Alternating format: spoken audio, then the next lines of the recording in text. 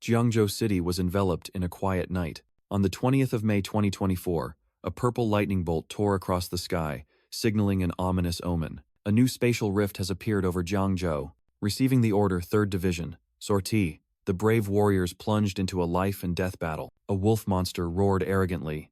These lowly humans still dare to resist. Huang Jin, the gold-tier wolf king, stood on the chaotic battlefield, declaring, "Annihilating you is only a matter of time." A fatal attack surged towards the fallen female warrior. Amidst the chaos, other warriors were struggling to defend themselves. The blue-haired girl exclaimed in shock, "Gold tier? Is this a C-rank gate?" Huang Jin's blood-soaked claws dug deep into the ground. Facing the white-haired female warrior, the Wolf King growled, "It's too late even if you realize it now." The white-haired girl was mercilessly sent flying by Huang Jin's sweeping attack. Just then, a heroic figure appeared. "Leave this one to me. Go eliminate the others." Recognizing the reinforcement, the blue-haired girl and her comrades cheered. "It's Sir Wen Yuan, amazing." An earth-shattering explosion engulfed the battlefield, deciding the outcome of the battle. After the battle, in the command office, the blue-haired girl reported, "With Sir Wen Yuan's help, we successfully defeated the 6-eared demon wolf tribe." The senior officer mused. If things continue like this, Jiangzhou won't be able to hold on. He made a decision. Starting this year, the Martial Arts University will waive cultural exams for awakened individuals. At the same time, at a school, the dismissal bell rang. 2 students were discussing, "Why does Subai get to sit with the beautiful Yanran?" In the classroom, a beautiful female student was intently reading the book Fundamentals of Races and Beasts. That girl was Lin Yanran, the class beauty. Meanwhile, at another desk, Subai indifferently replied to his friend, "I don't know." The young man was lost in thought, feeling helpless about his bleak future and his untalented self. His fiery red eyes gleamed with despair. "Where else can I go?" Subai secretly lamented his fate, having transmigrated without any opportunities or a system to help him. Suddenly, Lin Yanran approached and gently suggested, "Come to the Liberal Arts Academy with me. I have a way to help you get in without an exam," she said mysteriously. Subai exclaimed in surprise, causing Lin Yanran to quickly signal for silence and erect an energy barrier. Immediately after, a blue information panel appeared before Subai's eyes, announcing that he was the host of a system. When Lin Yanran asked worriedly, he realized that only he could see this miraculous screen. Subai took her hand to reassure her. "I'm fine," an action that immediately caused the other male students to erupt. A muscular guy roared, "Take your claws off my goddess." He swung his fist, lunging at Subai and growling, "Let's see me teach you a lesson." Just then, a blonde teacher appeared, easily stopping the troublemaker and yelling, "Silence everyone." The teacher announced good news. Jiangzhou Martial Arts University has just released a new announcement. From now on, awakened individuals can apply for direct admission without cultural exams, she continued. For students with martial artist potential, the cultural score requirement will also be halved. The entire classroom erupted in excitement, with endless cheers and discussions. The teacher concluded, "Students who are awakened or have a martial arts background can come to my office to register." In class, Subai secretly thought about his path to the Martial Arts University, while Lin Yanran next to him looked full of doubt. Subai began his narration. "My name is Subai. I have been in this world for 17 years. Everything began in 1906, when a colossal spatial rift tore through the sky. From within the rift, countless hideous monsters began to pour into the human world. They sowed destruction and terror throughout the cities. The armies of various countries spent 3 grueling months repelling the first invasion. To end the threat, humanity decided to send a suicide squad into the rift. They were astonished to discover a vast and wild world on the other side. A massive military base was built right on the alien battlefield to stop the monsters at their source. Humanity's new era began, but soon, the second and third rifts appeared one after another. In the following century, spatial rifts proliferated like mushrooms, with increasing frequency. Each rift led to a different race, opening the myriad races' battlefield. At the same time, spiritual energy surged, and humans awakened superpowers and martial arts, gradually replacing conventional weapons. Returning to the present, Subai realized that the situation in Jiangzhou had become extremely dangerous. With the system in hand, he was determined to protect his family and aimed to enter the military martial arts university. "Fortunately, I have beast taming abilities, so I can get in directly without an exam," he confidently strode. But then he hesitated, thinking about his meager savings after 10 years. Entering a spirit beast shop, Subai wondered why the system remained silent when he was greeted by a female employee. "I am a beast tamer," he introduced himself, and the girl pointed him towards the display area. The employee introduced a hell bloodline black cat with an exorbitant price. 36,000. leaving Subai stunned. The employee was still rattling on about the exorbitant prices. This 6-year demon wolf is only 33,000, and this one is 90,000. When she turned back, she looked around in confusion, wondering, let me see. Huh, where did he go? Subai had already slipped away, muttering irritably on the road. Such a ripoff, it's so expensive just for a bit of bloodline. And where's my system? As soon as he got home, he tossed his bag aside and announced, I'm home. Suddenly, a notification panel appeared, stunning him. Huh? The system finally responded. A turtle? Subai couldn't believe his eyes, growling.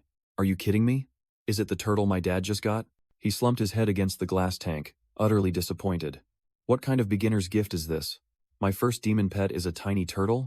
After some deliberation, he decided, whatever, I can't go to the battlefield right away anyway, then decisively pressed the confirm button. Immediately, a dazzling light enveloped the small turtle in the tank. The information panel that appeared left Subai speechless. It possessed the bloodline of the divine beast, Xuan Wu, capable of infinite growth and evolution by eating. His expression changed from astonishment to extreme delight. Huh? Subai lifted the turtle into the air, bursting into laughter.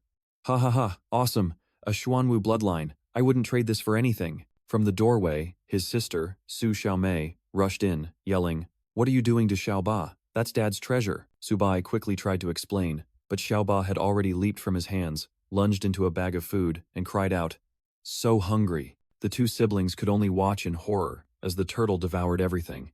Why is it eating so much? Dad just fed it this morning. Subai had a bold speculation. Perhaps it's about to evolve, then eagerly went to find more food despite his sister's protest. Just then, Lin Fu and Lin Mu arrived at the door, stunned by the chaotic scene. Hey, our house. Was it robbed? Inside, Su Xiaomei was being chased by Xiaoba, who was trying to snatch the last bag of chips. Lin Fu and Lin Mu asked in shock, Is this Xiaoba, a turtle running so fast? While Subai could only scratch his head awkwardly. The room was now a devastated battlefield, caused by the hunger of the nascent divine beast, Xuanwu. Subai ruffled his hair, deciding to take responsibility himself instead of bothering his parents. Su Xiaomei's rage erupted as she thought her brother intended to starve Xiaoba. Suddenly, a massive surge of energy erupted from Xiaoba, stunning both siblings. The Xuanwu bloodline. Is it about to awaken? The next day, the energy outburst had subsided, but Xiaoba's appetite soared, forcing Subai to find a solution. He returned to the demon pet store, but this time flatly refused the female employee's sales pitch. Instead, Subai leaned in and whispered a surprising offer. I have some exotic beast blood, do you buy it? The offer reached the store boss's ears, and he immediately signaled for his bodyguard to step back. After sending his employee away, the boss personally approached Subai to talk. Young man, I heard you have exotic beast blood. May I examine its quality? He invited, and Subai calmly agreed. The boss carefully opened the vial of blood. Just one sniff was enough for him to realize something extraordinary. It truly is exotic beast blood, and top grade at that, he exclaimed in surprise. Then asked directly, How much do you want for it? Subai thought to himself, I worked so hard to get this, it should be worth at least 100, but then accidentally blurted out, 1,000? What? 1,000? Subai was stunned, while the boss nodded. So you know your stuff. The boss laughed loudly, waving his hand. Just kidding. With this quality, it's naturally 10,000. 10,000. The figure shocked Subai, but the boss thought he was complaining it was too little. 15,000. I can't go any higher. He never expected Xiaoba's blood to be so valuable. Subai quickly covered his mouth, trying to hide his delighted smile. He quickly closed the deal, not forgetting to put on an arrogant air. If I weren't in urgent need of money, I wouldn't sell it to you. As Subai left, the boss still enthusiastically called out, Young man, remember to come back next time if you have good stuff. Muttering to himself as he walked, Subai couldn't believe he had just earned 15,000. Xiaoba can finally support itself now. Just then, an unexpected call rang out. Is this Subai? This is Teacher Li. Your academic results are in, and there's important news to report. Teacher Li, what important news is it? Subai looked irritably at his phone, which had lost signal. Warning, warning. A virtual notification panel suddenly appeared before his eyes. I'm being targeted so quickly? Before he could even collect himself, a spiked club appeared right beside him. The bald leader sneered. Looking at the shop owner's attitude, you little brat definitely have something good on you. Hand it over. Guys, I came to the pet store to sell things, not to buy. He secretly lamented his bad luck. Asterisk. But if that guy is just an early-stage martial artist, I might still have a chance. Asterisk. The bald guy laughed gleefully. Ha ha ha, look how scared you are. Hand over the money now. Subai obediently replied.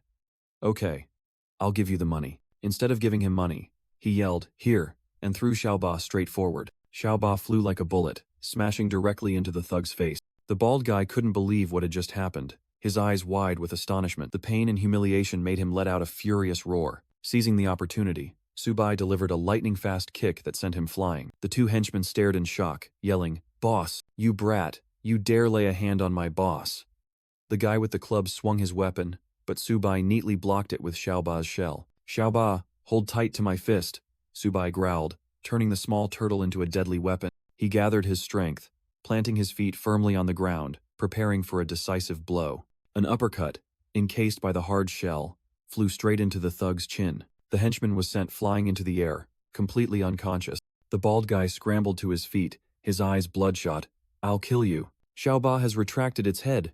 Subai swung his arm, ready for the next attack. Without hesitation, Subai kicked straight at the bald thug. The powerful kick sent the big guy sprawling, screaming in pain. Standing amidst the fallen thugs, Subai coldly declared, You brought this upon yourselves. But then, a strange sight behind him caught his attention. Huh? Look, Xiaoba was holding a glowing potion, making Subai rush over. What are you eating? What did you find? The little turtle swallowed the pill in an instant. Subai froze, realizing what had just been swallowed. This is a bottle of chi blood elixir? Damn it, this thing is worth tens of thousands. He panicked when he saw Xiaoba emitting a green energy flow. That's a month's worth of absorption for a martial artist. You ate it all at once. Can you even digest it? A strange sensation washed over Subai, startling him. Huh? Power surged through his body, and a system interface appeared, announcing that his stats had skyrocketed and he had gained new talents. He quickly checked Xiaoba's status and was stunned by its absurdly high defense and physical stats. Subai couldn't believe his eyes. Its body is bigger too. Is this power not even its full potential? After dealing with everything, he gently patted Xiaoba. All right, it's full now, let's go.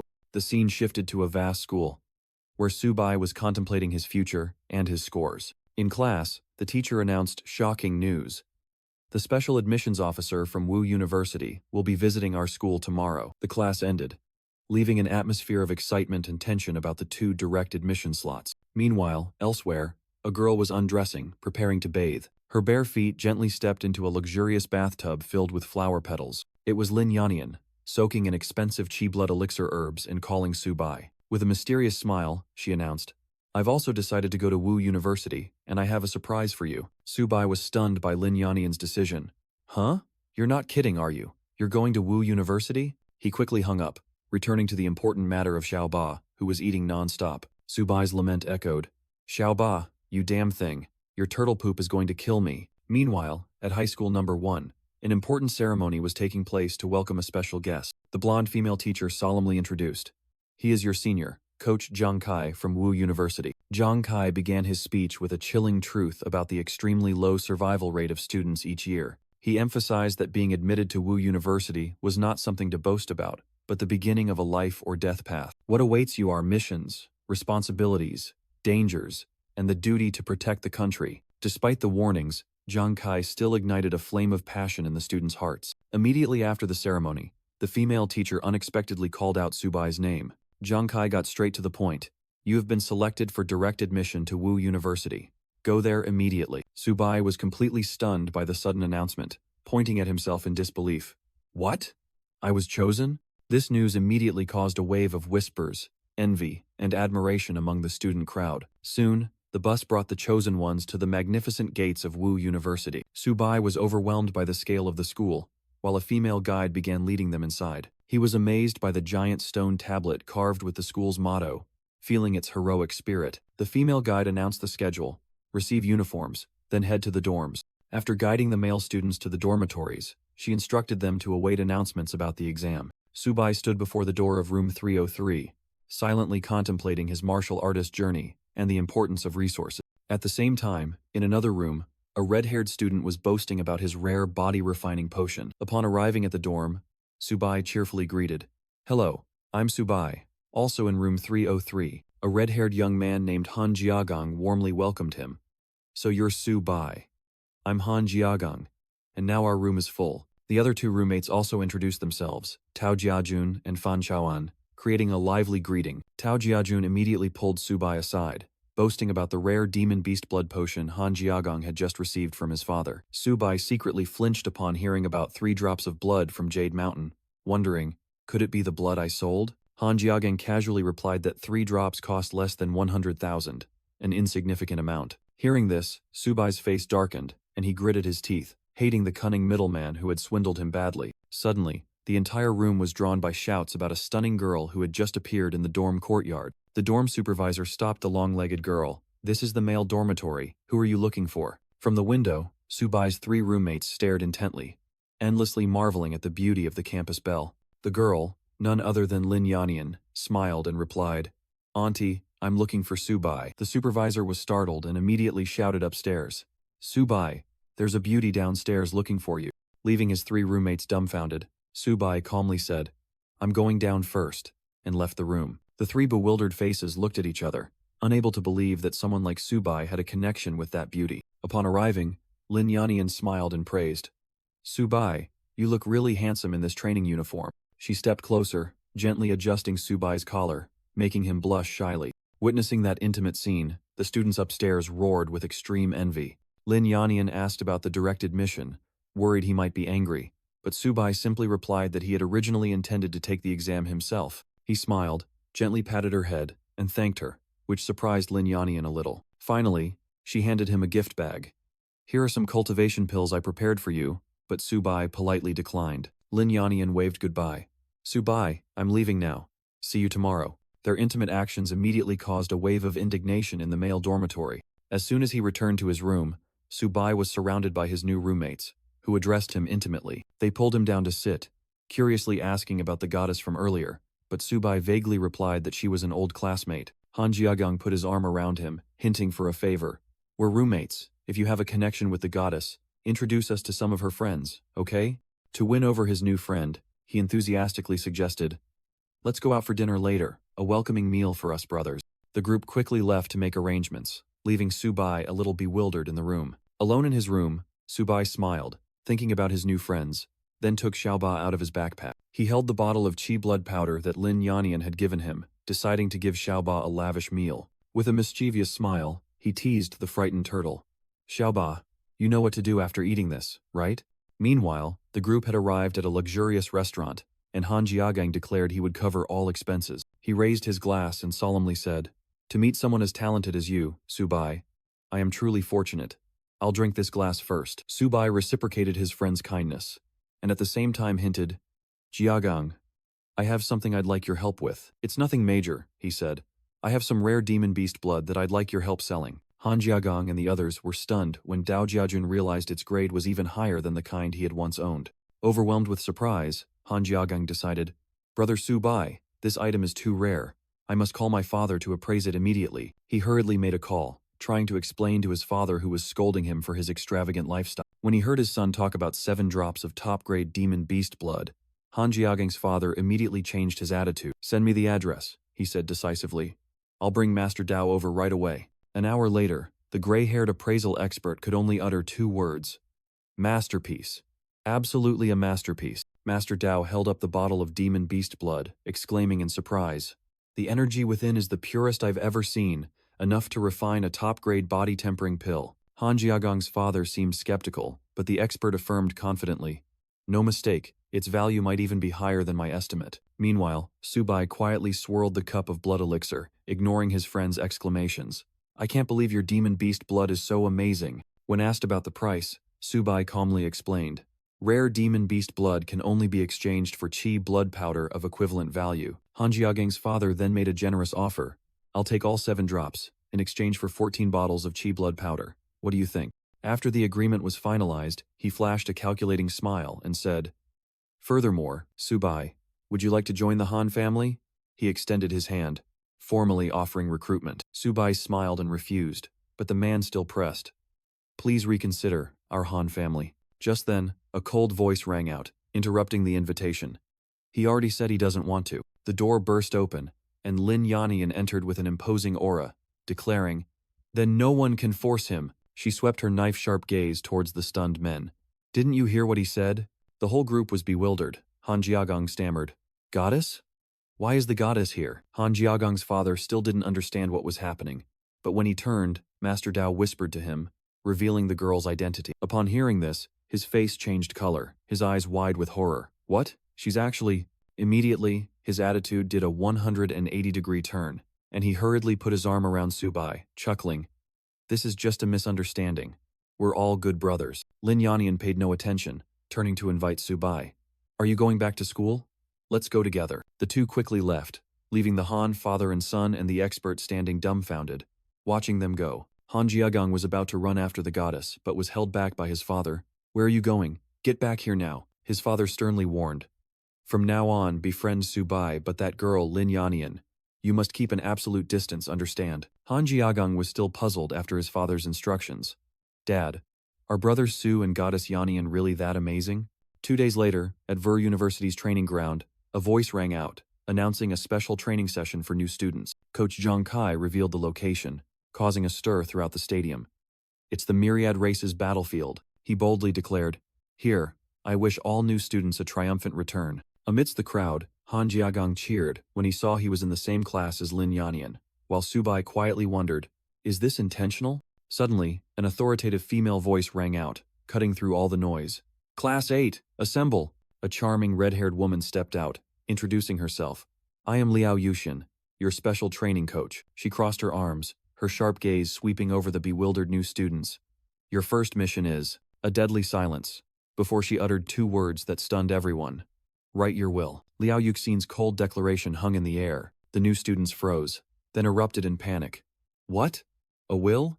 Liao Yuxin turned and walked away, leaving her final command regarding the assembly time and fear engulfing the crowd. Amidst everyone's confusion, Lin Yanian turned to ask Subai about his plan, and received a strangely calm answer. The group bid each other farewell, each pursuing their own thoughts before the upcoming life-or-death journey. On the way back to the dormitory, Han Jiagong invited, "Brother Su, we're going to the battlefield tomorrow.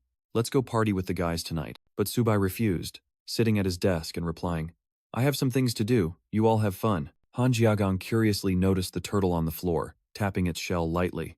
"Oh, your turtle is really interesting." After his 3 roommates left, only silence remained in the room. Subai took out the precious bottles of medicine, looked at Xiaoba and said, "Today I'll feed you well, so at the Myriad Races battlefield, you must show me your true abilities." System notification.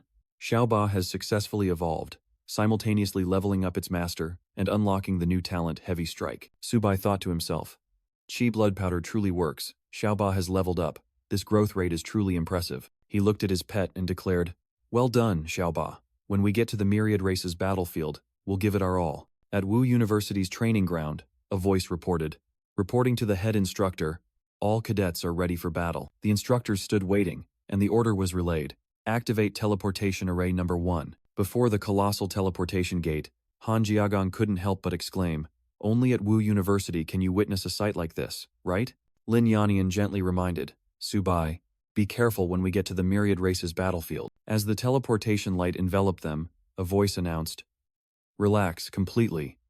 Prepare for teleportation." The cadets stumbled out on the other side. A female student exclaimed in surprise, "Is this the military base in the Myriad Races battlefield?" Before their eyes was a colossal military fortress, majestic against the unfamiliar sky. Amidst the buzzing new recruits, Liao Yuxin shouted, "Silence, everyone!" A man with a scar on his face stepped forward. "Here, whether you are a cadet or an instructor, everyone must obey my orders," he asked loudly. "Understood?" And the entire team replied in unison, "Understood." Subai secretly assessed, the scar on his face makes him look like a seasoned officer. Deputy Commander Latau assigned the first mission. "Your task is to clear the battlefield and eliminate the remaining Shadow Cat. Eliminating Shadow Cats will earn you merit points, which can be exchanged for Qi blood powder and other elixirs." Hearing about the rewards, Han Jiagong, Tao Jiajun, and Fan Chaoan were all brimming with enthusiasm. The deputy commander smiled with satisfaction. "You kids seem very eager. All right, let's depart immediately. Follow me." Subai smirked, his heart full of determination. Time to accumulate more merit points. Xiaoba is about to have a grand feast. As soon as they set foot in the base, the new students were confronted with a brutal reality. Wounded soldiers screaming in pain. The group paled. A female student panicked.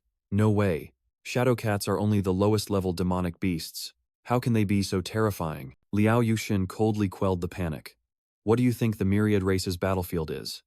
If you've entered Wu University, you must be prepared to face danger. Amidst the tense atmosphere, Lin Yannian worriedly instructed, Subai, stay close to me. I don't want anything to happen to you. Meanwhile, at the command post, Deputy Commander Litao received a report and ordered, Good. Open the gate. Let these new recruits know what the myriad races battlefield is like. The colossal gate of Jiangzhou base slowly opened, revealing a world full of peril. Litao stood before the new recruits, his voice sharp. You kids, have you left your wills at the post office? From now on, you'll be friends with death every second. The battlefield scene unfolded, where soldiers were frantically firing bullets into swarms of ferocious shadow cats. Armored vehicles exploded amidst the encirclement of demonic beasts, blood and fire staining the entire area red. A subordinate officer asked in surprise, Deputy Commander, why are you personally here? Li Tao waved him off. Less talk. Assemble a squad to protect these interns. Liao Yuxin announced the mission. Next, we're heading to Military Zone F-269. Your mission is to collect demon cores from the Shadow Cat corpses, she asked loudly. Recruits, are you ready? The entire team replied in unison. Ready. An officer waved his hand and ordered, Move out. The assault team will follow to provide cover. A soldier walking beside tried to reassure Liao Yuxin, but Li Tao immediately cut him off. Too much talk. Don't ask questions you shouldn't. Li Tao led the way, asserting, It's no trouble at all. Protecting these new recruits is my duty. At the same time, in the imperial capital, the Supreme Military Command Center of the Dragon Nation received an urgent report. An officer reported urgently. Latest intelligence, a large number of demonic beasts have breached the defense line, targeting 12 military bases on the southwest border. The Chief of Staff immediately ordered, immediately ascertain their movements. First-year students are training there. They are the future of the nation. No casualties can be tolerated. Back at battlefield F-269, Liao Yuxin urged the cadets, completely unaware of the impending danger. Clear the battlefield, quickly. While other students joyfully collected spoils, Subai was already calculating how to upgrade his pet. He planned to collect more beast cores to exchange for chi blood powder, helping Xiaoba break through once more. Suddenly, Subai's system blared a crimson warning. A pack of shadow cats with a 5-star danger level was rapidly approaching. Subai froze at the deadly threat, causing Lin Yannian, who was busy working, to ask worriedly. Without a second's hesitation, he rushed to find Instructor Liao Yuxin, shouting, Instructor Liao! A horde of fierce beasts is coming from the southwest. Liao Yuxin glanced in that direction, but before her eyes was only an unusually quiet forest. She jumped down and harshly scolded Subai for daring to cause panic, but he insisted he wasn't joking. Deputy Commander Li Tao also intervened, asserting that his sensory range detected nothing, but Subai remained adamant about the hundreds of beasts. Could it be that your abilities are stronger than mine? Li Tao sneered, while Liao Yuxin tried to soothe, suggesting he was just a new recruit and too stressed. Amidst the tension, Lin Yannian suddenly spoke up, her eyes firm. I believe what Subai says. Encouraged, Subai had no choice but to reveal his secret. I am a beast tamer with a special crisis perception ability. He explained that because he was directly recommended, his ability wasn't recorded in his file, causing other students to buzz with discussion. Just then, a roar shattered the silence. Li Tao froze, realizing Subai was right, and immediately shouted, Everyone assemble, form a defensive formation.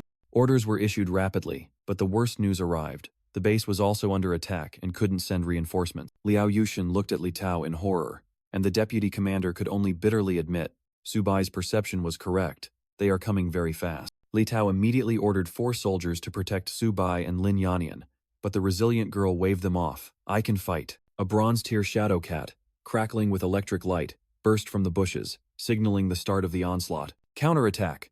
Protect the students! Li Tao roared, leading the formation and firing upon the first wave of demonic beasts. But the ferocious beasts, like savage tigers, easily tore through the thin defensive line, turning the battlefield into a bloody mess. The instructor roared, Hold the line.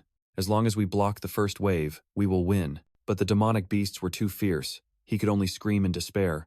Be careful. Despite the danger, the students still shouted their vows, using their bodies to form a solid wall. Powerful energy streams were fired from the rear. A series of demonic beasts were eliminated, paving the way for the most elite warriors. Luo Yongchang roared, Just a bunch of kittens, while Zhang Mani declared, I'll pierce through them.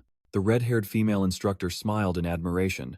This year's students are truly formidable. Amidst the crowd, a young man quietly observed, secretly comparing his own strength. The other students couldn't hide their admiration.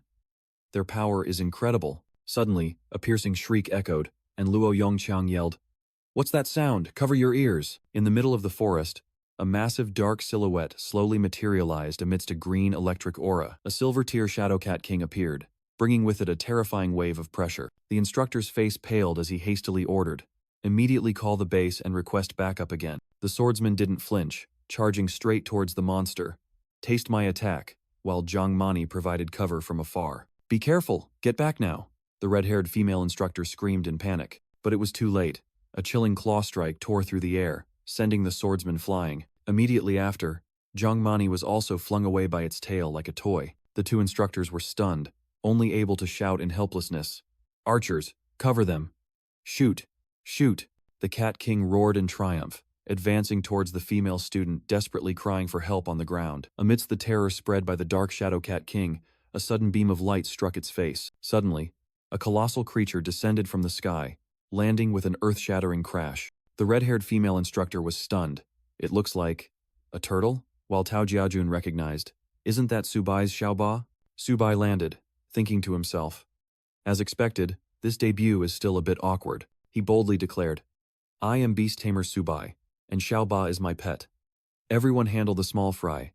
I'll take care of this Cat King." All the students and instructors were stunned, unable to believe the Cat King was sent flying by a turtle. Subai commanded, "Xiaoba, teach this stray cat a lesson," and the turtle charged forward with unbelievable speed. The two instructors could only watch, amazed as they admitted, "We didn't expect Subai to possess such power." Seizing the opportunity, the red-haired female instructor shouted, "Everyone, Subai has pinned down the Cat King. Attack, clear out these shadow cats." Hearing the command, the students charged forward in unison, determined to annihilate the horde of demonic beasts. The dark Shadow Cat King roared furiously, channeling all its energy into its claws, aiming directly at Xiaoba. A destructive blue energy beam was fired at terrifying speed, but Xiaoba calmly activated its defensive skill, its sturdy turtle shell blocking the attack. The male instructor stammered, "A common-grade creature can withstand the Cat King's claws?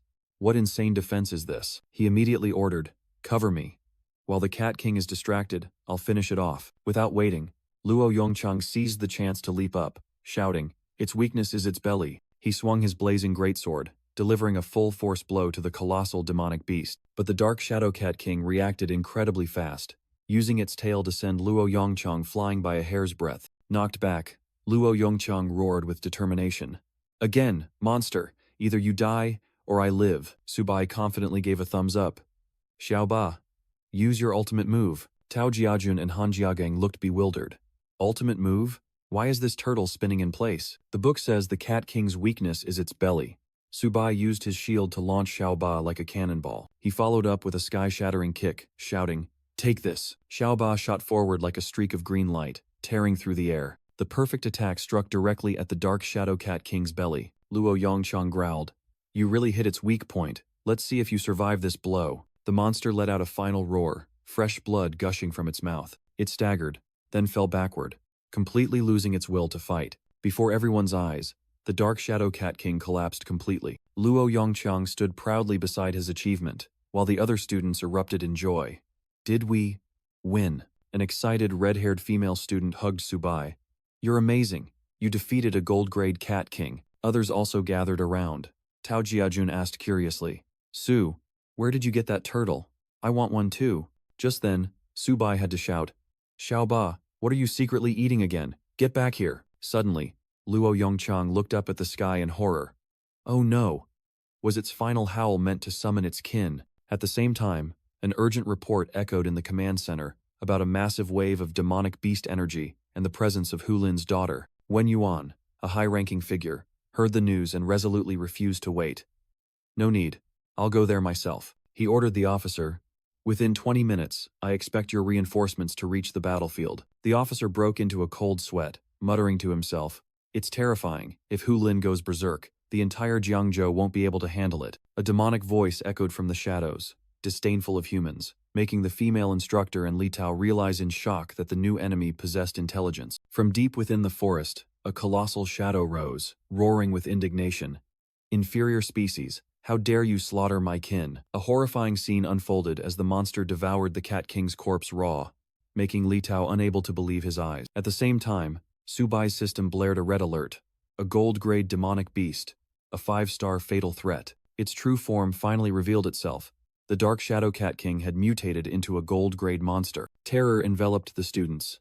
Jiang Mani collapsed, while Li Tao desperately looked towards the reinforcements that had yet to arrive. "Everyone retreat, I'll cover the rear," Li Tao roared, charging alone towards the monster with a suicidal resolve. But the monster merely responded with a contemptuous swing of its fiery claws. The power disparity was absolute. Seeing the deputy commander about to die, Subai shouted and threw Xiaoba out. "Xiaoba, protect the deputy commander." Seizing the opportunity, Xiaoba used its tough shell to block the fatal attack. The mutated monster seemed surprised by the hardness of the turtle shell, but its rage only intensified. A sky-shattering blow cracked Xiaoba's shell, fresh blood splattered, and Subai cried out in alarm. Suddenly, Subai clutched his chest, coughing up a mouthful of blood, making the classmate behind him exclaim in horror, "Subai, you're injured!" The red-haired female instructor was stunned, realizing the unbelievable. Could it be the legendary talent of beast tamers, Benyuan Tongliu? The system confirmed the suspicion. The beast tamer talent had activated, master and pet sharing the damage. Everyone gathered around. The female instructor asked worriedly, but Subai only gritted his teeth and replied, "I'm fine." Understanding that Subai was bearing the attack alone, the female instructor drew her sword, rallying. "We must cover him." Faced with resistance, the mutated Cat King let out a contemptuous roar. "A bunch of ants." Encouraged, the female instructor led the remaining students, bravely charging into the life and death battle. The female instructor rushed forward, screaming in horror, "Oh no!" A mysterious orange-haired girl suddenly appeared, pushing Subai away and shouting, "Subai, be careful!" At that moment, a destructive energy wave swept through the spot where they had just stood. Safe in the girl's arms, Subai opened his eyes, startling her. "This is..." He smirked, his eyes sharp. "The Silver Cat King's crystal has finally been fully absorbed." The system panel announced, "Xiaogi has evolved to bronze rank, its divine beast bloodline activated, and all attributes greatly increased." In the middle of the battlefield, a gigantic, radiant golden Xuanwu suddenly appeared, covering the sky. The female coach and deputy commander were stunned. "This is Subai's beast evolving? This golden light. Could it be an epic, tier beast?" The orange-haired girl asked worriedly, "Are your wounds healed?" Subai confidently replied, "Yes, I'm fine." Next, he pointed decisively at the enemy, ordering, "Destroy this beast." Obeying the command, the gigantic Xuanwu swung its claws, delivering a devastating blow to the mutated Cat King. The deputy commander couldn't believe it. Subai's bronze, tier beast, actually sent the Cat King flying? The monster was flung away like a toy, crashing into the cliff face. It roared with hatred, its claws tearing at the ground. "Damn it!" Humiliated, the Cat King went berserk. "I want all of you to die." The soldiers cried out in panic. "Quick, retreat! The Cat King's gone mad." It used its clone skill, roaring, "None of you will escape." A swarm of shadow cats rushed in to rampage, but the Xuanwu stood firm, blocking them. A soldier yelled, "Stop it!" Xiaoba activated its new talent, Xuanwu Gravity, creating a massive gravitational vortex. A clone slipped through the encirclement, charging straight at the deputy commander who was raising his shield to defend. Xiaoba unleashed golden energy, sweeping away the swarm of shadow cats. The terrifying power sent the deputy commander flying, but he remained safe within a protective aura. The divine beast let out a final roar, its light engulfing the entire battlefield. "Don't hold back anymore. Unleash your full power," Subai shouted, deciding to end the match. Following the command, Xiaoba condensed a destructive energy orb in its mouth. A massive energy cannon blast was fired, astonishing the distant soldiers. What powerful energy! The mutated Cat King couldn't resist in time, swallowed by the light and reduced to ashes. Suddenly, a majestic figure landed on a nearby branch. Wen Yuan looked down at the desolate battlefield, surprised. "Huh. Is it over already?" On the ground, Deputy Commander Litao was hastily giving orders. "Hurry up, everyone, clear the battlefield quickly." Wen Yuan approached, kindly asking the red-haired female coach, "Miss, I'm glad you're all right." Litao solemnly reported on the fierce battle and the appearance of the gold-tier beast, which greatly shocked Wen Yuan. "Reporting, Sir Wen Yuan," Litao continued. "It was Subai and his beast who did it." Wen Yuan turned to look at the young man, and Subai humbly replied that it was a collective effort. Deeply impressed, Wen Yuan extended an invitation. "After graduation, are you interested in coming to Jiangzhou Fortress? I will personally mentor you." When an officer reported that the battlefield had been cleared, Wen Yuan decisively ordered, "All right, everyone return to base." At the teleportation zone, Litao reassured the new students. You are the strongest group I have ever met. The coaches watched them leave. Liao Yushin mused. This time, I owe Subai my life. Finally back, Subai breathed a sigh of relief.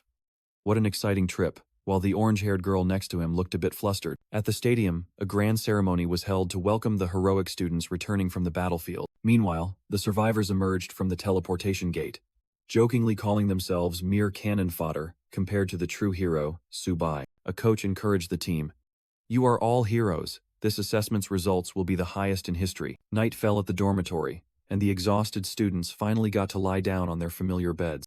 In the room, Subai's roommates were excitedly discussing his feat of defeating a gold-tier beast and the huge rewards he was about to receive. The red-haired guy casually asked about Subai's tortoise, unaware that Xiaoba was imagining being pampered. Suddenly, a rapid knocking on the door broke the silence. Woken up, the red-haired friend irritably went to open the door, grumbling about being disturbed too early. The door opened, and he was stunned to see a line of beauties standing before him. The girls from the student council introduced themselves. We've brought breakfast for the heroes. Who is Subai? The group was invited into the room, and the girls repeatedly asked, Subai, who is Subai? Another roommate had to inform them. Subai went out for a run, ladies. The senior girls looked disappointed. One girl asserted, who in school doesn't know Subai now? Subai. Is he famous now?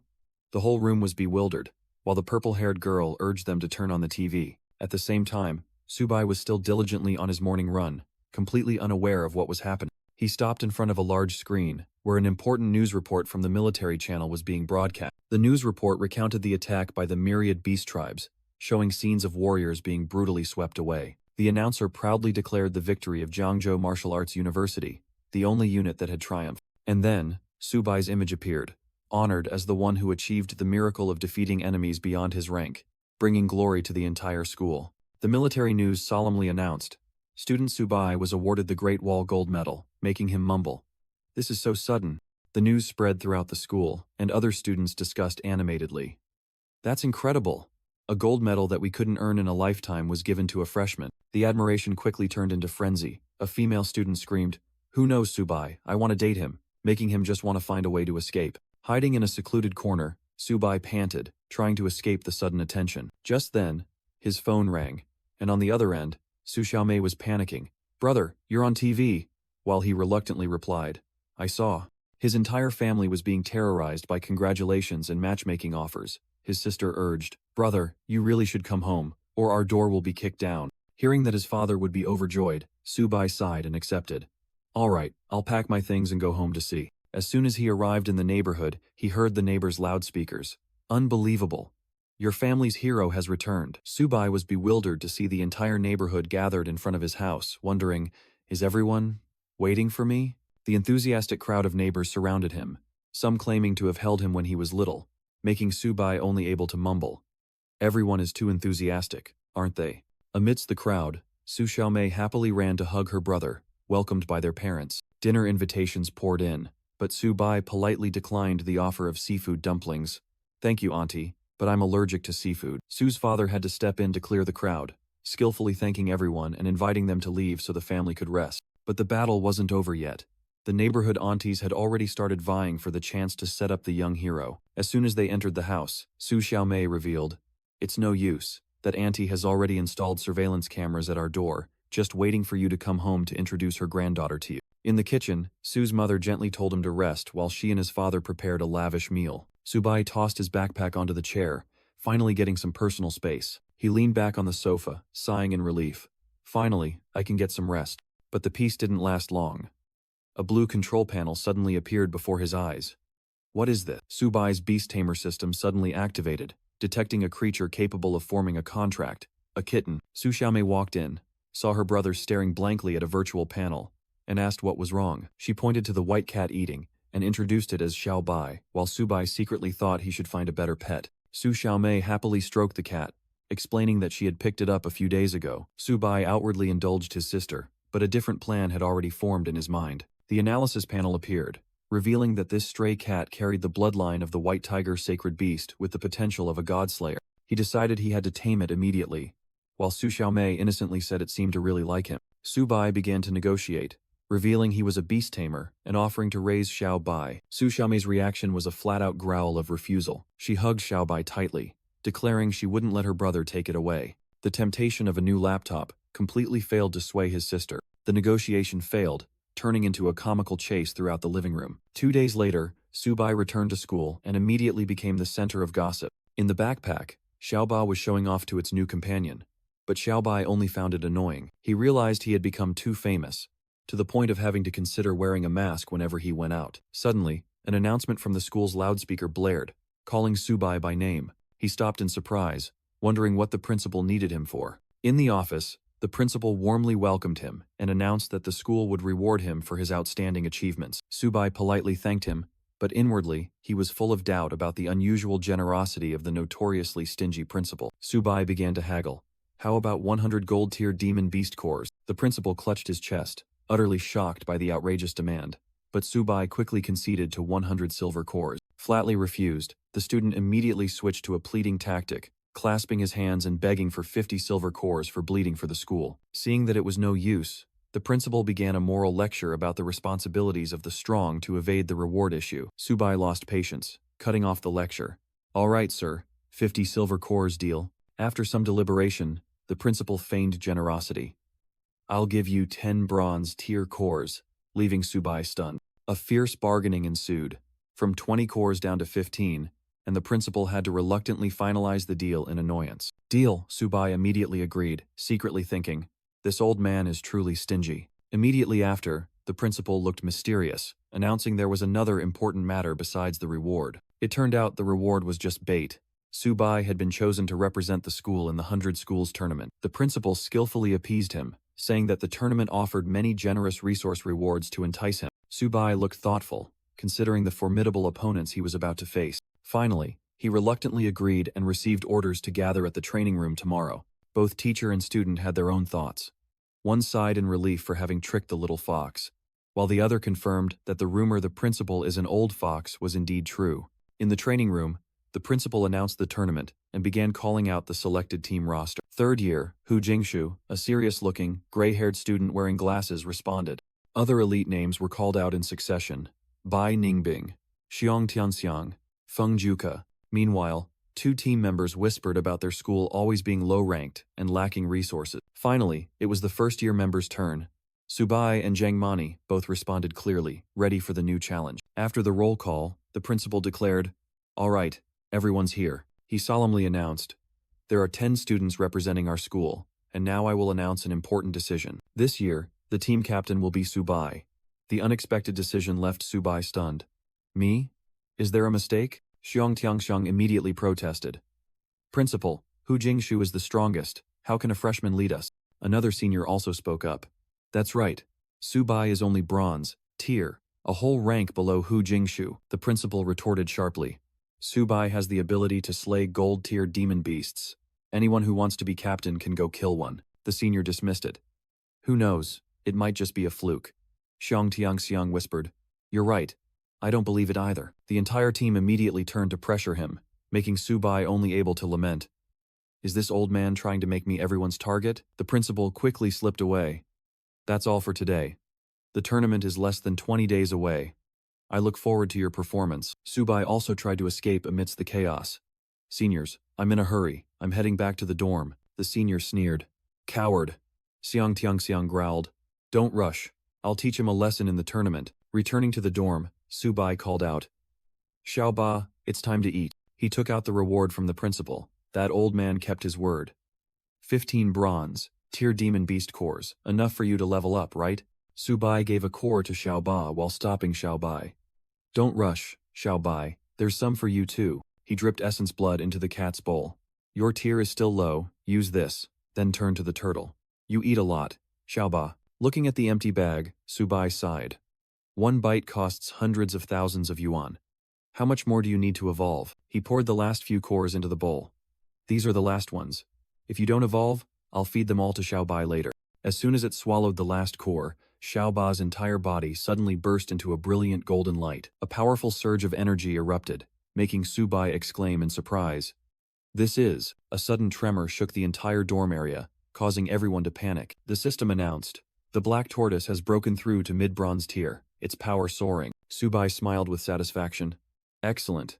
Xiaoba has finally leveled up, Immediately after, Xiaobai also glowed, evolving to high common tier and awakening a new talent. Subai proudly looked at his two transformed pets. Now both of you have leveled up. Thanks to their evolution, Subai himself was also promoted to mid-bronze tier. With his new power, he clenched his fists, his eyes burning. It's time to shake up the 100 Schools tournament. Meanwhile, the roster for Jiangzhou Martial Arts University's team was announced, with Subai's name at the very end. To prepare, Subai went to the school's massive library, overwhelmed by its scale. At the counter, the female librarian was surprised. I can't believe a freshman already has 180 credits. She enthusiastically showed him the section for beast tamer books. Subai walked among the towering bookshelves, thinking, it'll probably take all day to read through all of these. Suddenly, a name on a book spine caught his attention. Luo Fan? Sounds familiar. He flipped through the book, drawn into the mysterious texts about immortal souls and armed sacred beasts. Subai pondered. I know all things return to one, but what are the other two? From a distance, a group of students recognized him and began to whisper, that freshman. What can a beast tamer even do? Ignoring the disparaging remarks, Subai continued to read, amazed by the achievements of senior Luo Fan. The image of Luo Fan, fighting alone against an army of demon beasts, appeared. Tragic and solitary. Subai's eyes flashed with a strange light as he mumbled, huh? Subai was startled, as the ancient book suddenly glowed brilliantly, a mysterious surge of power flowing into his body. His memory flashed back to when he brought the book to the librarian's counter to borrow it. The female librarian was surprised. Huh? This book has no classification label. It probably doesn't belong to the library. She was puzzled as she tried to open the book, but it wouldn't budge. Why can't I open this book? She mumbled, while Subai, standing behind her, was equally surprised. However, when Subai took it, the book opened easily, leaving the female librarian no choice but to let him take it. Subai happily left, unaware that he had received a fated gift. As soon as he left, the female librarian immediately called to report, Principal, the book you left has been taken by him. The principal on the other end of the line was extremely pleased. Good, very good. That freshman, Subai, managed to open it. He looked into the distance, whispering to a departed soul. Luo Fan, the one you've been waiting for, has finally appeared after 100 years. 2 weeks later, the 100 Schools tournament officially commenced, gathering elites from all over. A female reporter was on assignment, introducing the upcoming competition at Jiangzhou Martial Arts University. The atmosphere became more vibrant than ever with streamers hyping up the crowd. Amidst the cheers were provocative exchanges between rival teams. Inside the colossal stadium, a tense atmosphere prevailed. The Longying University team had fully assembled, only missing their captain, Subai, which made everyone start to worry. Just then, a voice rang out from behind. How could I give up at the last minute? Subai appeared with a completely different aura, astonishing teacher Liao Yuxin with his remarkable progress. Don't worry, Teacher Liao, Subai confidently declared. I've already planned everything. At the stadium, a spokesperson rekindled painful memories of the war against demon beasts and the heavy losses suffered by martial arts students. With a fervent tone, he roared the question, Compatriots, should we seek revenge? The entire stands erupted, fists raised high with thunderous shouts, demanding revenge for the fallen, and a determination to win. The spokesperson proudly announced, Now, I officially declare the opening of the Jiangzhou Provincial Tournament. He explained the rules. 5-person team battles. Single elimination format until only one team remains. The electronic scoreboard displayed the matchups, and the opening match was set between Longying University and Jinmen University. Meanwhile, Liao Yuxin exclaimed worriedly, We drew Qingyun University again, and our lineup isn't even decided yet. The principal approached and directly asked the captain, Subai, have you arranged the lineup yet? Subai replied with a smug look, I'll go first. The other 4, you're on your own, leaving the entire team stunned. Hu Jingshu and another teammate immediately objected, arguing that it was a reckless decision and would bring shame to the entire school if they failed. Subai simply turned his back, asserting, Don't worry, I won't disappoint anyone. While the principal was secretly amazed by his maturity, the principal patted Subai's shoulder, softly advising, Don't go too far, kid. Remember to leave some soup for your seniors, or it'll be hard to get by at school later. On the arena, the first match ended swiftly with an overwhelming victory for Shinmen University. Witnessing the opponent's strength, the principal turned and said, Subai, it's your turn to go on stage. Subai confidently strode onto the arena, leaving behind Hu Jingshu's skeptical gaze.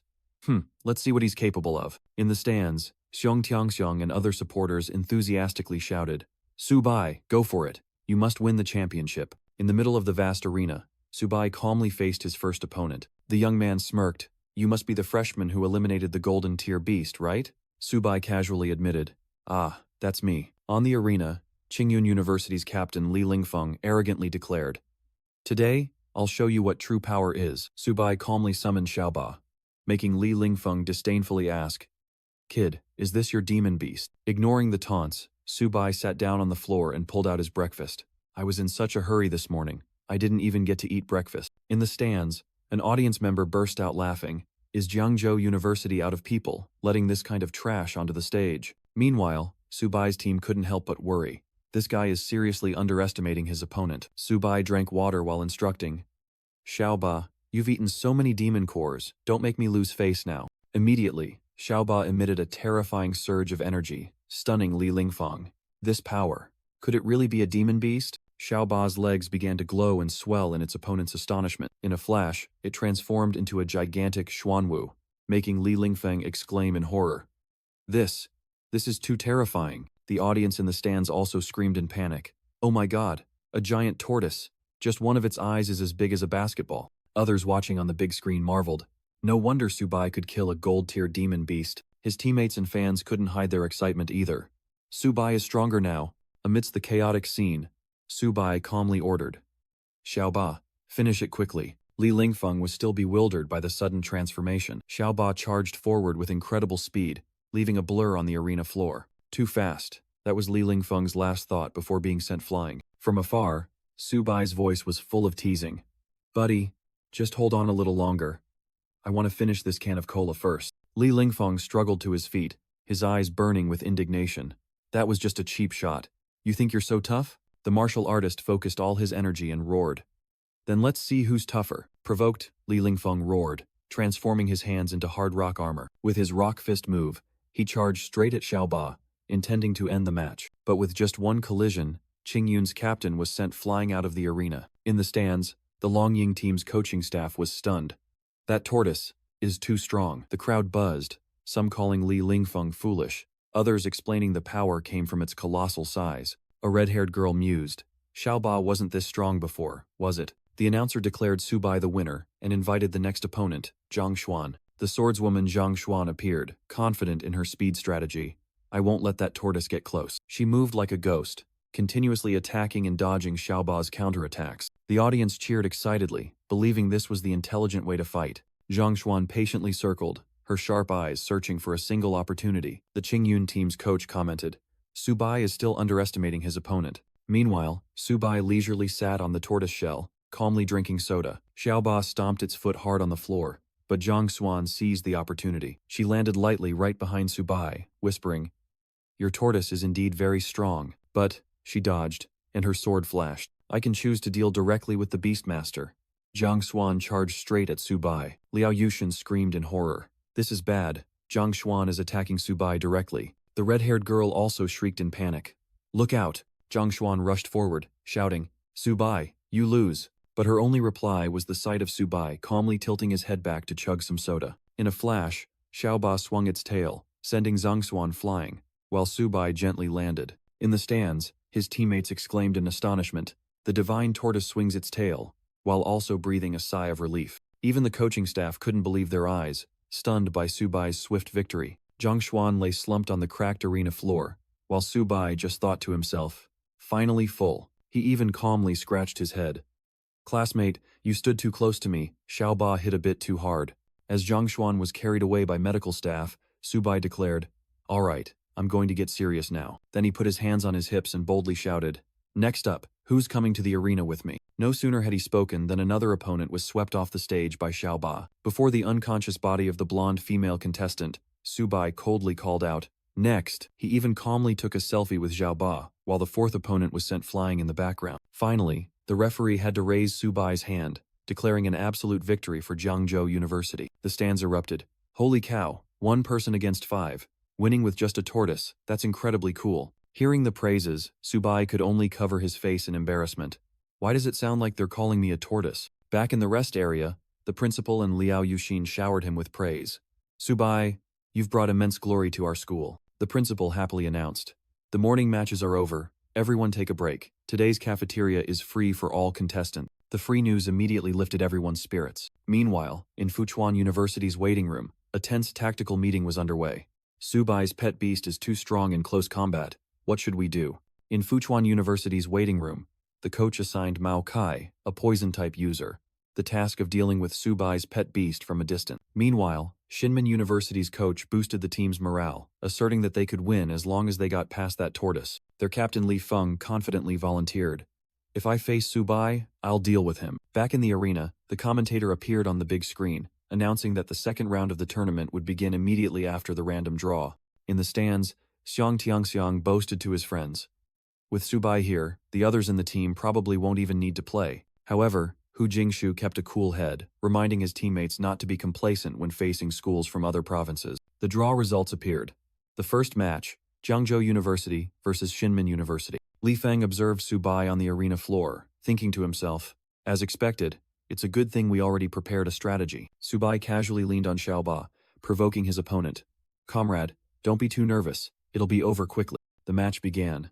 Li Feng burst with energy, shouting, "Subai, don't be so arrogant." He unleashed Qingfeng's steps, moving at lightning speed, leaving after-images behind. Li Feng circled the giant Xiaoba, using his agility to find a way to approach Subai. The young man glided across the arena floor, his movements agile and elusive. Seizing the opportunity, he launched a thunderous kick at Xiaoba's leg, roaring, "Take this!" However, Li Feng recoiled in surprise. His kick couldn't penetrate the monster's defense. Xiaoba merely flicked its tail indifferently, sending Li Feng flying far away. Subai's teammates in the stands began to realize the opponent's strategy, provoking the tortoise. The audience, on the other hand, was thrilled, cheering wildly for Li Feng's daring guerrilla tactic. Li Feng smirked, provoking the growling and angry Xiaoba.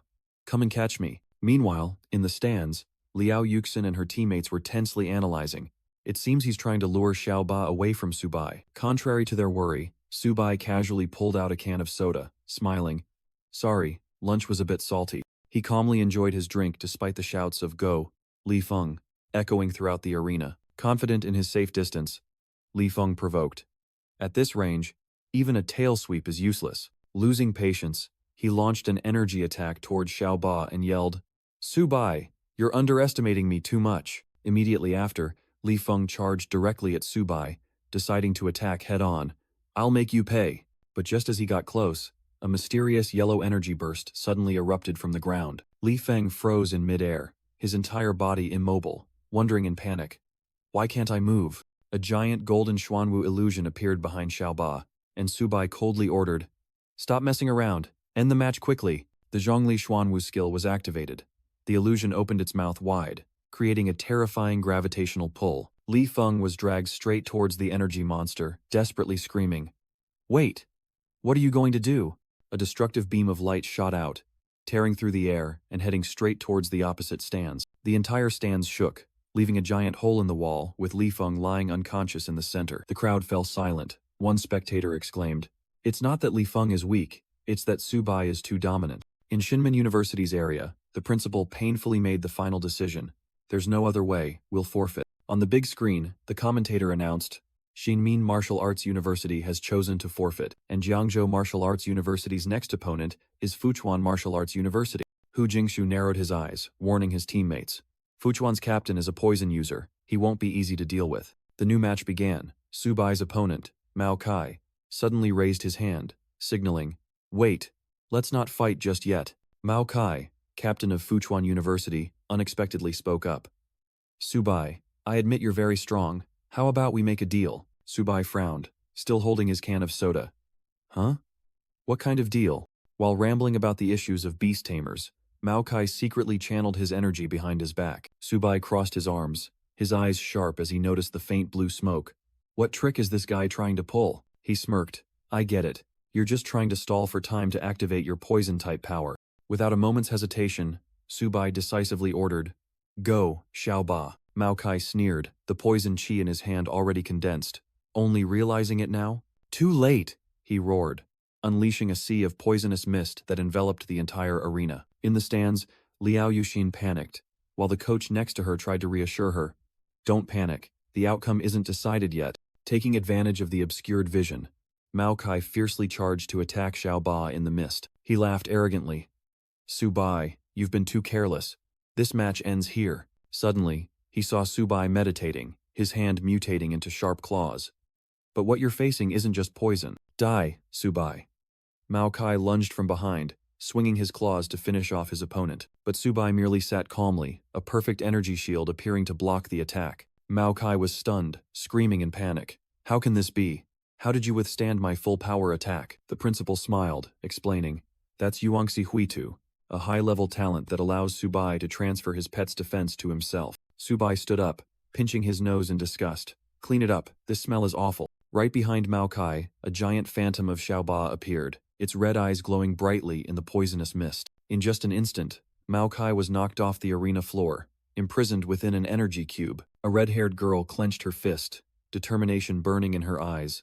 Subai, I won't let you leave me behind. In the stands, the crowd erupted, roaring Subai's name and that of his tortoise spirit beast. On the big screen, the announcer solemnly declared, since Fuchuan University has forfeited, the champion of this provincial-level tournament is Subai, from Jiangzhou Martial Arts University.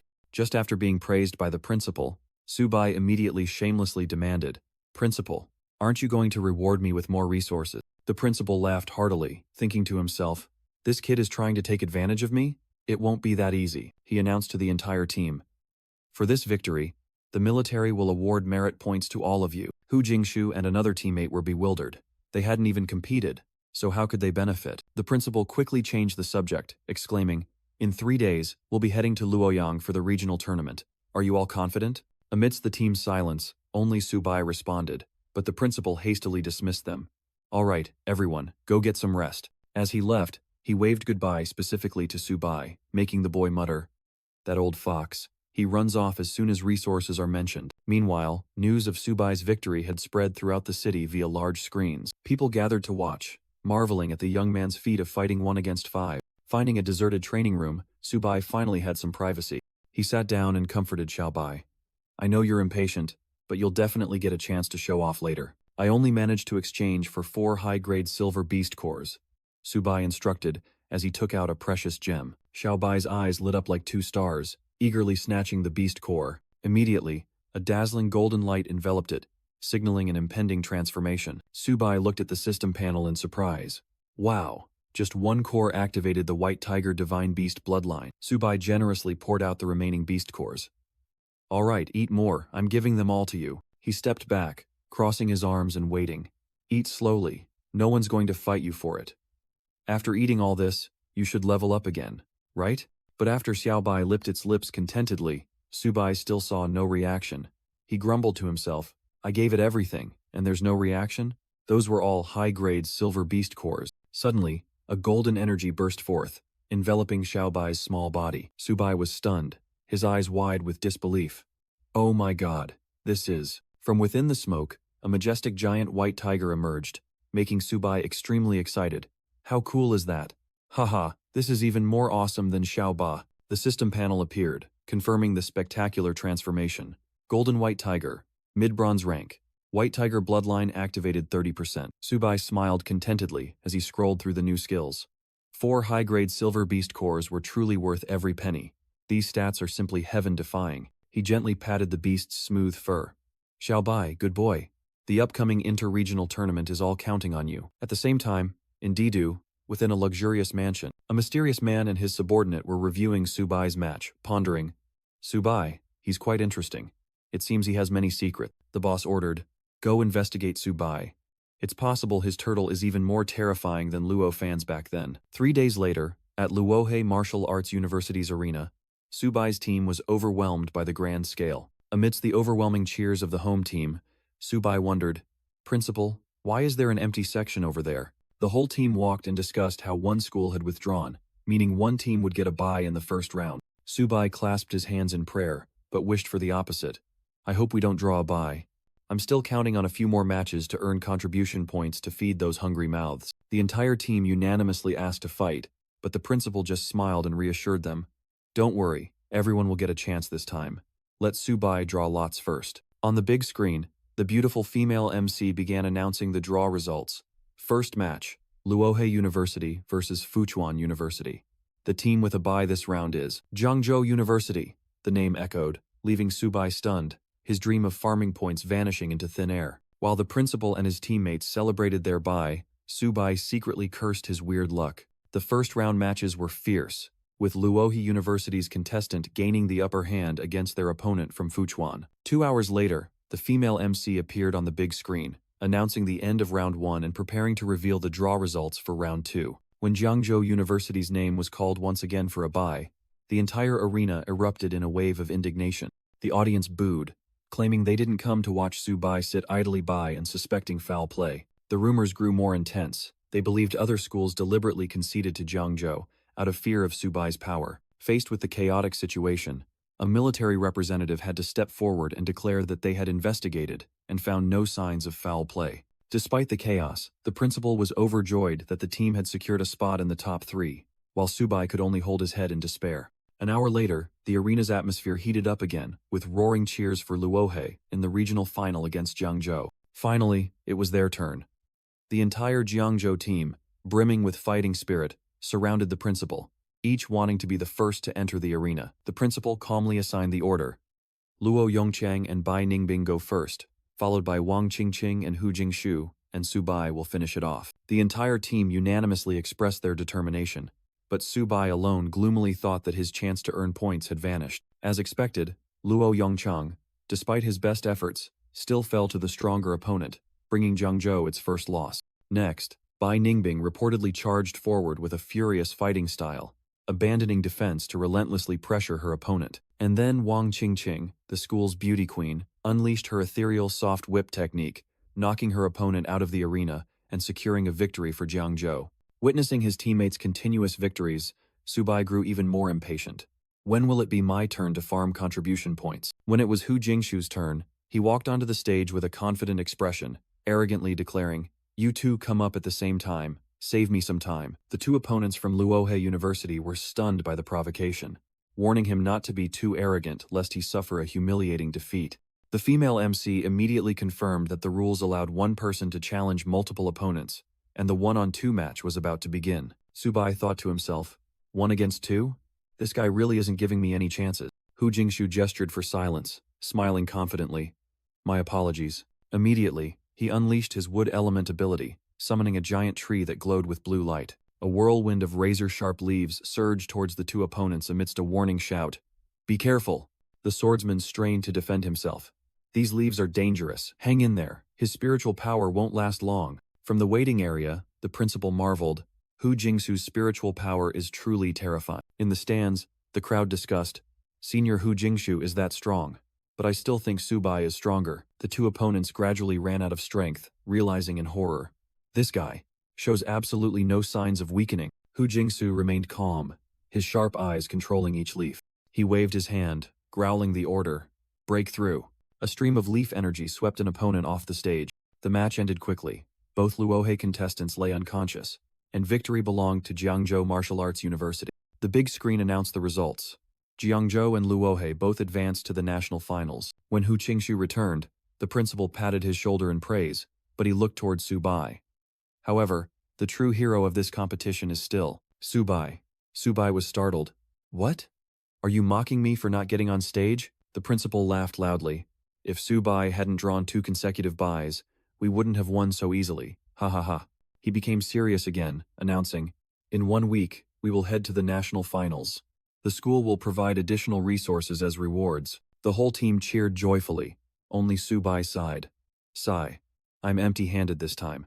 I need to figure out how to earn resources to feed those 2 mouths." At the Lin family mansion, Wen Yuan called out, "Yanian, it's time to eat." Lin Yanian unleashed a lightning kick, replying, "Uncle Wen Yuan, I'm not hungry yet. I want to train for another hour." Wen Yuan could only sigh, thinking to himself that ever since watching Subai compete, the girl had been training like crazy. The young girl parried a blow and said, "Uncle Wen Yuan, the medicine you gave me is almost gone. Can you ask father for more for me?" Wen Yuan was helpless. This girl, rejecting so many marriage proposals, I don't know what kind of love potions Subai gave her. 7 days later, in Modu, the Jiangzhou team finally arrived at the gates of the Martial Arts University. 2 passers-by couldn't help but marvel at the glittering solid gold gate, a pinnacle of luxury. A team member inquired about the cost, and Principal Zhou explained, "More than $1 billion, the materials alone cost $1.8 billion. He continued, This gate was built by high-level experts in one day, embodying the spirit that only the strong can protect the nation. A young man stepped out to greet them. Welcome, everyone. I am Zhang Ming, Vice President of the Modu Martial Arts University Student Council. Zhang Ming invited the whole delegation inside, and Principal Zhou politely replied, All right, then we'll trouble you. Zhang Tiangxiang grumbled while eating ice cream, thinking the host school was too arrogant to only send one student to greet them. When pointed to a building in the distance, Zhang Ming explained, That's the gravity, adjusting training ground. Principal Zhou wished, if our school had one like that, we could train at least 100 silver-tier students every year. Zhang Ming led the team to the hotel and announced, This is where everyone will be staying and dining. He enthusiastically introduced the unlimited buffet featuring rare beast meat. Subai's eyes lit up, and he quickly asked again, Senior, is it really unlimited? Hearing the affirmative answer, Subai yelled, Awesome, and rushed off, calling Xiaoba and Xiaobai to enjoy the feast. The whole team stood before the vice president of the student council, while Wang Qingqing and Subai teased each other about their monstrous appetite. Zhang Ming simply chuckled at the enthusiasm of the youngsters as they eagerly rushed towards the dining hall. The next day, Modu's colossal arena was ready, the atmosphere ablaze for the finals. Wang Qingqing and her teammates couldn't help but be overwhelmed, admitting they had never seen such a magnificent place in real life. Principal Zhou gathered the team, asking them to focus and listen to the competition rules. He announced a special rule. The Great Wall Guard's military academy was granted direct qualification to the top 4. The whole team immediately protested, arguing that such a rule was too unfair. The principal sternly explained that it was because this academy was located right on the front line battling alien races. Subai and his brown-haired teammate were stunned, finally understanding the weight behind the academy's name. After rallying the team's spirits, Principal Zhou announced the strategy. Subai would open, and Hu Qingshu would finish. On the big screen, the female MC appeared, announcing the official start of the 100 Schools competition finals. The first-round matchups were announced. Jiangzhou Martial Arts University would face Yokohama Martial Arts University. Hu Qingshu thought this was a lucky draw, while the brown-haired teammate eagerly volunteered to fight in the first match. But Subai brushed him off, boldly declaring that he himself would enter the arena so that the whole world would know Jiangzhou's true strength. The match began, with Subai facing his opponent from Yokohama in the arena. The opposing martial artist disdainfully gave a thumbs down, declaring that Jiangzhou's journey would end here. Without bothering to argue, Subai simply sat down and ordered, Xiaoba, finish it quickly. Immediately, Xiaoba appeared in its colossal form, terrifying the arrogant opponent into silence. The audience in the stands began to murmur, one person pointing and scoffing, Jiangzhou University sent a beast tamer with a turtle to compete again? However, when Xiaoba revealed its true form, the opponent from Yokohama could only stammer in horror, This is too big. This is cheating. The poor guy hadn't even had time to react before he was flung off the stage by an invisible surge of power, screaming helplessly, I don't accept this. Subai sat on his folding chair, calmly peeling roasted peanuts, and sighed. Huh? That weak? I haven't even finished eating yet. Lying sprawled on the floor, the defeated opponent bitterly admitted, I thought beast tamers were weak. Who knew they could handle martial artists so effortlessly? Another spectator was indignant at Subai's attitude. National finals and he brings a chair to sit on? He's too disrespectful. But those who had watched previous matches explained, that turtle has silver tier power and defense. With it, crushing bronze tier opponents is a piece of cake. Just then, a female contestant with a robot arm stepped out, pointing directly at Subai and growling, Jiangzhou Martial Arts University, you are humiliating us. She roared, I'll make you pay, and charged. But Subai calmly scrolled on his phone. This story is really good. I have to give it a like. Without needing its master's command, Xiaoba stood behind him, opening its mouth and firing a destructive energy blast. The big screen immediately displayed the result. Jiangzhou Martial Arts University, Subai wins. In the waiting area, the principal couldn't hide his smugness, laughing gleefully. How can I face Principal Chen from Yokohama now? Ha ha ha. Hu Qingshu immediately warned, don't celebrate too soon. Subai might soon face a real challenge. He pointed to another arena. Is that the captain of Daido University? In that arena, a fierce battle was unfolding between two powerful martial artists. The entire Jiangzhou team watched with bated breath as a massive explosion erupted from the potential opponent's arena. A red-haired martial artist stood proudly over the defeated opponent, with a flickering flame on his fingertips. Sorry, I accidentally used a bit too much force. The principal immediately frowned and remarked, he's a fire element martial artist, and already at the peak silver rank. Hu Jingshu pushed up his glasses, his expression hardening, the terrifying strength of Emperor Capital University. I'm afraid only Magic Capital can contend with them. On the big screen, Subai's image celebrating victory was still there, but on the arena floor, a new opponent stepped forward. Principal, just let me handle this, Subai. Wang Mingjun, Luoha University's silver-tier ace, confidently declared he would make Zhengzhou taste a 1 versus 5 battle, while his principal instructed, use your speed. Don't confront that turtle directly. The match began. Wang Mingjun stepped onto the stage, taunting, Subai, you just got lucky last round. But your luck runs out now. Ignoring all the words, Subai calmly sat on his folding chair, observing, oh, a silver, tier, wind, element awakener. Xiaoba, go. Wang Mingjun sneered cruelly, growling. Feel the power of the wind. He unleashed his full power, sharp gusts of wind howling around him, asserting the class of a silver-tier martial artist. A giant whirlwind formed, sweeping away Subai's chair and heading straight for Xiaoba. Inside the whirlwind, Xiaoba's gravity skill became useless, unable to lock onto a target moving at dizzying speed. Wang Mingjun glided like a ghost, scoffing. Before I could even react, you were already eliminated. He soared into the air, preparing to deliver the finishing blow, while Subai casually complained. This wind is ruining my snack time. The full-force attack struck, creating a blinding explosion of dust on the arena floor. Confident of victory, Wang Mingjun turned and walked away. Couldn't help but go a little too hard. Go rest and recover. But when the dust cleared, Subai still stood firm without a scratch inside a brilliant golden shield, coldly asking, what did you just say? Wang Mingjun froze, exclaiming in horror. Elemental synchronization? How is this possible? Someone has mastered Luo Fan's divine skill. Subai crushed the can in his hand, a meaningful smile on his face. A wind element awakener? So confident in your speed, are you? With that, he commanded. Xiaoba, return.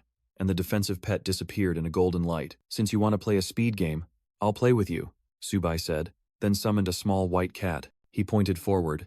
Xiaobai, it's time to shine, but was met only with a lazy stretch. Witnessing the unbelievable scene, Wang Mingjun burst out laughing. Haha, Subai, are you stupid? Bringing a pet cat to battle? A female spectator cheered excitedly. Wow, that little cat is so cute. I want one too. Meanwhile, Shang Tianxiang in the waiting area looked annoyed. What the hell is Subai doing? Is he bringing out a pet to mock his opponent? Wang Qingqing worriedly asked if this strategy would work, but the principal calmly replied, just watch, that's no ordinary cat. In the middle of the arena, Subai casually instructed. Xiaobai, don't hit too hard, this is just a mat. Immediately after, Xiaobai let out a roar, and a fiery phantom of a Tiger King appeared behind it. Wang Mingjun wondered in confusion.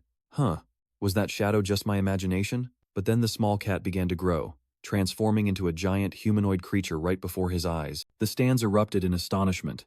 This isn't a pet cat, it's clearly a big tiger. Hu Qingshu narrowed his eyes in judgment, while his teammates exclaimed in horror. Subai's cat turned into a white tiger? Is this his second pet? Bai Ningbing mused. Taming a second pet is extremely difficult. It seems Subai has more secrets than we know. Undeterred, Wang Mingjun unleashed a sharp wind element slash. The attack flew forward, but Xiaobai stood firm, completely unharmed. Wang Mingjun froze, as he realized he had only struck an afterimage. How can this white tiger be so fast? He roared in despair as Xiaobai moved faster than the wind, creating countless illusions around him. Desperate, Wang Mingjun decided to ignore the tiger. Forget it. As long as I defeat you, I win. With a murderous shout, he charged straight towards Subai, who was still sitting calmly. But in a flash, Xiaobai appeared, using its body to block the attack. Wang Mingjun could only utter one phrase in horror. Impossible. A second later, he was sent flying off the arena floor with claw marks on his chest, utterly defeated. An explosion echoed, shaking the entire arena as the decisive blow was delivered. On the big screen, the words "Subai wins" appeared, below which Wang Mingjun lay unconscious, completely defeated. The stands fell silent. A spectator stammered, "Good heavens, he really won? A bronze tier guy defeated the silver tier captain of a renowned school?" A beautiful girl also couldn't hide her astonishment. Why is this white tiger so fierce? In the middle of the arena, Subai raised a finger amidst cheers. Next to him, Xiaobai was licking its chops contentedly. At the judges' table, an official exclaimed, "Subai, I've never heard of him before." Another judge excitedly replied, "Jiangzhou Martial Arts University is about to rise this year." Meanwhile, in the resting area of Imperial Capital Martial Arts University, a voice rang out, "That guy from Luoha is too weak." Two members of the Imperial Capital team looked down at the arena with disdain. "Country bumpkin, if we meet him, we won't go easy on him." Their captain, Cao Zixuan, sprawled on the sofa. This guy is really arrogant. If we meet him in the semifinals, beat him to death for me. His two teammates immediately responded. That's right, Captain. This country bumpkin needs to be taught a lesson. Victory followed victory. Subai easily crushed another muscular opponent. Immediately after, a female contestant was also sent flying into the air with just one of its attacks. Facing an ice element martial artist, Subai fearlessly shattered the layer of ice covering itself. The stands erupted. Congratulations to Jiangzhou Martial Arts University for entering the top 4. Subai, Subai. The old principal couldn't hold back his tears, looking up at the sky and shouting, "Heaven has eyes. Our school finally made it into the top 4. Hu Qingshu patted Subai's shoulder proudly. Well done. Now let's see who dares to look down on our school anymore. The principal approached, his voice trembling. Subai, you truly haven't disappointed me. You are the greatest contributor in centuries. He sat down with the entire team, solemnly declaring, rest assured, your contributions will be duly rewarded by the school. Subai thought to himself, it seems the principal intends to settle for this. I won't accept that. The gray-haired teacher worried. Subai, the goal has been achieved. You're not planning to challenge the top 3 schools, are you? Subai immediately retorted. Why not? Leaving the teacher and his teammates stunned, he stood up abruptly, pointing into the distance. Principal, look at Modu's school gate. It cost 1.8 billion. We can't be outdone, Subai declared passionately. We must aim for the championship title. We cannot let down the people of Jiangzhou. Completely convinced, the teacher nodded. All right, you deserve to be the captain. Everything will be according to your arrangement. The principal was also full of spirit. Excellent.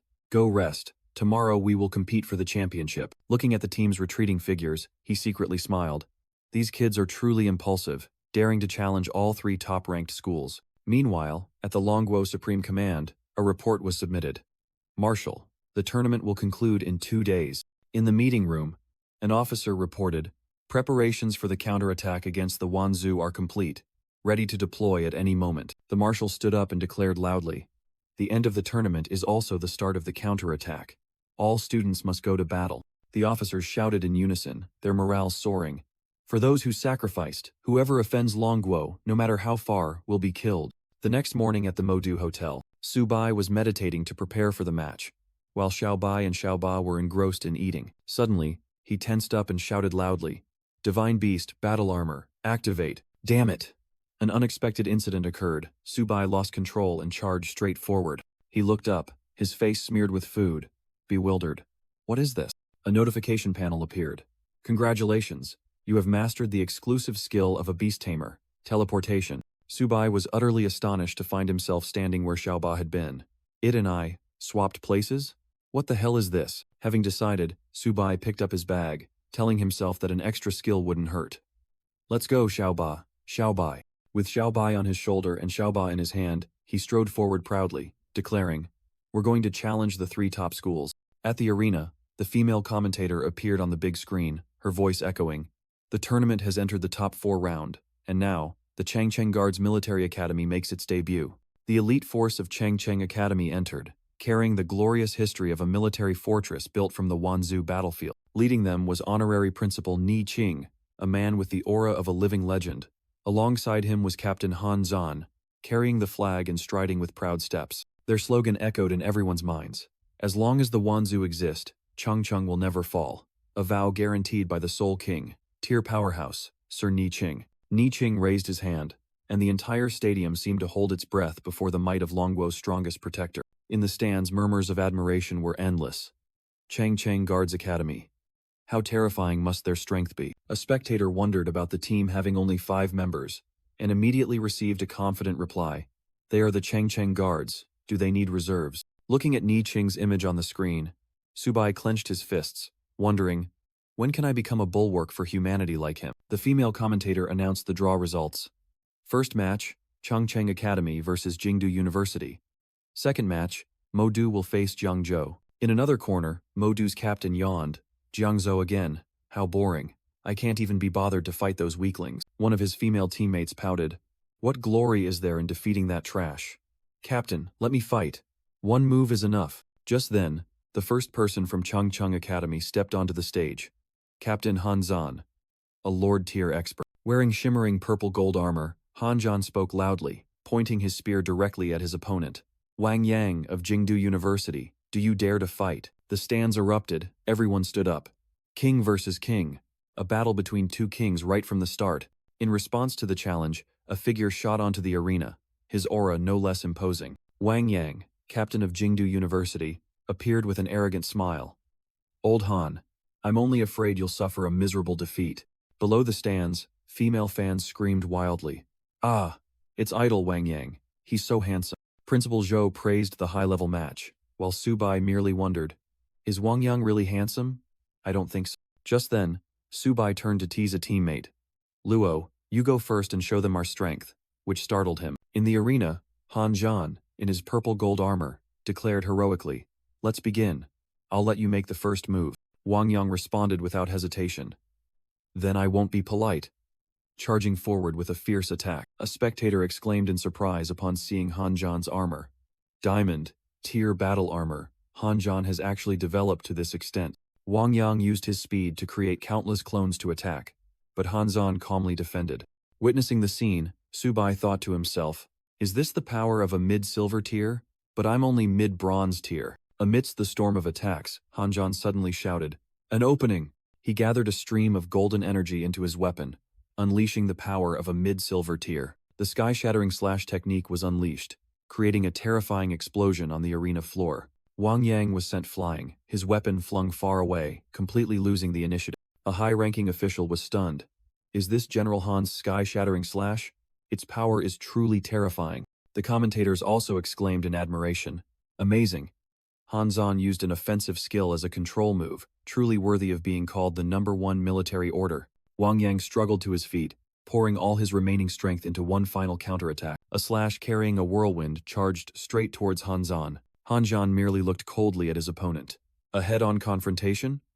Wang Yang, you've lost. The two streams of power collided, creating an earth-shattering explosion. Wang Yang took the hit. His body convulsed. Then he fell unconscious. A stunned spectator commented, he hit too hard, but the person next to him explained, that was just the blunt side of the blade. If it were the sharp edge, he would be a corpse. The spectators buzzed with chatter about the brutal outcome. It's just a match. Does he need to go for the kill? Wang Yang collapsed, struggling to admit, Old Han, you're truly formidable. I lost. On the big screen, the results were announced. The Changcheng Guards Military Academy won round 1. Principal Zhou turned, his eyes full of expectation. The first round is over, it's our turn. Luo Yongchang, are you ready? The muscular young man gripped his sword hilt tightly, asserting, don't worry, Principal, I won't let Jiangzhou University lose face. The next opponent appeared, Zheng Lexiao, with a sinister smile. Hee hee, things are about to get fun. He licked his twin blades, his voice eerie. Little brother, how do you want me to play with you? Luo Yongchang didn't flinch, roaring, bring it on, before charging with a sky-splitting vertical slash. Zheng Lexiao merely smirked, lightly raising his short blades to block the attack. Is that all you've got? The killer moved like a ghost, easily evading all of Luo Yongchang's furious sword strikes. In a flash, Luo Yongchang collapsed with countless cuts, while Zheng Lexiao sneered, let me carve a few words onto your body. The demon continued his deadly dance, dodging attacks and gleefully saying, I'll have a lot of fun playing with you. A female teammate couldn't bear it any longer, shouting, Principal, this is an insult. Get Yongchang down now. But Subai stopped her, his eyes blazing. Not yet. He's defending the dignity of Jiangzhou University. Though covered in blood, Luo Yongchang still struggled to his feet, enunciating each word. Jiangzhou Martial Arts University will never surrender. Zheng Lexiao was enraged by such stubbornness. Still won't surrender? Then unleashed a brutal strike to his opponent's face. He furiously swung his blades, cruelly punishing Luo Yongchang with a savage laugh. Let's see how long you can stay stubborn.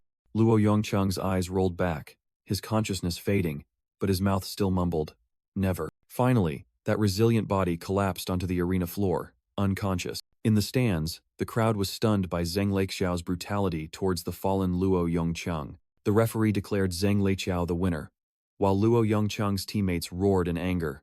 Modu Martial Arts University? You've gone too far. A tall figure stepped out, declaring, next up is me. Despite Principal Zhou's warning, be careful, don't be reckless. In the arena, Zheng Lexiao provocatively smirked, but Bai Ningbing coldly retorted, you talk too much. As soon as the second round began, Bai Ningbing charged with overwhelming killing intent. I will take your life. He unleashed the White Spirit Blade technique, a sharp sword strike that forced Zheng Lexiao to desperately dodge. How ruthless, do you really want my life? Zheng Lexiao counterattacked with a swirling vortex of crimson energy, confidently declaring, too bad I won't give you the chance. Witnessing the life or death battle, the audience couldn't help but shiver. Is this a battle between martial artists? How brutal. The strong smell of blood permeated the arena. A spectator exclaimed in horror. If they keep fighting, they might die. Both furiously lunged at each other. Zheng Lexiao roared. Are you really that reckless? Bai Ningbing sharply retorted. I told you, I will take your life. Despite sustaining several injuries, Bai Ningbing still sneered at his opponent's provocation. Exploiting an opening, Zheng Lexiao closed in from behind, locking Bai Ningbing's sword arm and scoffing. In the end, you're just trash. He whispered into his restrained opponent's ear. You've lost. But Bai Ningbing growled, his eyes unwavering. Jiangzhou Martial Arts University never admits defeat. In an unexpected moment, he stabbed through his own body so that his sword could pierce Zheng Lexiao from behind. Zheng Lexiao screamed in horror. Are you crazy? But Bai Ningbing only laughed maniacally. Killing you is enough for me. He pushed the sword deeper, roaring. This is how Jiangzhou fights. Not like you, who only bullies the weak. Die. Facing imminent death, Zheng Lexiao shrieked in despair. Don't kill me. I don't want to die. Principal, save me. Bai Ningbing's hand gripped the sword hilt tightly, preparing for the final strike. Just before the finishing blow, the Modu principal rushed out to intervene. This round, Modu Martial Arts University surrenders. The female commentator was still in shock when Principal Zhou charged forward, punching Bai Ningbing away and shouting, Ningbing! He caught his student, angrily questioning, is this how your Modu students behave? Insulting opponents then crying for help. The Modu principal replied condescendingly, Old Jiang, don't think making it into the top 4 gives you the right to challenge Modu. The lives of our Jiangzhou students are just as precious. No need for more words. Let's settle this in the arena, Principal Zhou growled. Then he turned, roaring, Subai, get on stage. Make them pay for messing with Jiangzhou. Subai rushed forward, his eyes blazing. Principal, just trust me. While Bai Ningbing was being rushed for emergency treatment, Principal Zhou encouraged. You've brought honor to Jiangzhou. Subai will surely get justice. On the opposite side, Modu's captain Cao Zixuan sneered. Principal, let me deal with this trash. But was stopped. Subai stood in the middle of the arena, boldly declaring, I, Subai, challenge Modu University. If you lose, you must publicly apologize. The stands erupted. That's right, make Modu apologize. Subai, go for it. The media seized the opportunity. Jiangzhou pressures Modu. What a headline. Another Modu contestant stepped out. Let me show him the gap between us. Good, Huang Shen, you're up. Facing Huang Shen, Subai growled. Are you here to apologize? Huang Shen sneered. Apologies are just the whimpers of the weak. Strength is the only truth. Well said, Subai calmly replied. Referee, let Modu send up another person. Fighting one by one takes too much time. The audience was stunned. Subai is too arrogant. Captain Cao Zixuan hasn't even entered the arena yet. Subai pointed his thumb downwards, provoking Cao Zixuan. Come up here. The Modu principal was furious, pointing and ordering. Use your strength to show them that Modu's dignity cannot be trampled upon. In response to the challenge, Cao Zixuan and Huang Shen stepped onto the arena together. Since Jiangzhou University is too arrogant, we will grant their wish. Cao Zixuan unleashed his spiritual power, twin blades in hand radiating 2 streams of ice and fire energy, growling, Kid, I'll make you understand that barking without real strength only brings humiliation upon yourself. In the VIP stands, high-ranking officials were astonished to recognize the origin of the twin weapons. Millennial cold iron, molten lava iron, and even inlaid with platinum-grade cores. An official stroked his beard thoughtfully, speculating about the connection between Cao Zixuan and Modu's legendary senior, the Ice-Fire War God. Cao Zixuan acted superior. I'll give you time to summon your beast, otherwise you won't stand a chance, but Subai merely replied calmly. Thank you for your kindness, but I don't need a summoned beast to deal with you, Subai finished, his body erupting with a powerful surge of energy. The Jiangzhou side was stunned, Principal Zhou realized. He's activated origin synchronization, that kid.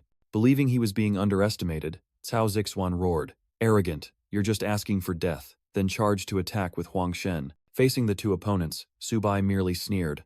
Too impatient, he tensed, continuously activating his enhancement skills. Golden Edge Spirit, Golden Edge Phantom, Earth Spirit Possession. With blood-red, murderous eyes, Subai declared the battle had begun. Now, let's settle the score with Modu.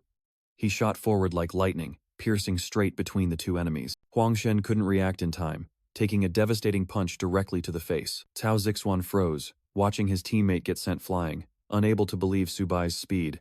How is this possible? In the stands, the commentators exclaimed, "This kid's speed has reached the gold rank. How can a beast tamer have such powerful physique?" Subai appeared directly in front of Cao Zixuan, his voice cold. "Have you ever felt powerless?" Provoked, Cao Zixuan roared. "I admit you've earned my respect, but that's all it is, respect." He leaped into the air, unleashing lava breath. But Subai calmly replied, "Is that all you've got?" Then vanished with void step, easily dodging the attack. Subai coldly remarked, "Still too slow," while Huangshen had already recovered, shouting, "Captain, let's pincer him." Seeing his teammate about to be attacked, Cao Zixuan yelled, "Watch out," but it was too late. Subai unleashed an unstoppable 7-hit combo on Huangshen. The big man collapsed to the ground, unconscious. Subai declared, "These 7 punches are to repay the 7 slashes Yongqiang endured.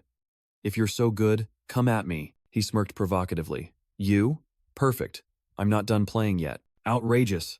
Cao Zixuan roared, his ice and fire twin swords erupting with power. However, his mighty sword strike only cut through the air, and Subai calmly uttered, "How disappointing." Suddenly appearing behind his opponent, Subai sneered, "Is this all the power the prodigies of the martial arts university possess?" He unleashed an energy slash with his bare hand, mocking, "The prodigies of the martial arts university are too weak." Landing lightly, he continued to provoke, "Prodigy of the martial arts university, why aren't you fighting back?" Subai gathered a massive surge of energy, growling, "Is all you can do take hits like this?" Then he brought his attack straight down, his face showing boredom. "How boring."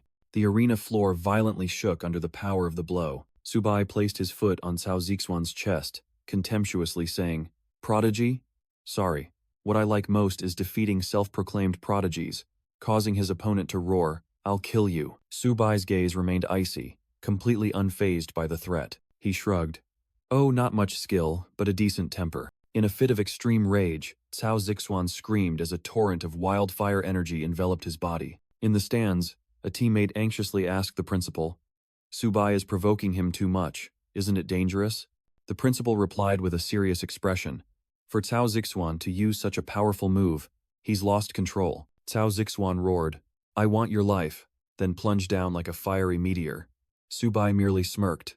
Finally, something a little interesting. Facing the fury, Subai calmly erected the Great Wall Shield, blocking the destructive attack. "There's no way you can block my twin swords. Were you a turtle in your past life?" Cao Zixuan screamed in helplessness. Subai sneered provocatively. "Is that all the strength you have? Then it's my turn to counterattack." As soon as he finished speaking, the shield shattered into countless golden fragments, sending Cao Zixuan and his attack flying. The twin swords, Cao Zixuan's very soul, were knocked from his hands and plunged deep into the cracked arena floor. In the VIP stands, an official slammed the table. "Subai has such a terrifying ultimate move. Even the gold rank arena floor is cracked." Another mused, "Looking at his figure, I'm reminded of Luo Fan back then.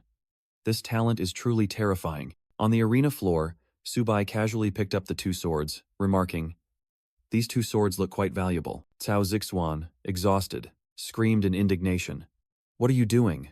Those are my twin swords." "It seems you have no intention of compensating," Subai declared, "so these 2 swords will be the compensation." Utterly humiliated, Cao Zixuan lost all reason and charged, "You beast, I'll kill you." Subai easily seized his opponent, his voice icy, "Do you still think you have the strength to do that?"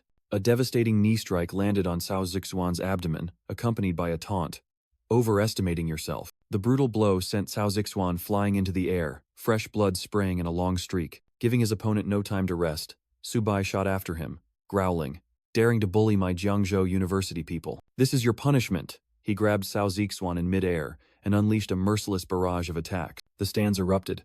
Subai is truly a monster. Perhaps only Hanzhan can contend with him. The stands burst into cheers, praising Subai's victory and reveling in the martial arts university's defeat. In the center of the arena, Subai stood proudly over Cao Zixuan's unconscious body. The victor had been decided. His gaze didn't stop there, but went straight towards Hanzhan, who had been observing him since the start of the match. Hanzhan merely smiled in response, a silent but weighty challenge. "Subai, I'll be waiting for you." Subai casually walked away with his spoils, the glowing red twin swords, but a hand stopped him. The principal of the martial arts university demanded he return the weapons, but Subai flatly refused, declaring that the battlefield had its own rules. He smirked, setting a condition. The martial arts university must publicly apologize and compensate all the weaklings they had bullied. His sharp words immediately resonated with the crowd, shouts of apologize, echoing everywhere. Subai twisted the knife in his opponent's wound. Isn't this your survival of the fittest philosophy? I'm just treating you the same way you treat others. While the Jiangzhou team gloated, the principal's face turned purple with rage, unable to swallow the humiliation. Losing all reason, he unleashed his full diamond rank power, roaring, "Today, I'll teach this brat a lesson." Principal Zhou cried out in alarm, trying to warn Subai of the deadly danger approaching. Even the principal of the military university was stunned. Has he gone mad? He's trying to attack a student. A destructive surge of energy shot straight towards Subai. The power of a diamond, rank expert, was no joke. But at that very moment, another figure rushed out, blocking the fatal blow. The three principals growled, facing each other in a tense standoff, ready for an all-out war. The energy of the three powerhouses collided, creating a terrifying storm right in the middle of the arena. Suddenly, a majestic voice echoed down from above, quelling all conflict. "Disperse." An elder had appeared. "Elder Zhao Yi, how many years has it been since I left the martial arts university? And you've turned it into such a mess?" The elder turned to Subai and bowed. "Young man from Jiangzhou Martial Arts University, I watched your match. Very impressive. On behalf of the Martial Arts University, I apologize to all martial artists." He solemnly declared, "The motto of the Martial Arts University is for the strong to strengthen themselves. Only then can the nation be protected. A true powerhouse must be like Luo Fan, using absolute strength to maintain peace. The Martial Arts University's failure is undeniable." His voice echoed throughout the arena. "This pair of twin swords will belong to Subai." To everyone's astonishment, Zhao Yi bluntly demoted the principal. "You are too impetuous and reckless. Unfit to be a principal. Go down and be an instructor." The stands erupted, everyone acknowledging, "This Subai is probably the biggest dark horse of this year's tournament." Back in the rest area, the principal and teammates surrounded Subai, proudly saying, "Well done, Subai. You've brought glory to our school." The principal mused. "Next, we will face the Great Wall Guard Military Academy. That Han Zhan, his strength is immeasurable." Subai grinned, patting his chest. "Principal, I brought glory to the school today, so, is there any reward?" The principal chuckled at his students' cunning, generously offering 2 silver-grade beast cores. "Take them, you sly kid." An hour later, the atmosphere in the stands heated up again as the MC announced, "The most anticipated final match has officially begun." On the arena floor, Han Zhan, in his majestic armor, pointed his long spear at his opponent. "Subai, I've been waiting for you. A winner-take-all agreement. What do you say?" Just as I thought, Subai secretly ordered the system to scan his opponent's stats and couldn't help but be surprised. As expected, he's no ordinary opponent. Han Zhan roared, "Why are you just standing there? Fight me like a true warrior," then charged forward with astonishing speed. "In such a hurry?" Subai smirked, energy erupting around him. "Then I'll show you my power." In a flash, countless clones of Subai appeared, easily dodging Han Zhan's furious attack. A clone closed in on the opponent, his voice full of provocation. "Indeed, old Han, you went easy when you fought Wang Yang earlier, didn't you?" In the judging area, an official exclaimed in surprise, "Unbelievable, he's been hiding his true speed. Han Zhan has no weaknesses." The female judge next to him sighed and concluded, "It seems Jiangzhou University can only take second place. Subai has no chance against Han Zhan." Subai roared, "Take this punch," but Han Zhan coldly retorted, "Still too green." Dodging the lightning-fast attack, Subai secretly thought, "He truly is a veteran of countless battles, with no weaknesses." But, with a meaningful smile, he slid low to the ground and charged. "You won't dodge the next move. Feel my most insidious attack." A devastating punch to a vital spot stunned Han Zhan, who could only utter a pained "you." The stands erupted in debate, some calling it dirty, others shouting excitedly, "Subai is amazing. I admire no one but you." Han Zhan clutched his pain, growling, "You used such a shameless attack again?" Subai merely smiled and replied, "This is a battlefield. Press the advantage." Subai gave his opponent no time to rest, continuing his assault. He threw an extremely powerful punch at the arena floor, but Han Zhan managed to dodge in time. Han Zhan exhaled, his eyes turning sharp and cold. "Subai, I'm going all out." Concentrating a terrifying surge of dark energy into his long spear, he declared, "All right, I've gathered enough information. Let's see if you can dodge this." Subai tensed, deciding to confront it head-on. "If I can't dodge it, then let's see who's tougher." In the stands, the judges sprang to their feet in horror. "What? That's General Han's signature combat technique." Subai gritted his teeth, resisting the destructive energy. Old Han, you're really going all in. Damn it. He was sent flying into the air by the absolute power of the attack. Hanjan stood tall, provoking. Subai, show me your full power. I don't believe you're that weak. From above, two officials looked down at the shattered arena floor and concluded.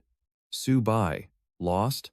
With such a powerful attack, no one could withstand it. But below, a resolute voice echoed from the rubble.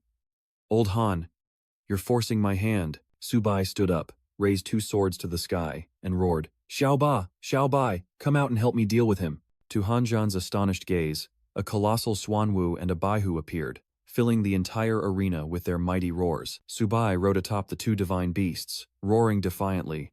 Old Han, you're dead for sure. At its master's command, Xiaobai charged forward, swinging its claws to attack. Prepare to die, Hanjan tensed, raising his spear, trying to fend off the mighty tiger's devastating swipe. But the power difference was too great. His diamond-grade armor began to crack. Blasted backward, Hanjan lost both his weapon and his last line of defense. Standing unsteadily amidst the smoke, he heard Subai's voice. Don't try anymore. There's no shame in admitting defeat. Hanzan gritted his teeth, gathering dark energy. I didn't want to use this move, because I haven't fully controlled it yet.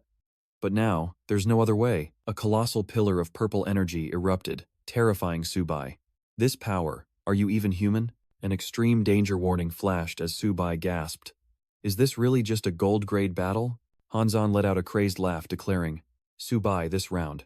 You're definitely going to lose. In the stands, Subai's teammates discussed anxiously, believing he couldn't possibly withstand peak gold-grade power. You can't possibly withstand my final attack, Hanjan roared, unleashing his full power. Facing the destructive energy, Subai desperately thought, damn it, I can't block this attack. Just as he was engulfed, he screamed, save me, and activated his teleportation skill. A terrifying explosion engulfed Subai's entire position. The entire arena was bathed in purple light, and no one knew if he was alive or dead. Suddenly, Subai reappeared and commanded, Xiaobai, go. He must be exhausted now. The high-ranking officials sprang to their feet, realizing in horror. Spatial power? Is this a characteristic of primordial synchronization? The bespectacled elder couldn't believe his eyes. Impossible. He modified a heaven-grade skill. This talent, could it truly rival the great Luo fan of yesteryear? After the terrifying aftershocks, the stunned audience wondered, what's going on? Are they trying to destroy our university? Amidst the thick smoke and dust, a question echoed in the silence. Has the outcome already been decided? When the smoke cleared, Subai stood tall beside Xiaobai, while Hanjan lay slumped on the ground, gasping. This time, you won, Subai. Subai's team and the principal were stunned, unable to believe their eyes. Subai won? On the arena, the victorious fighter smiled, covered in injuries, as his name was called, the all-around champion. Subai, the principal knelt down, crying tears of joy, while his teammates jumped up, celebrating the unbelievable victory. The entire arena erupted, shouts echoing everywhere. Jiangwu, Subai, you are the champion. The image of the new champion was displayed across all large screens, amidst the endless cheers of the fans. A red-haired girl clasped her hands, her eyes full of admiration. Brother Subai is amazing. You're the best. Meanwhile, at home, Subai's younger sister jumped up in delight. My brother won. He's the national champion. Immediately after the match, Subai was surrounded by a crowd of reporters, eagerly asking about the champion's feelings. The principal quickly intervened, shielding his student. Subai needs to rest. We'll talk later. He helped the exhausted young man leave, affirming, after this match, you truly did it. You are the national champion. Subai curiously asked about the prize money, and the principal whispered an incredible figure, 60 million. No, at least 600 million. News of his victory spread everywhere, praising the new champion of Jiangzhou Martial Arts University. On national television, the announcer solemnly declared, the military has decided to award Subai first-class merit. This victory changed everything, elevating Jiangzhou Martial Arts University to the #1 position with an annual investment of 50 billion from the military. News of students nationwide applying to transfer to Jiangzhou spread rapidly, turning it into a national training center. On the streets, people buzzed with discussions about Subai's feat, the one who single-handedly defeated all the major martial arts schools. After a long sleep, Subai woke up in his room, stretched, and wondered how long he had slept. He was surprised to see a strange girl bring him breakfast, she explained. The principal told me to wait for you to wake up, then we'll return to Jiangwu. Subai flashed a mischievous smile, saying, all right, But before we go back, I want to take Xiaoba and Xiaobai to Mowu's buffet for a hearty meal. Back at school, Subai held his head high before the grand welcome gate, proud to have brought back 50 billion in funding, enough to transform Jiangwu into a top-tier institution. The principal solemnly announced the historic achievement to the entire school, calling on everyone to welcome back the returning hero. Afterwards, he invited team captain Subai, who had the most outstanding performance in the tournament, to give a speech. Taking the microphone, Subai passionately declared, "No legend is unbreakable. As long as we don't give up, we will definitely win." The principal asked if he had any suggestions for the school's development, and Subai frankly pointed out the core issue. The biggest gap is cultivation resources. I suggest we hire alchemists to refine elixirs, which can compensate for the lack of resources for students. Concluding his speech to cheers, Subai called on everyone to work together to revitalize Jiangwu. In the office, after a few words of praise, Subai didn't hesitate to demand payment. "Principal, you still owe me 500 million. The two began a heated argument over the money. The principal snapped. "You're really bold. 100 million at most. I'll transfer 10,000 military merit points to you," the principal said while Subai protested loudly, feeling treated like a beggar. Without a word of explanation, the principal unceremoniously kicked his favorite student out of the room, muttering, "Subai, you must be tired. Go rest early." With the door slammed shut in his face, Subai angrily yelled, "Old man, you're truly cruel." Walking down the hallway, he muttered, "A gentleman's revenge is never too late, even after 10 years. 100 million is fine, temporarily enough to upgrade Xiaoba and Xiaobai." Meanwhile, his dormitory was surrounded by a crowd of female fans, whom the dorm manager struggled to hold back. Leaving the chaos behind, Subai was tenderly caring for his two spirit beasts, instructing them, "Eat slowly, you two, don't choke." Subai lay on his bed, praising his two spirit beasts. "You two performed very well in the tournament. Keep up the good work." Suddenly, a sound rang out, making him jump up in surprise. "Level up?" The system panel displayed a notification. Xiaoba has evolved into a Dishuan Gui, reaching the beginner silver rank. Subai was extremely excited by the spirit beast's new form, hastily encouraging it. "Eat, keep eating, Xiaoba." Immediately after, another notification confirmed that Xiaobai had also successfully leveled up. The young man triumphantly patted his two darlings on the head, proud of their remarkable growth rate. Just then, the room door burst open and an enthusiastic voice rang out. "Subai, you are my god." His friend, Jia Gang, hugged Subai's leg, shouting, "I've awakened my special ability. Now I'm also a beast tamer." His friend excitedly showed off his battle beast, making Subai dumbfounded. "Why are you also raising a turtle?" Jia Gang explained that his father had spent a fortune to acquire this bronze-tier exotic beast, while Subai secretly thought it had no future. "A beast tamer who doesn't raise a turtle isn't a good beast tamer," Jia Gang passionately declared his philosophy, leaving Subai speechless. Subai flashed a cunning smile, intending to explain to his friend that not all turtles are the same, but then an unexpected system notification appeared, revealing that he had just activated a new talent called Tongji. He was stunned when he read about the ability to help others awaken and bestow divine beast bloodlines, realizing that Jia Gang's awakening was due to him. Subai's attitude did a 180-degree turn. He enthusiastically agreed. "Right. A beast tamer who doesn't raise a turtle isn't a good beast tamer. Let me see your turtle." Meanwhile, at Jiangzhou Martial Arts University, a massive crowd had gathered, all wanting to enroll to be like Subai. A female teacher stepped forward to welcome the new students and asked them to summon their exotic beast. A muscular student excitedly responded, pulling out of his backpack a turtle. The female teacher was stunned to see the entire schoolyard filled with turtles, secretly thinking, "Is this a recruitment event or a turtle convention?" The admissions teacher looked skeptically at the muscular young man named Huo Guang, questioning why he, a martial artist, claimed to be a beast tamer. She irritably pointed at another student, exposing him as someone with a lightning element special ability. Despite the advice, the crowd still clamored to join the beast tamer department, all wanting to be like their idol, Subai. As soon as he set foot on campus, Subai was astonished by the sight of turtles crawling everywhere. A female student was stunned to realize the living legend was right in front of her. In an instant, the entire schoolyard erupted, everyone rushing towards him. The frenzied crowd surrounded Subai,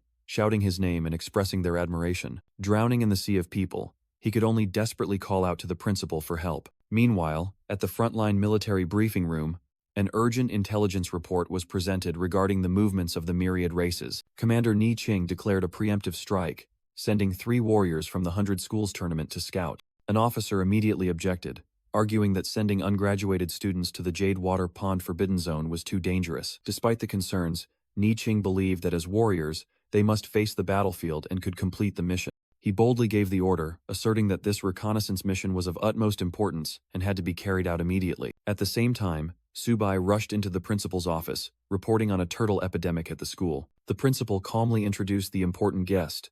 Subai, this is the Cao family head, Cao Man.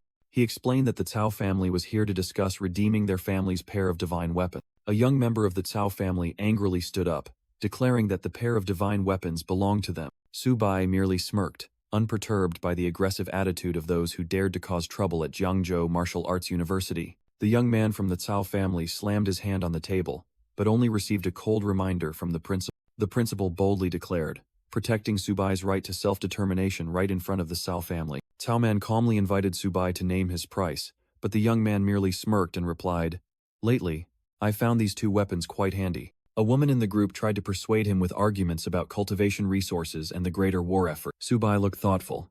"What you say makes sense. In that case," then he threw out an astronomical figure with a mischievous grin. 10 billion. A Cao family member angrily yelled that forging new divine weapons wouldn't cost that much, but Subai merely responded indifferently. He delved deeper into the issue. But in Cao Zixuan's hands, they are his life. Is his life not worth 10 billion? The Cao family members could only stare in shock, bitterly realizing they had been cornered by someone so cunning. Finally, the Cao family head, Cao Man, decisively concluded, "All right, 10 billion it is. Deal." Subai sarcastically applauded, while Cao Man demanded that he hand over the divine weapons as soon as the money was received. After seeing the Cao family off, Subai waved goodbye with the message, "Don't worry, you'll get what you paid for." He immediately turned to ask the principal, sensing that something big was about to happen on the front line. The principal confirmed that the army had issued a general mobilization order and assigned him a special mission. He said sternly, "Subai, this is humanity's first counterattack in over a century. We must fight without fear." Meanwhile, at Imperial Capital Martial Arts University, a principal was holding up a summons, rallying all the students. Thousands of students unanimously responded to the call, vowing to fight for national glory. At the same time, the new principal of Magic Capital Martial Arts University was also boosting the soldiers' morale with tragic and heroic words. The Magic Capital students raised their fists, shouting a death vow, pledging to carve their names into history. At the Great Wall Garrison Fortress, an urgent atmosphere enveloped the area as the order rang out. "Hurry up, the Great War begins tomorrow."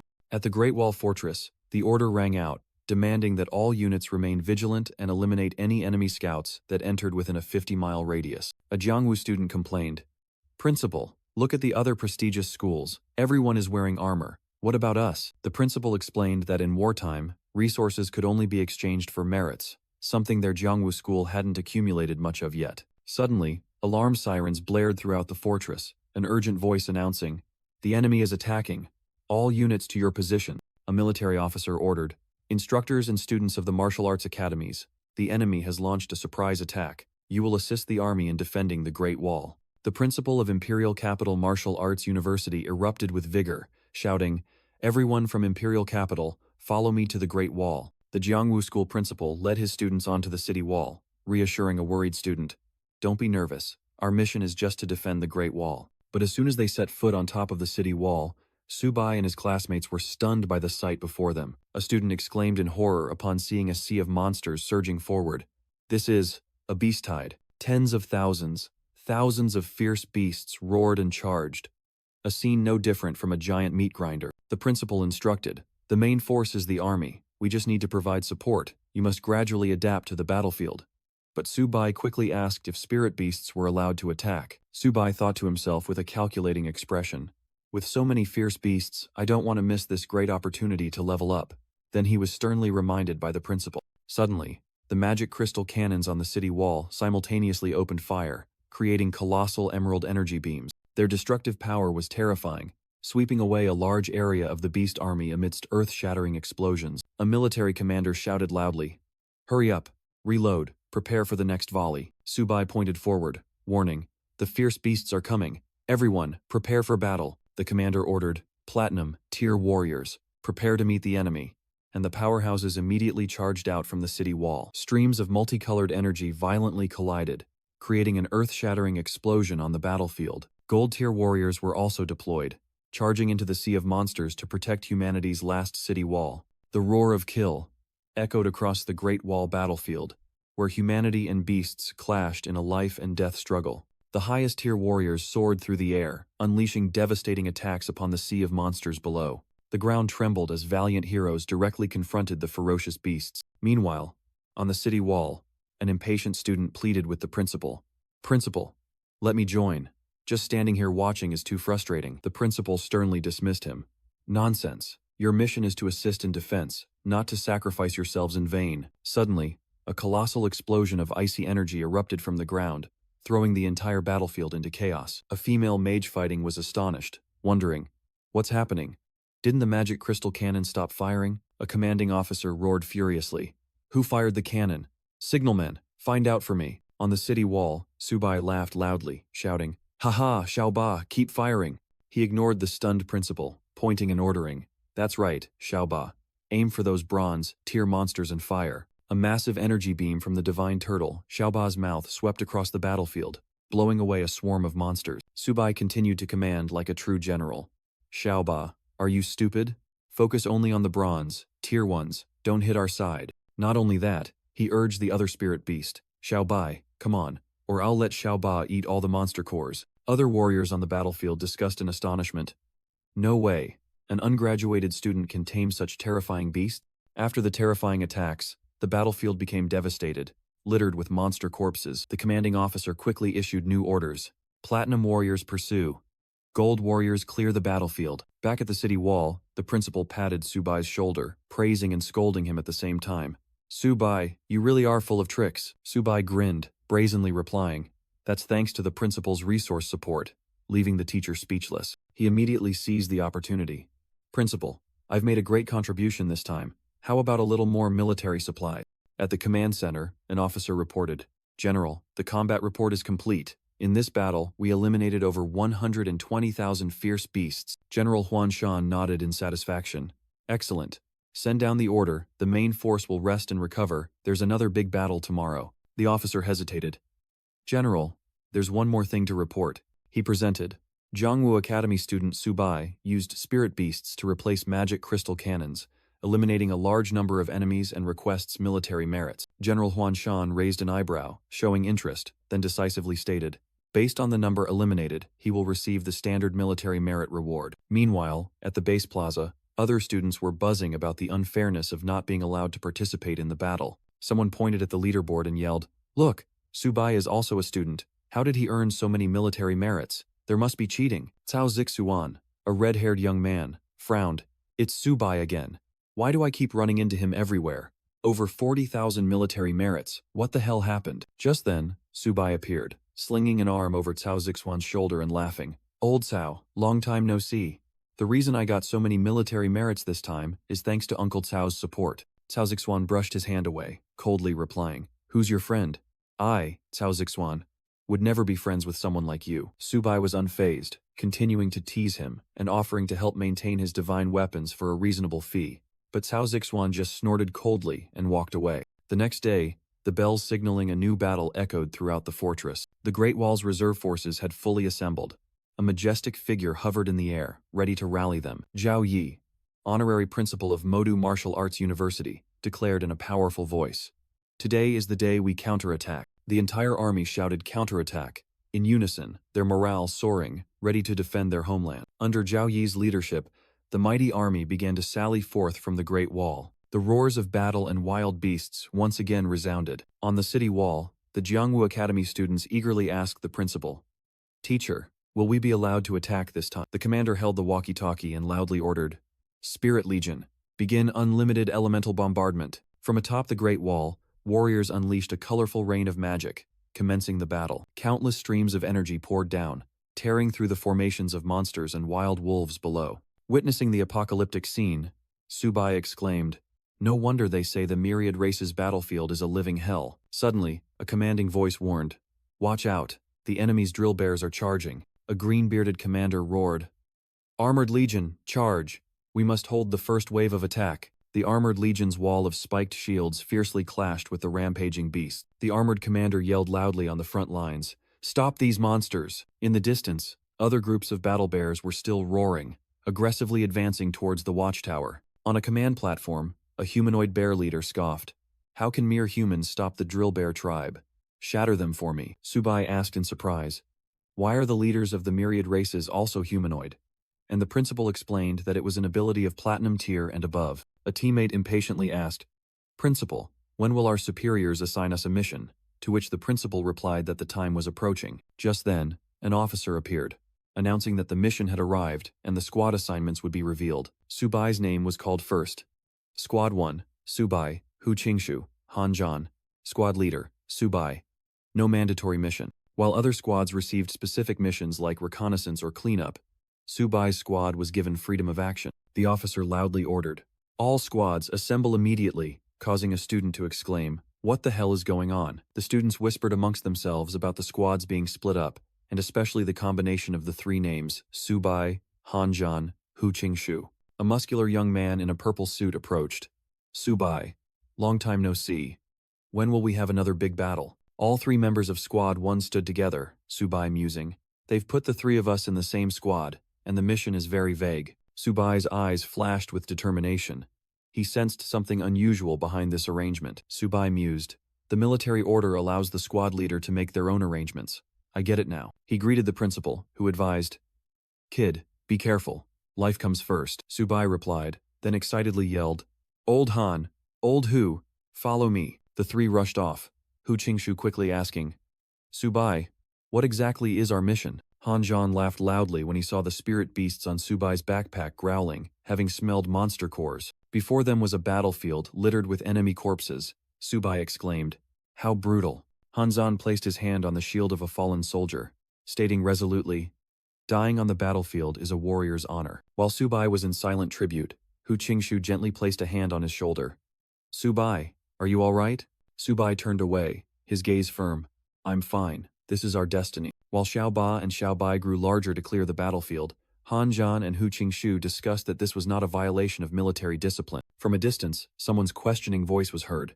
Subai quickly called out, Xiaoba, Xiaobai, stop eating. We still have a mission. He raised his claw weapon, promising.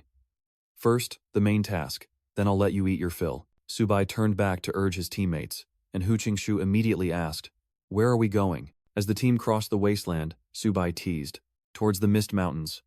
Old Hu, hurry up before the main force catches up. At the same time, the other teams were still gathering next to the military vehicles. Cao Zixuan was surprised to see Subai's team charge straight into the Mist Mountains alone. He decisively ordered, Get ready, Team 2, we're going in too. The other teams were also briefed on their mission to assist in surveying the terrain within the dangerous mountain. A Team 2 member eagerly urged, Guys, speed it up. The sooner we go in, the more military merits we can earn. Subai and his teammates entered the valley. He remarked, It seems this thick fog won't clear anytime soon.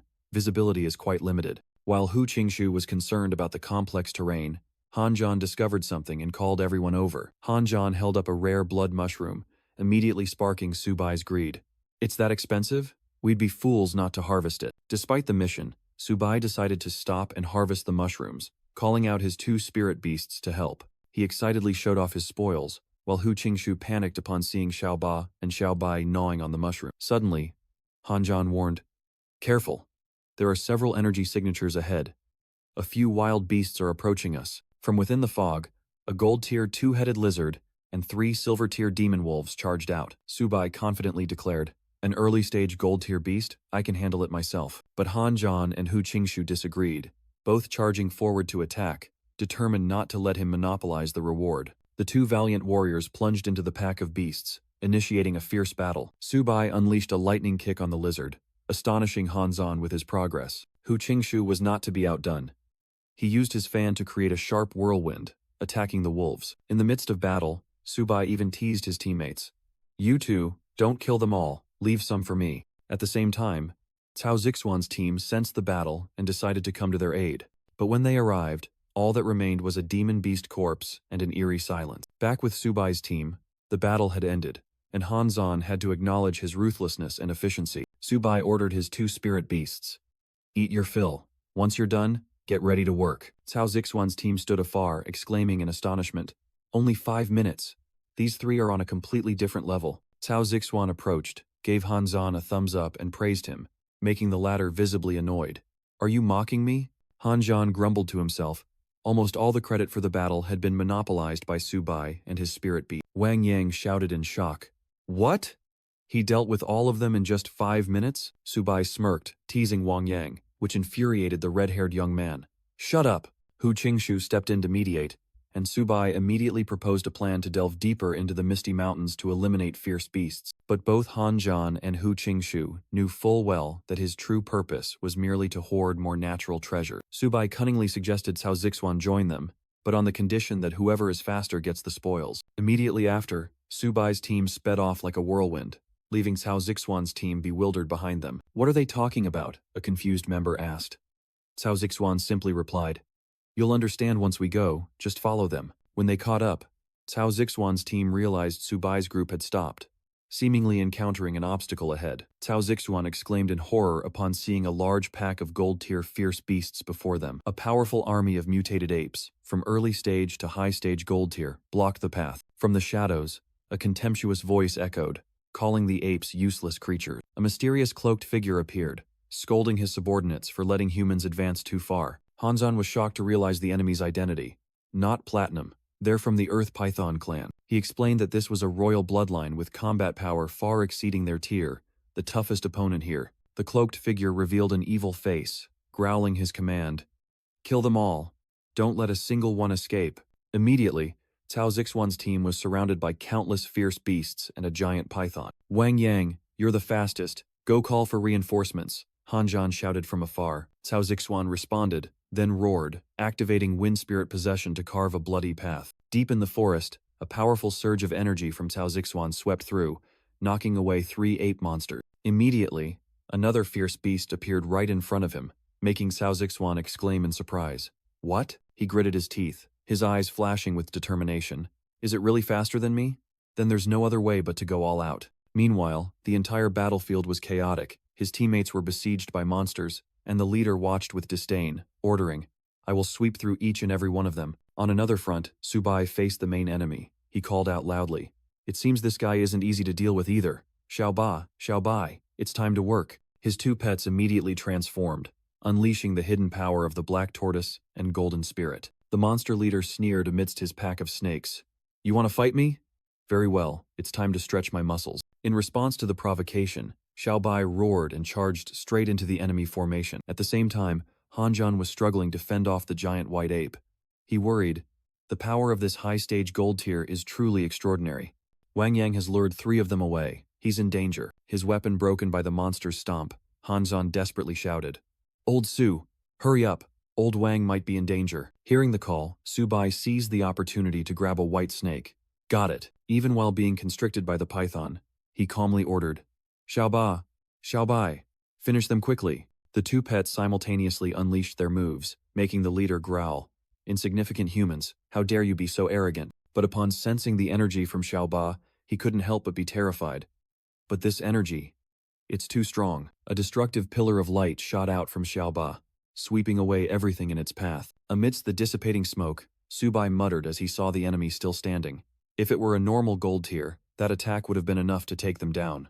Something's wrong. From the rubble, a colossal dark shadow slowly rose. The leader had revealed his true form as a winged python. He roared, You're strong.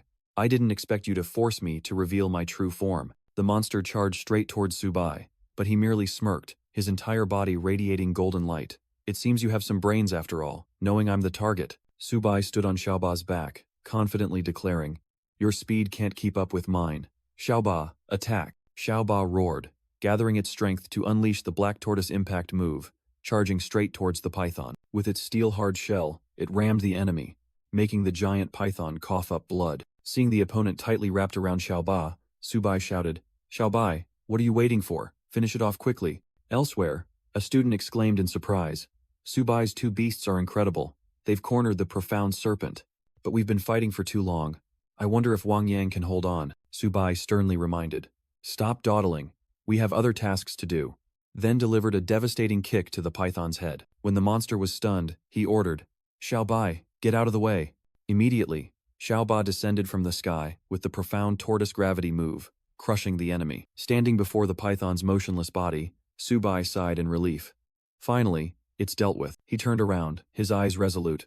Let's go, we need to save. Suddenly, the monster let out a final roar, and the purple tumors on its back swelled and glowed. Witnessing the explosion from afar, the teammate in the blue overalls frantically shouted, "Subai!" Subai gritted his teeth as he realized he was trapped in a barrier.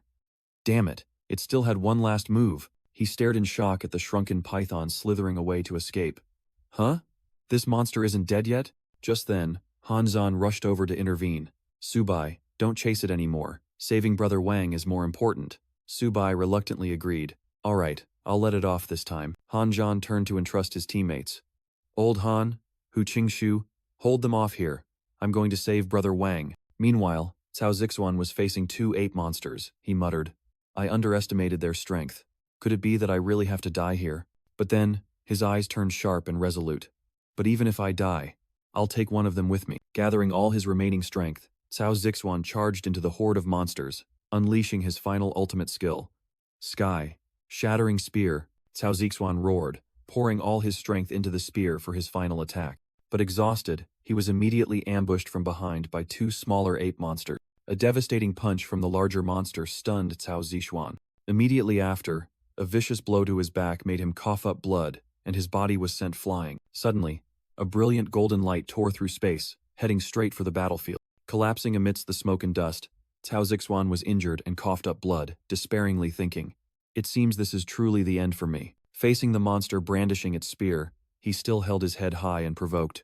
Come on, you beast, killing me is easy. But there will come a day when all of you will be swept away by my humanity. As the fatal spear was about to strike, Cao Zixuan closed his eyes.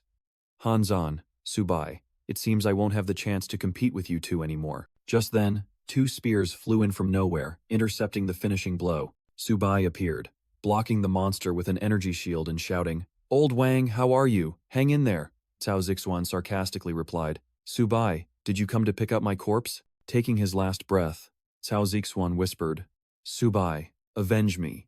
Making Subai frantically shout, Old Wang, wake up, don't sleep. His rage erupted. Subai roared, You beasts, I'll tear you to shreds, and his two pets immediately charged into battle. His hand gripping the spear shaft tightly, Subai's killing intent surged. He faced the alpha ape monster, now missing an arm, and coldly asked, Still arrogant even after losing an arm?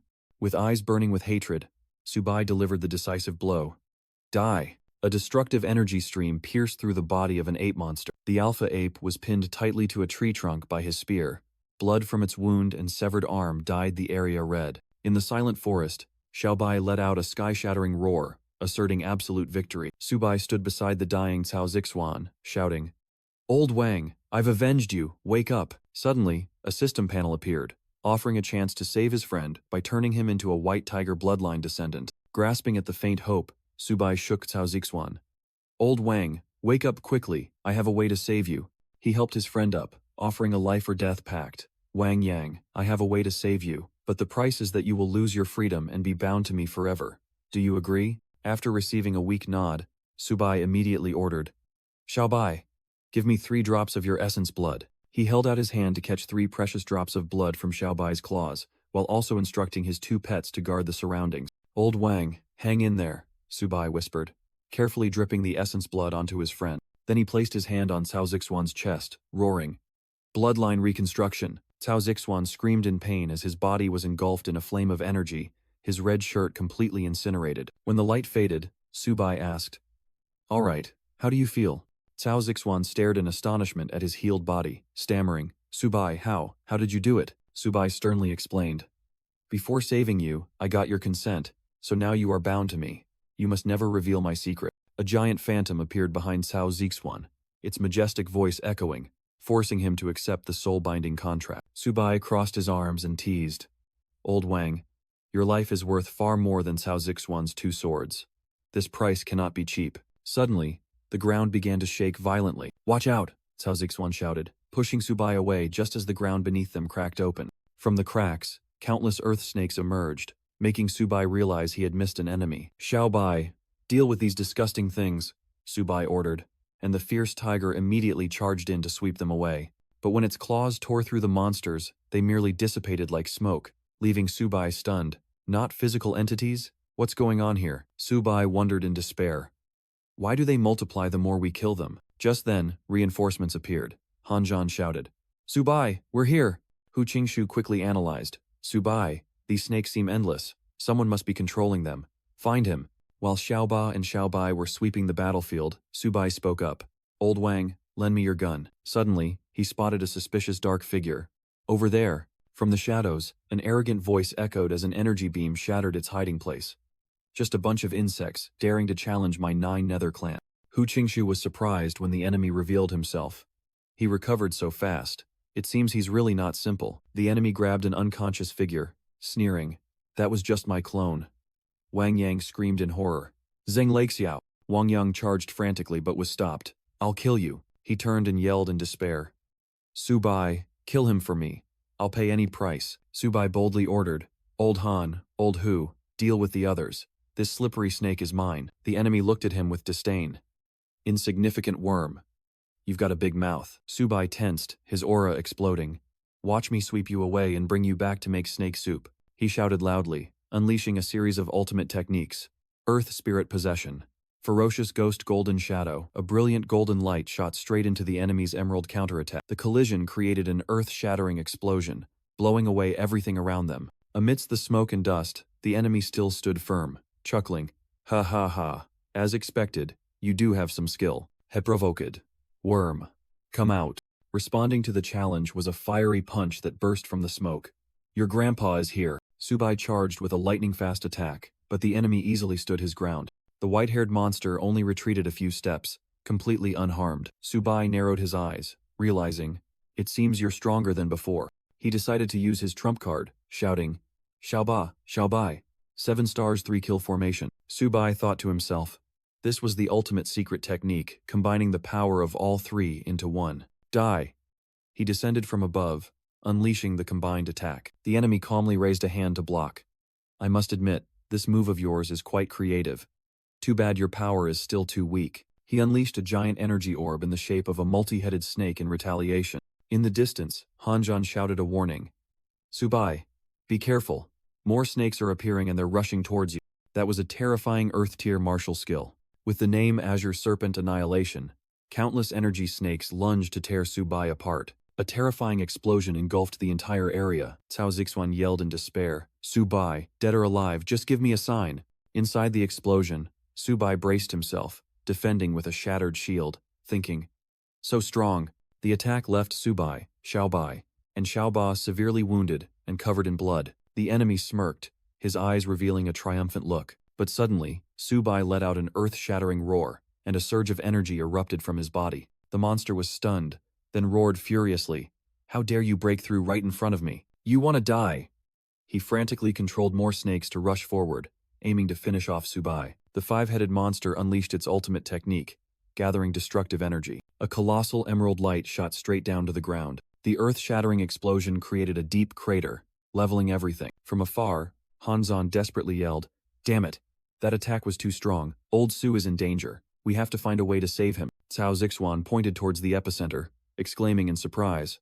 Look, what is that? Could it be? The monster sensed an unusual energy surge, wondering.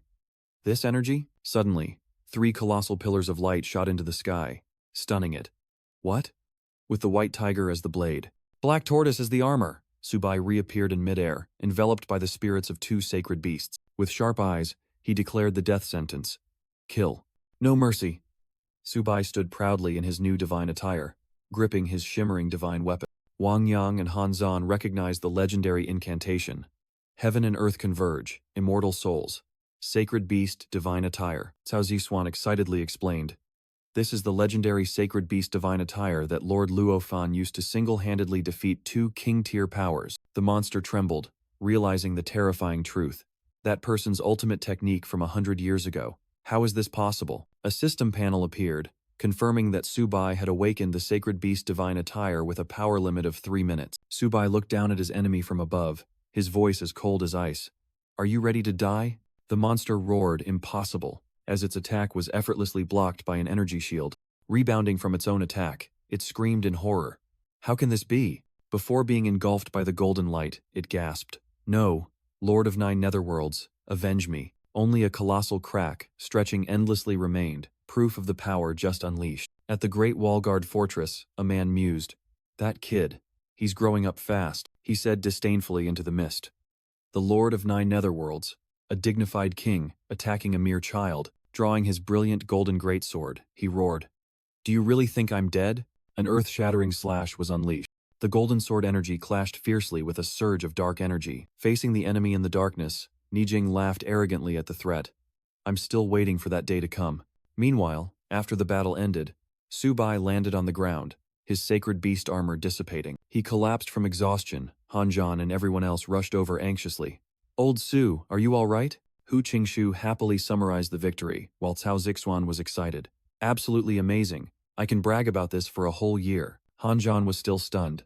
If it weren't for Subai's sacred beast divine gear, we might have been completely wiped out. Subai quickly stood up, warning. The smell of blood here could attract other fierce beasts. We shouldn't stay long. But a cold voice echoed from above as a dark figure swooped down.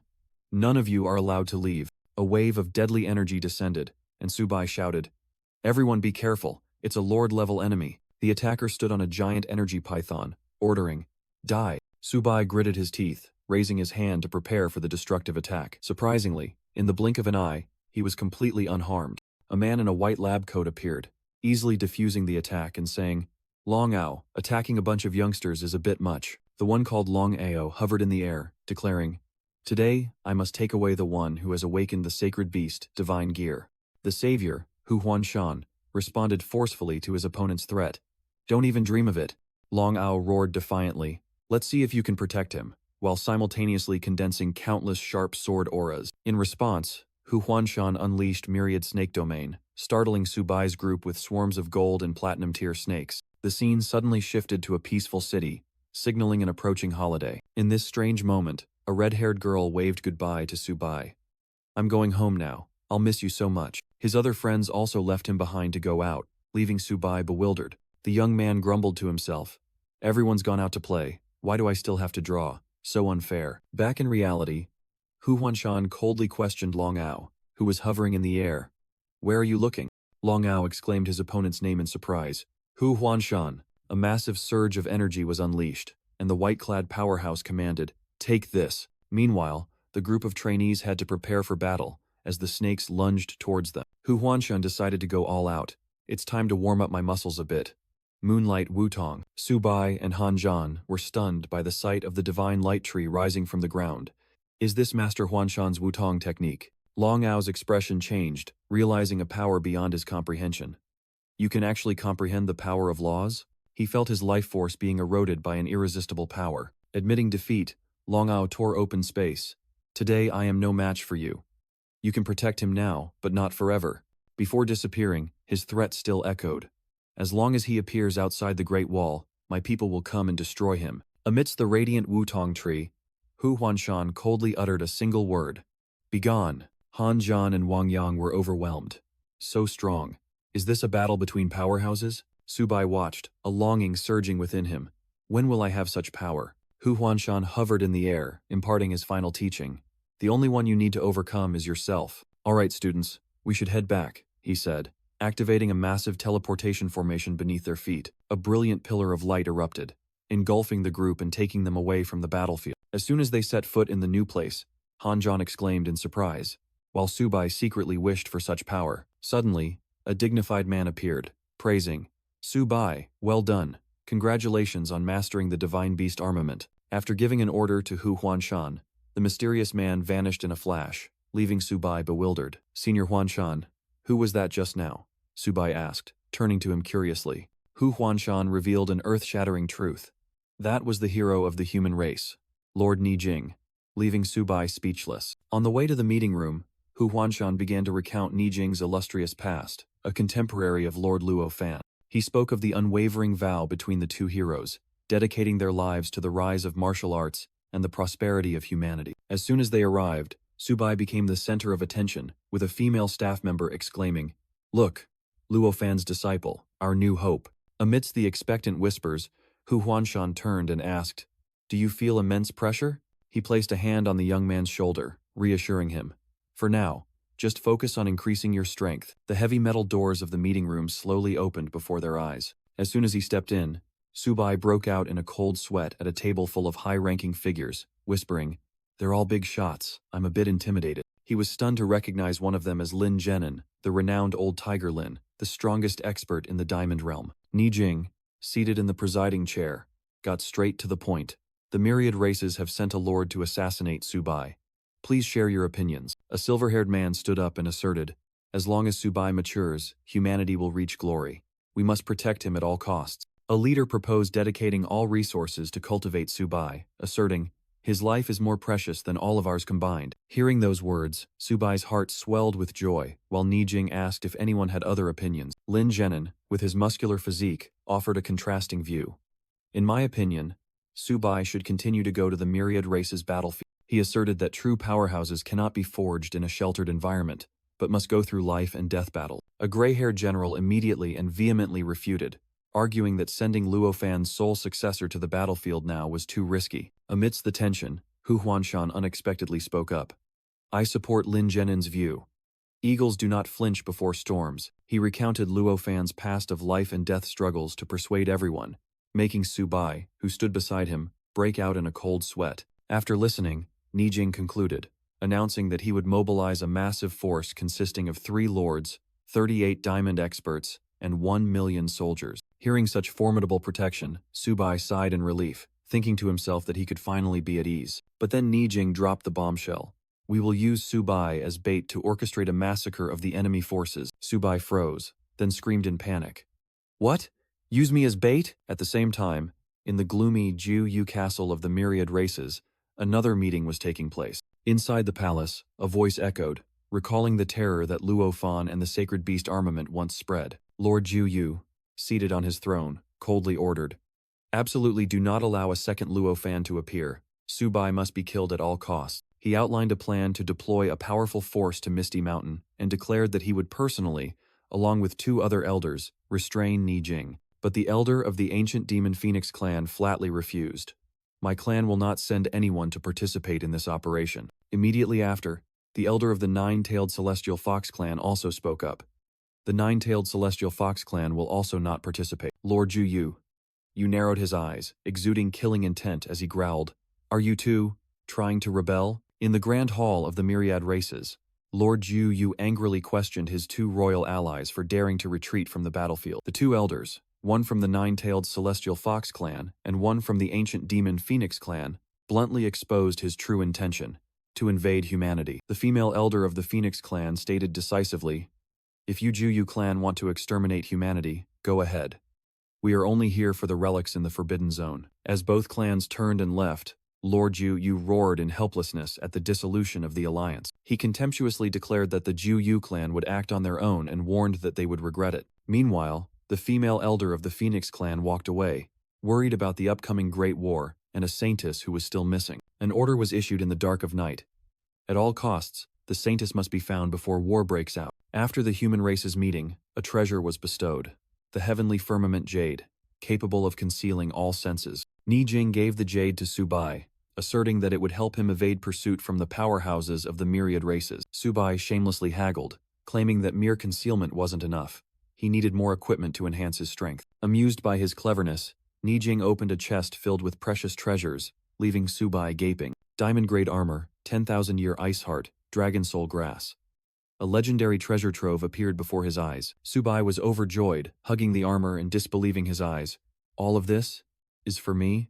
But Ni Jing poured cold water on his excitement, declaring that he would pay in installments for these treasures to avoid spoiling him. Subai desperately clutched the armor, pleading, at least give me this diamond armor, or I'm dead for sure. Dream on, kid. Ni Jing laughed loudly, and then made the armor vanish into thin air, leaving Subai stunned. Losing an entire fortune in an instant, Subai knelt, weeping bitterly in extreme regret. Just as he left the room in a dejected mood, Subai unexpectedly encountered a burly man. Is that Yanran's father? Lin Zhenin called Subai over, and the young man could only swallow hard, stammering as he followed Uncle Lin while his mind raced with explanations. Lin Zhenin suggested keeping Subai on the battlefield, and the young man happily agreed, understanding that this was an opportunity for him to grow stronger. Trying to press him about his relationship with his daughter, Lin Zhenin only received Subai's firm affirmation. We're just good friends. Setting aside romantic matters, he gave Subai a set of golden armor and instructed him to protect his life. With eyes shining like stars, Subai was overjoyed to receive the precious gift from Uncle Lin. The young man promised not to disappoint expectations and would train diligently before leaving. 2 days later, at the frontline base of the Myriad Races battlefield, an atmosphere of battle preparation permeated. Cao Zixuan stood before a coffin, whispering to the deceased that Subai had avenged him, while Han Zhan stood beside him, wondering. Suddenly, Subai appeared in his new armor, making Han Zhan exclaim in admiration and ask where he had stolen it. On the command platform, Nijing spoke with a resounding voice, announcing the invasion of over 1 million Myriad Races troops. In response to the Lord's call, the warriors unanimously shouted their determination to win. Subai analyzed the battle situation, worried that the Myriad Races would send many powerhouses to hold back Nijing. Han Zhan merely shrugged, believing the plan was simply to obey orders, just as the command to scout the Misty Mountains was issued. The battle between the two races erupted fiercely, with warriors charging at each other with destructive attacks. Observing from afar, Hu Jingshu noted that diamond-grade experts had engaged in battle and warned everyone about the chaotic aura surrounding them. As expected, Han Zhan discovered an enemy contingent advancing towards their position. Before them was a pack of turtle-backed wolves and giant-horned demon deer, low-level enemies. The entire team was quickly surrounded by the beasts, cutting off their retreat. Han Zhan excitedly charged forward, telling Subai that he could rest because their opponents were just small fry. But Subai refused to stand aside. He activated his power and summoned his spirit beasts.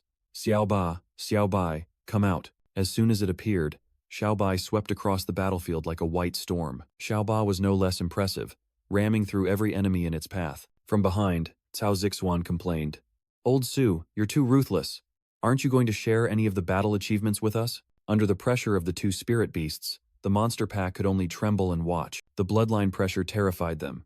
"I can't even muster a single thought of resistance." Both spirit beasts continued their rampage, clearing the battlefield in the blink of an eye. Subai turned to look at his teammates. "What are you two stopping for? What are you shouting about?" A notification panel appeared. He had awakened the Legion ability, and the monster clans were requesting to surrender. Subai was stunned, then burst out laughing. "Legion ability? Recruiting the Myriad Races?" Han Zhan ran over, asking in astonishment. "Old Su, what's happening? Did you tame them?" Subai put his hands on his hips smugly. "Could it be that they were subdued by my charming personality?" He sternly ordered the two leading beasts, who were prostrate at his feet. "The turtle-backed wolf clan will guard the rear, and the giant-horned demon deer clan will guard the flanks. Go." Hu Jingshu observed. "With their cover, we can increase our scouting speed." Suddenly, Subai spun around, calling his spirit beast's name. "Xiaoba?" Xiaoba was emitting a brilliant golden light, digging for something underground, making Subai curious. Found a treasure? The ground shook, and a giant centipede emerged, flinging Xiaoba away. Han Zhan screamed in terror. "Everyone be careful, this is a sawtooth centipede, also known as the Hell Demon." Facing the terrifying beast pack, Subai calmly asked, "Is it really that scary?" Hu Jingshu's face was drained of color as he explained. "It can burrow underground without a trace, and its legs are as sharp as saw blades." Han Zhan continued in terror. "Once it wraps around a target, they'll be torn into 100 pieces." Subai found it strange again, thinking to himself, "Isn't that a bit exaggerated?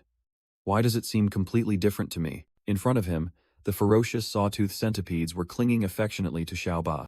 A notification appeared, stunning Subai. "The sawtooth centipede tribe requests to surrender.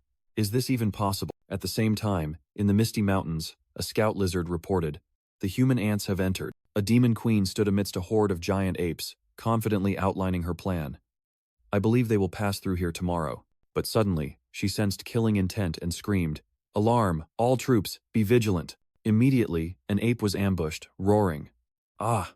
What the hell is this?" The demon queen recognized the enemy in horror.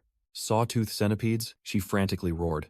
"Why are they here? Quick! Send a distress signal to Juyu Wang." Her elite ape army was swept away by the centipede horde in the blink of an eye. With no other choice, the queen unleashed her full power, casting Azure Serpent Domain. A gigantic purple magic array appeared, engulfing the entire battlefield. She shouted, "Open for me!" summoning a series of giant pythons from underground. However, even the pythons were overwhelmed by the centipede horde, making her exclaim, "Impossible!" The demon queen could only look up at the sky and scream in helplessness. Damn it! One of her pythons was swarmed by centipedes, bitten and torn apart mercilessly. Even a more ferocious red-spined centipede variant appeared, piercing through the snake's scales. The giant python was terrified. "My scales, pierced so easily." In an instant, its body was torn to shreds by an invisible force. At the scene, a strange man mused. To have strangled the hidden dark serpent, what kind of fierce beast is this? He was shocked to realize the culprit. Could it be the sawtooth centipedes? Making his comrade beside him gasp in fright. What? The comrade trembled as he explained. The sawtooth centipedes, also known as hell centipedes, have appeared on the battlefield? The commander immediately ordered. Inform the entire army. If you encounter them, run immediately. Do not engage in battle. At the same time, elsewhere, Subai's group was wandering through the desolate land. Hanjan began to complain, making Subai retort irritably. Are you doubting the route I planned? Hanzan affirmed. Yes, it seems we're lost. But Subai still insisted. Impossible. Finally, Subai had to question himself. Could it really be my fault? Even though I am a bit bad with direction, Hanzan roared. Damn it! If you're bad with directions, why didn't you say so sooner? When all three admitted they didn't know the way, Hanjan was almost in despair. He yelled, We're doomed. 3 people bad with directions. How are we going to get to Clearwater Lake? Suddenly, Subai had an idea. If that's the case, we only have one last resort. He excitedly held up Xiaoba, in the form of a small turtle, to the sky. Subai put Xiaoba down and said, They say an old horse knows the way. An old turtle should be fine too. Lead the way, Xiaoba. He proudly watched his pet begin to move. Such a glutton. Hurry up, and lead the way. Hu Jingshu and Han Zhan whispered to each other. Thanks to Xiaoba, it's much more reliable. Hearing that, Subai shouted from afar. What? Are you saying I'm not even as good as a turtle? Xiaoba sniffed the air, sensing that the fog had dissipated significantly. Subai's group cheered joyfully, believing they had truly escaped the misty mountain. Han Zhan patted his shoulder in praise. Who knew, Xiaoba, you actually know how to find the way. But Hu Jingshu frowned, sensing that something was wrong. Standing on the cliff, Subai realized in shock. This isn't like Clearwater Lake. Xiaoba, where did you take us? Han Zhan checked the electronic map and concluded. According to our current location, we are on the outskirts of Clearwater Lake. All three suddenly looked up at the sky with bewildered expression. A gigantic water monster suddenly burst out from the mist, making Subai scream, What the hell is going on? Run! The whole group fled in panic as the ground shook. Subai grabbed Xiaoba and yelled, You idiot! Where did you take us? Did we go off the map entirely? Amidst the chaos, a clear voice rang out from behind. You 3 lowlifes, wait for this saintess. But the group just kept running headlong. When the danger suddenly disappeared, Subai panted. The monster. It's gone? He stomped his foot on the ground, still in shock. That damn thing. It was terrifying. Subai collapsed, asking in despair, Where exactly is this place? The map clearly said the outskirts of Clearwater Lake weren't dangerous. The whole group now agreed that not only Xiaoba but also the map was unreliable. Suddenly, a voice rang out accompanied by angry stomping. You 3 lowlifes. A red-haired girl appeared, hands on hips, puffing her cheeks and scolding. At such a crucial moment, you don't protect me, only caring about saving yourselves? All 3 men stared blankly at the strange girl, Subai wondering, where did this girl come from? Immediately, a notification appeared before Subai's eyes, stunning him. Huh? What? Vermilion bird bloodline? The information panel appeared, revealing the girl's astonishing identity. Ancient demon phoenix, high-tier silver rank, possessing the vermilion bird bloodline. Subai muttered. The vermilion bird I'm looking for is a child? Making the red-haired girl furious. Who are you calling a child?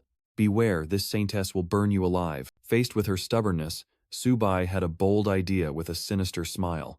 Perhaps a beating will make her more obedient? The red-haired girl roared, erupting in flames of fury. How dare you be disrespectful to the saintess? Today I will make you regret it. Witnessing the scene, Hanzan couldn't help but be surprised. Wow, this girl seems like she's not easy to mess with. Subai merely smirked, energy gathering at his feet. Looks like she really does have a fiery temper. With his golden shadow ghost steps, he glided over and snatched the little girl in an instant. But disobedient children must be taught a lesson. Caught, the little girl puffed out her cheeks, her eyes filled with disbelief and anger. This inferior creature dares to touch me? The little girl struggled wildly in Subai's hands, shouting, Despicable human, you're dead today. This saintess will not spare you. Subai didn't say much, directly pressing the little girl face down onto the ground. Lie down here, you brat. He began a memorable lesson, spanking the little girl's bottom while lecturing. Still dare to be unruly? Dare to breathe fire in the forest? Will you submit? Han Zhan and Hu Jingshu stood afar, looking at each other awkwardly. Hu Jingshu had to explain. This is a beast from the myriad races. Hurt by the spanking, the little girl finally burst into sobs, crying and threatening. Wah, you despicable person. Just you wait. When I grow up, I'll definitely beat you back. Subai remained unfazed, raising his hand. Still dare to argue? What a stubborn temper. Beg for forgiveness and I'll spare you. Cries and smacks echoed throughout the mountains as night fell. No. Wah wah. By the campfire, Hanjan held up a chicken drumstick and called out, Old Su, have something to eat. You need to recharge your energy to keep fighting. Subai, carrying the still sniffling little girl by her collar, walked over and decided, That's enough spanking for today, let's eat first. He ignored the little girl struggling to be released, casually retorting to her threat. If your elder comes, I'll beat her too. When Hanjan offered the chicken drumstick, its fragrant aroma immediately made the crying little girl pause. This is grilled chicken. Why does it smell so good? No wonder it smells so good. This isn't an ordinary bird, the demon girl said, holding the drumstick with a knowing look. But then, the little girl's crimson eyes suddenly lit up as the enticing aroma wafted directly into her nostrils. What did you sprinkle on the grilled chicken? The little girl asked curiously, making Subai secretly wonder. Could it be that this saintess has never eaten cooked food? Subai smirked meaningfully. Well, wanna try a bite? Don't worry, with seasoning, it's even more delicious, he said, sprinkling another layer of sparkling powder onto the chicken. He handed the fragrant chicken drumstick to the little girl. Here, try it, it's really good. Without hesitation, the little girl took a big bite. The moment the delicious flavor exploded, the little girl's entire world seemed to light up. Oh my God! This chicken drumstick is incredibly delicious. The little girl devoured it, declaring, From now on, I'll eat this every day. Seizing the opportunity, Subai made a condition. It's simple. As long as you follow me, you'll have chicken drumsticks with every meal. And the little girl immediately agreed. Remember your promise. I always keep my promises, Subai replied, a triumphant smile clearly on his face. At the same time, a system notification sounded. Congratulations, host. Successfully tamed the ancient demon phoenix. Rank increased to high-grade silver. Subai hadn't expected that just one chicken drumstick could subdue a vermilion bird, so he called out, Xiaobai, come say hello. He introduced the new member. From now on, Xiaohong is also family, making the little girl's eyes light up when she saw an adorable turtle and kitten. Xiaoba and Xiaobai puffed out their cheeks in protest. Brat, I'm your big brother. That's right.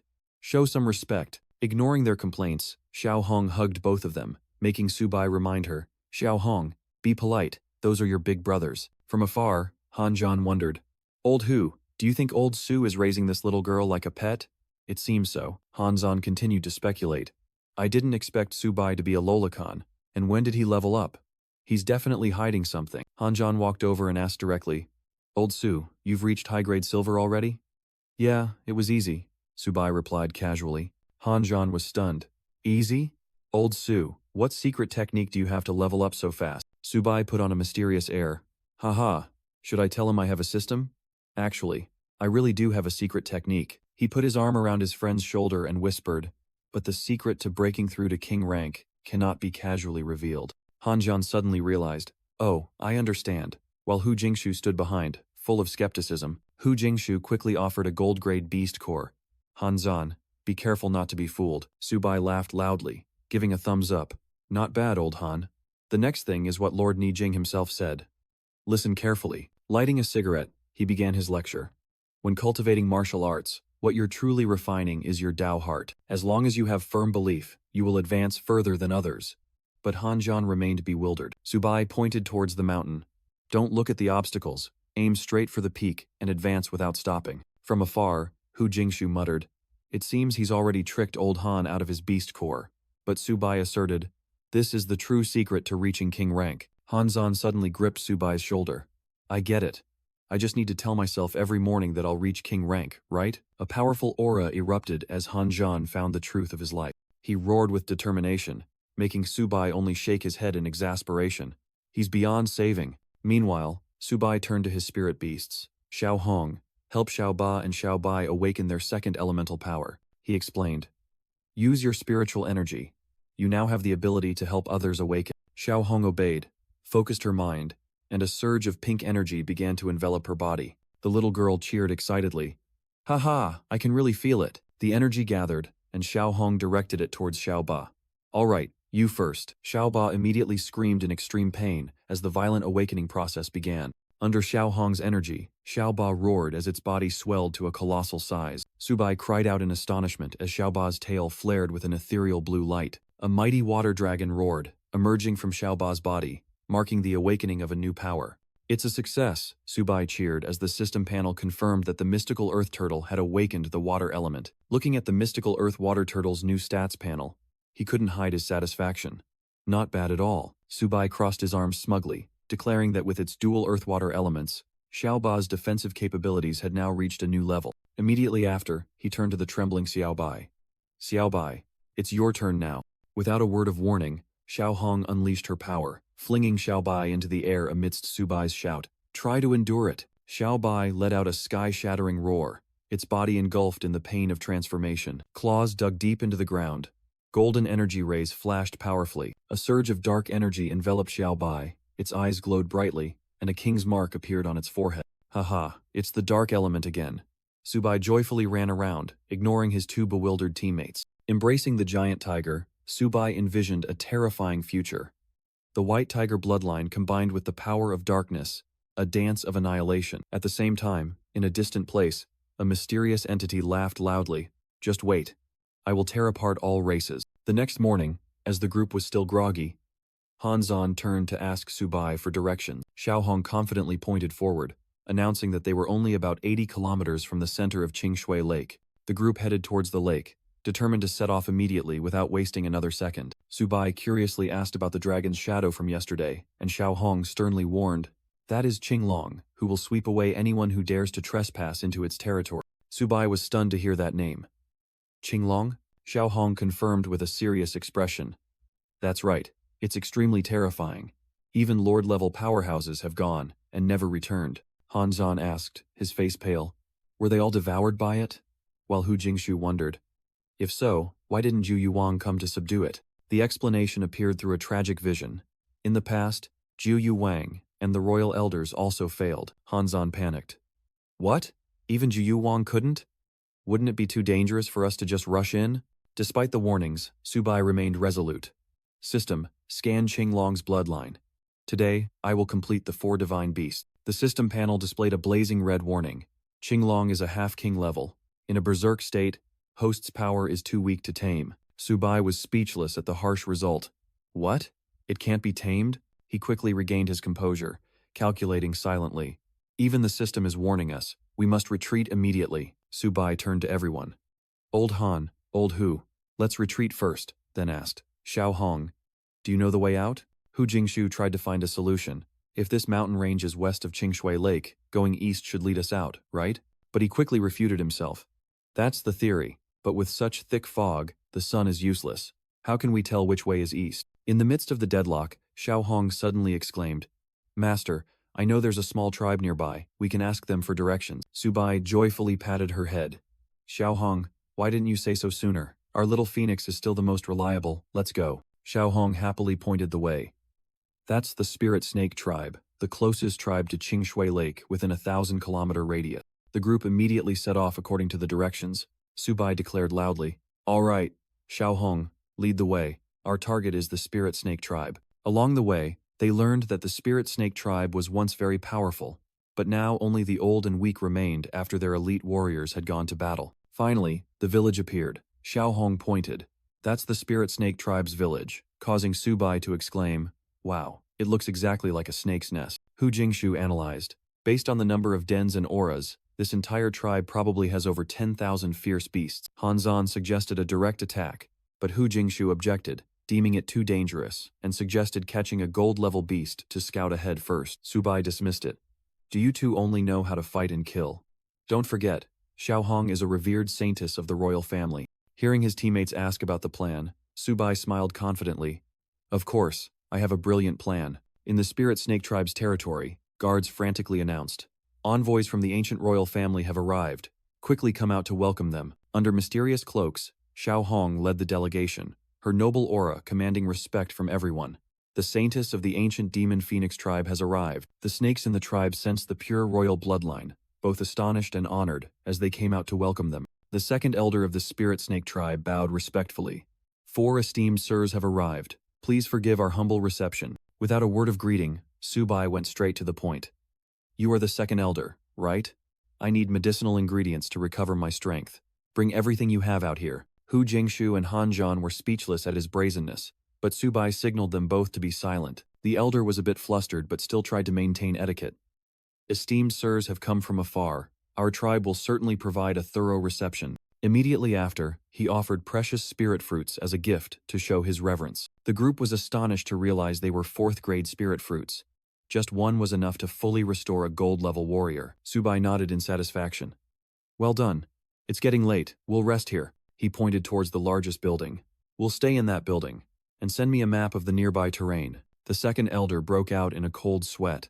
Sir, that is the chief's residence. Without his permission, entry is forbidden. He hastily offered to build a new, larger, and more beautiful residence, but Subai roared. Impudent! Subai glared, using Xiao Hong's identity to exert pressure. Even your chief here wouldn't dare refuse my request. Is the saintess of the Demon Phoenix tribe inferior to the chief of this small tribe? Before Subai's threat, the second elder of the Spirit Snake tribe fearfully bowed his head to the ground. I wouldn't dare. Absolutely not, Xiao Hong continued coldly, a small flame igniting on her fingertip. But the flame flared, and the ancient Demon Phoenix aura terrified the snakes. This is the flame aura of the Demon Phoenix tribe. Subai then adopted a gentle demeanor. Second elder, don't worry. We'll only stay for one night, he added. Remember to bring me the map later, understood, and received absolute obedience. As soon as they entered the residence, the group began discussing. Hey, there's definitely a treasure trove here. Immediately after, the second elder brought the map and presented it, telling himself that it didn't look like it had been tampered with. He reassured himself, I must be overthinking. Why would noble lords covet our tribe's meager possession? After receiving Subai's permission, the second elder respectfully withdrew, leaving the rolled-up map on the rug. As soon as the treasure door closed, the act ended. Subai immediately took off his cloak, revealing his true colors. Old Han, Old Hu, search the first floor. Xiao Hong, go to the second floor. Search every nook and cranny carefully. All 3 teammates excitedly responded in unison, their eyes gleaming with greed. Hu Jingshu exclaimed as he opened a chest. What is this? 5th-grade Jade Marrow Spirit Liquid. Seeing Han Zhan making noise, Subai had to remind him. Old Han, be gentle. If we're discovered, we're all done for. Xiao Hong also reported good news from upstairs. Master, a chest of 4th-grade spirit fruits. Soon, the entire group stood before a mountain of spoils and looted food. Subai laughed loudly and asked, Are you ready? Both humans and beasts eagerly replied. What are we waiting for? Dig in. The entire group dove into the lavish feast, celebrating their successful plunder. After a hearty meal, Han Zhan boasted that his power bottleneck was about to break through, while Subai held up the map. The group huddled together, and Subai announced the plan.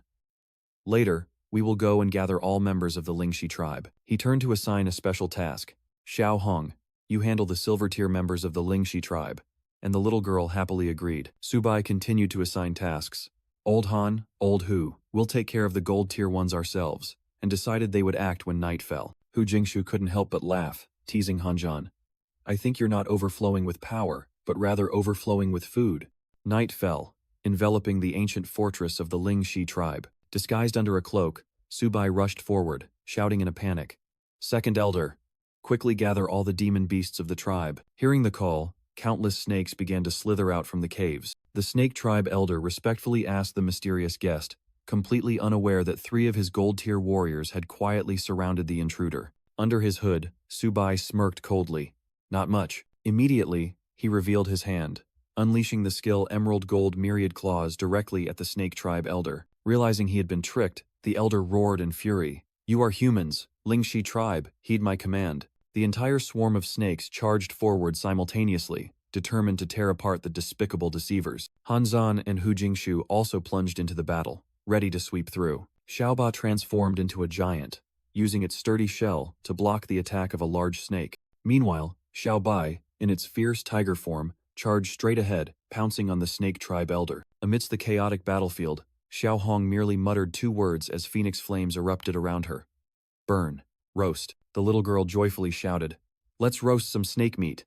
Amidst the horrifying screams of the snakes being burned alive, witnessing that scene, even Subai shivered in awe. Xiao Hong's demon phoenix fire is truly terrifying. Amidst the sea of flames, the desperate cries for help from the Lingxi tribe echoed throughout the mountains and forest. Subai smirked, handing over the last prey. Old Han, this one's yours. The dying snake elder gasped. Who are you? Only to receive a cold reply. We are the ones who came to take your life. A sharp spear thrust tore through the air, ending everything. Hanzon clicked his tongue. Not satisfying at all, but Subai warned, "Don't let your guard down.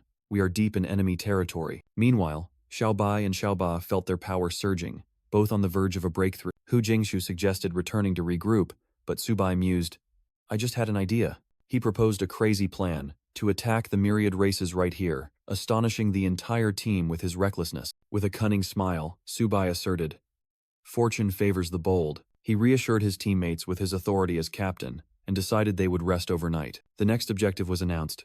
"Tomorrow, we will advance towards the Fengbao mountain range." Hanzon and Hu Jingshu couldn't help but worry, realizing it was the territory of the Fengbao tribe and sensing their captain's overconfidence. The next day, in a forest, leopard guards were patrolling. The group, disguised in black cloaks, Subai loudly declared, "The divine snake lords of Yundi have arrived. Why aren't you coming out to greet us?" The leopard guards panicked upon hearing the name of their sworn enemy, hastily running off to report. Immediately, a burly black leopard leader, his face filled with murderous intent, appeared and growled, "Have you come here to die?" Subai's group was completely bewildered, not understanding why they were met with such hostility. The leader roared, "My Fengbao tribe and your divine snakes have an irreconcilable feud. Today is the day of vengeance." Without giving them a chance to explain, the leopard tribe leader charged forward with twin blades in hand, shouting, "Kill them for me." The leopard tribe leader roared, "Kill," then swung his twin blades, charging straight at Subai's group. Hanzon struggled to parry attacks while shouting, "Old Su, your plan is ruined." Subai irritably replied, "How was I supposed to know they had a feud with them? At worst, we'll just charge straight through." Subai decisively discarded his cloak, ordering, "Xiaoba, Xiaobai, it's time to work." Immediately, Xiaobai and Xiaoba rushed forward, blocking the black leopard leader's furious assault. Subai turned to assign a task. "Xiaohong, these leopards are very fast. I'm counting on you." The little girl nodded decisively. "Understood." Xiaohong soared into the air, her entire body erupting in a fiery aura. She unleashed the skill Demon Phoenix Fire, and a giant fire phoenix descended, engulfing the entire battlefield. The leopard tribe leader was incinerated by the demonic flames, left only to scream in despair. The battle ended swiftly, and Hanzon excitedly cheered amidst the ashes. "Amazing! I just leveled up." Subai glanced at him with a smug expression. "Isn't that the method I taught you?" The system notification appeared, confirming that both of his spirit beasts had evolved to the golden tier, making Subai smile in satisfaction. "This is significant progress." Xiaoba let out a resounding roar, its body having grown much larger than before, causing Subai to exclaim, "Xiaoba has grown bigger again." He analyzed its new skill. Reduces enemy attacks by 20% and traps them in a water barrier. Xiaoba's upgraded skill is truly overpowered now. Next was Xiaobai, and he was even more surprised. Shadow Strike?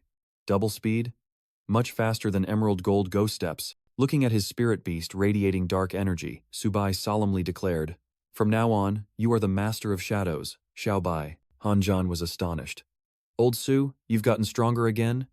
Meanwhile, Xiaobai was wondering, "I clearly have the will and faith to seek the Tao. Why can't I break through?" Subai sneered, explaining to his friend, "Old Han, that just means your faith isn't strong enough." Xiaohong curiously asked, "Where do we go next?" Subai looked at the map in his hand and replied, "Now there's only one place I haven't been to yet." He pointed towards the gloomy mountain in the distance. "That is the main city of the Yuan Yaoshi." With a confident smile, Subai declared, "All right, let's go there," astonishing his two teammates with his recklessness. Hanzon immediately objected, arguing that the city of the myriad races must be guarded by extremely powerful individuals. "With just a few of us attacking the main city, isn't that just seeking death?" Hu Jingshu also agreed, worried that if their human identities were exposed, they would have no way out. Subai then retorted, "Old Han, old Hu, have you two forgotten your faith and will to seek the Tao?" He boldly declared that to become stronger, they had no choice but to enter the main city. Just imagine, one day when you reach the king tier realm, looking down on all races like a pile of ants. Even if we can't return, we are still doing something incredibly great. Do you understand?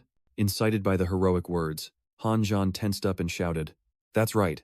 I, Hanzon, was born great, and I will die gloriously." Subai gripped his teammate's hand, while Hu Jingshu was speechless at this dizzying change. After their wills were unified, Subai ordered, "Xiao Hong, lead the way," and the girl happily accepted the command. A crow seemed to mimic their slogan as the group began their journey towards the distant mountain. 3 days later, Xiao Hong happily ran ahead, announcing that they were almost there. When they arrived, Xiao Hong excitedly pointed to the main city of the hidden demon serpent, leaving Subai a little stunned. From afar, the city looked like a giant mountain fortress, making Han Zhan exclaim, "Old Su, I suddenly regret this a little." Subai tried to reassure his teammates, while Xiao Hong revealed that she had been here before with the Grand Elder. She began to explain the city's complex structure with multiple entrances for different races, all requiring verification and payment. Subai was astonished to learn about the entrance fee, but Xiao Hong explained that it was paid with purple crystal stones. She added that purple crystal stones were not only currency but also contained immense energy, extremely useful for cultivation. Xiao Hong explained that purple crystal stones, containing elemental power, were what masters used for cultivation. Subai patted her head, teasing, "Xiao Hong, you're a dignified saintess. Don't tell me there's only one in this spatial bag, right?" To prove it, Xiao Hong emptied the bag and thought to herself, "I am actually quite rich." A mountain of purple crystal stones poured out, leaving the whole group stunned. No wonder she was so calm. She's truly a little rich lady. Xiao Hong innocently looked at them all, confidently asserting, "That belongs to Xiao Hong." Subai had an idea, his eyes gleaming. "It's not safe for children to carry so much money. Let your master keep it for you." Snatching the bag, he triumphantly declared, "That settles it. We hit the jackpot this time." Despite Xiao Hong's attempts to hold on, the girl had no choice but to change the subject, revealing the plan. "I will bestow upon everyone the aura of the hidden demon serpent, so we can enter the side gate for free." Disguised in black cloaks, Subai smugly watched other beasts make way. "See, this trick never fails." At the city gate, the snake guards bowed respectfully. "Welcome back, esteemed sirs, to the main city." The group calmly entered. Subai asserted, "Of course, we'll go straight into the main city." But as soon as he entered, he exclaimed in surprise, "Wow, why are there so many fierce beasts here?" Before them was a bustling beast city. Hanjan was also overwhelmed. "Old Su, I didn't expect it to be this crowded," Hu Jingshu mused. "The foundation of all races is deeper than we imagined. Humanity is no match for them," Xiao Hong explained. "Actually, the 10 million strong army is just cannon fodder. The true elites are the royal families and tribes of the hidden demon serpent." Realizing the situation, Subai suggested, "I didn't expect this city to be so lively. How about we take a stroll?" Suddenly, a notification appeared. It was Xiaoba's voice. "Master, I found something good in the southwest." Seizing the opportunity, Subai told his teammates, "We should split up and act. It will be more efficient." He gave each of them one purple crystal stone, making them complain, "You only gave us one? So stingy." Xiao Hong has a whole bag full. After distributing one purple crystal stone to each person, Subai casually said, "No need to thank me, just remember it. Xiao Hong, let's go." Meanwhile, Hu Jingshu invited, "I plan to go somewhere to consult ancient books. Do you want to come along?" But Han Zhan already had his own plans. Subai and Xiao Hong quickly found their target, a fortified building guarded by the snake tribe. With a sly smile, he wondered, "I wonder if there's anything interesting here." Judging the wall not too high, Subai was about to climb over when Xiao Hong screamed, pointing towards the sky. He breathed a sigh of relief when he realized it was a defensive barrier. It was a good thing he hadn't acted rashly. Subai squinted at the familiar ancient characters, trying to recall. "I think I've seen them in an ancient book." He was shocked to realize, this is a flight-prohibiting barrier. The Earth, walking mystic python tribe really went all out. Just then, Xiao Hong warned that someone was coming, and both quickly hid. From their hiding spot, they observed 3 snake guards patrolling, reporting that everything was normal.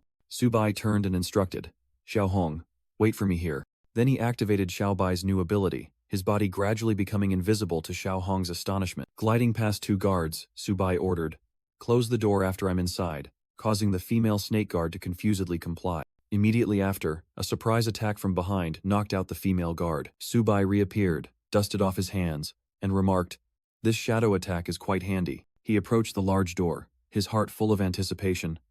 Let's see what treasures they're hiding here. Inside was an overwhelming sight, the entire room filled with purple crystal stones, making Subai overjoyed. We hit the jackpot, but his joy was short-lived. A strange sound startled him. "Wait, is someone else here?" 2 figures appeared at the doorway, a voice rang out, and Subai suddenly realized. This voice was very familiar. Hanzan and Hu Jingshu appeared at the doorway, surprised, calling out, "Subai? It's you." Subai was stunned, unable to believe his eyes. "What? You two?" One went to buy weapons, one went to read books. What a coincidence, he pointed and questioned. "Don't you two always act righteously?" How did you get in here without being detected? Hanjan scratched his head and gave a forced laugh, explaining awkwardly, there's a tunnel over there, and I just wandered in. Subai waved it off. Enough, take what you can, just don't make any noise. He pointed to a glowing chest and ordered, and don't follow me. But Hanzan immediately complained, come on, Su, don't be so stingy. A moment later, both Hanjan and Hu Jingshu had filled their bags, making Tubai sigh in exasperation. You two really have no ambition. Suddenly, a bell fell to the ground, its sound echoing throughout the ancient temple. Tubai turned around and yelled, damn it! Han, you idiot, you've caused trouble again. A snake guard discovered his comrade had been taken down and immediately rang the alarm bell. Sound the alarm! The ancient temple is being robbed. Run! If we don't leave now, we're done for. Tubai yelled, and the three of them hastily fled. The snake guard forces were quickly mobilized for pursuit. Dark, tentacle-like shadows surged out from the city gate, determined not to let the intruders escape. A snake tribe leader roared an order.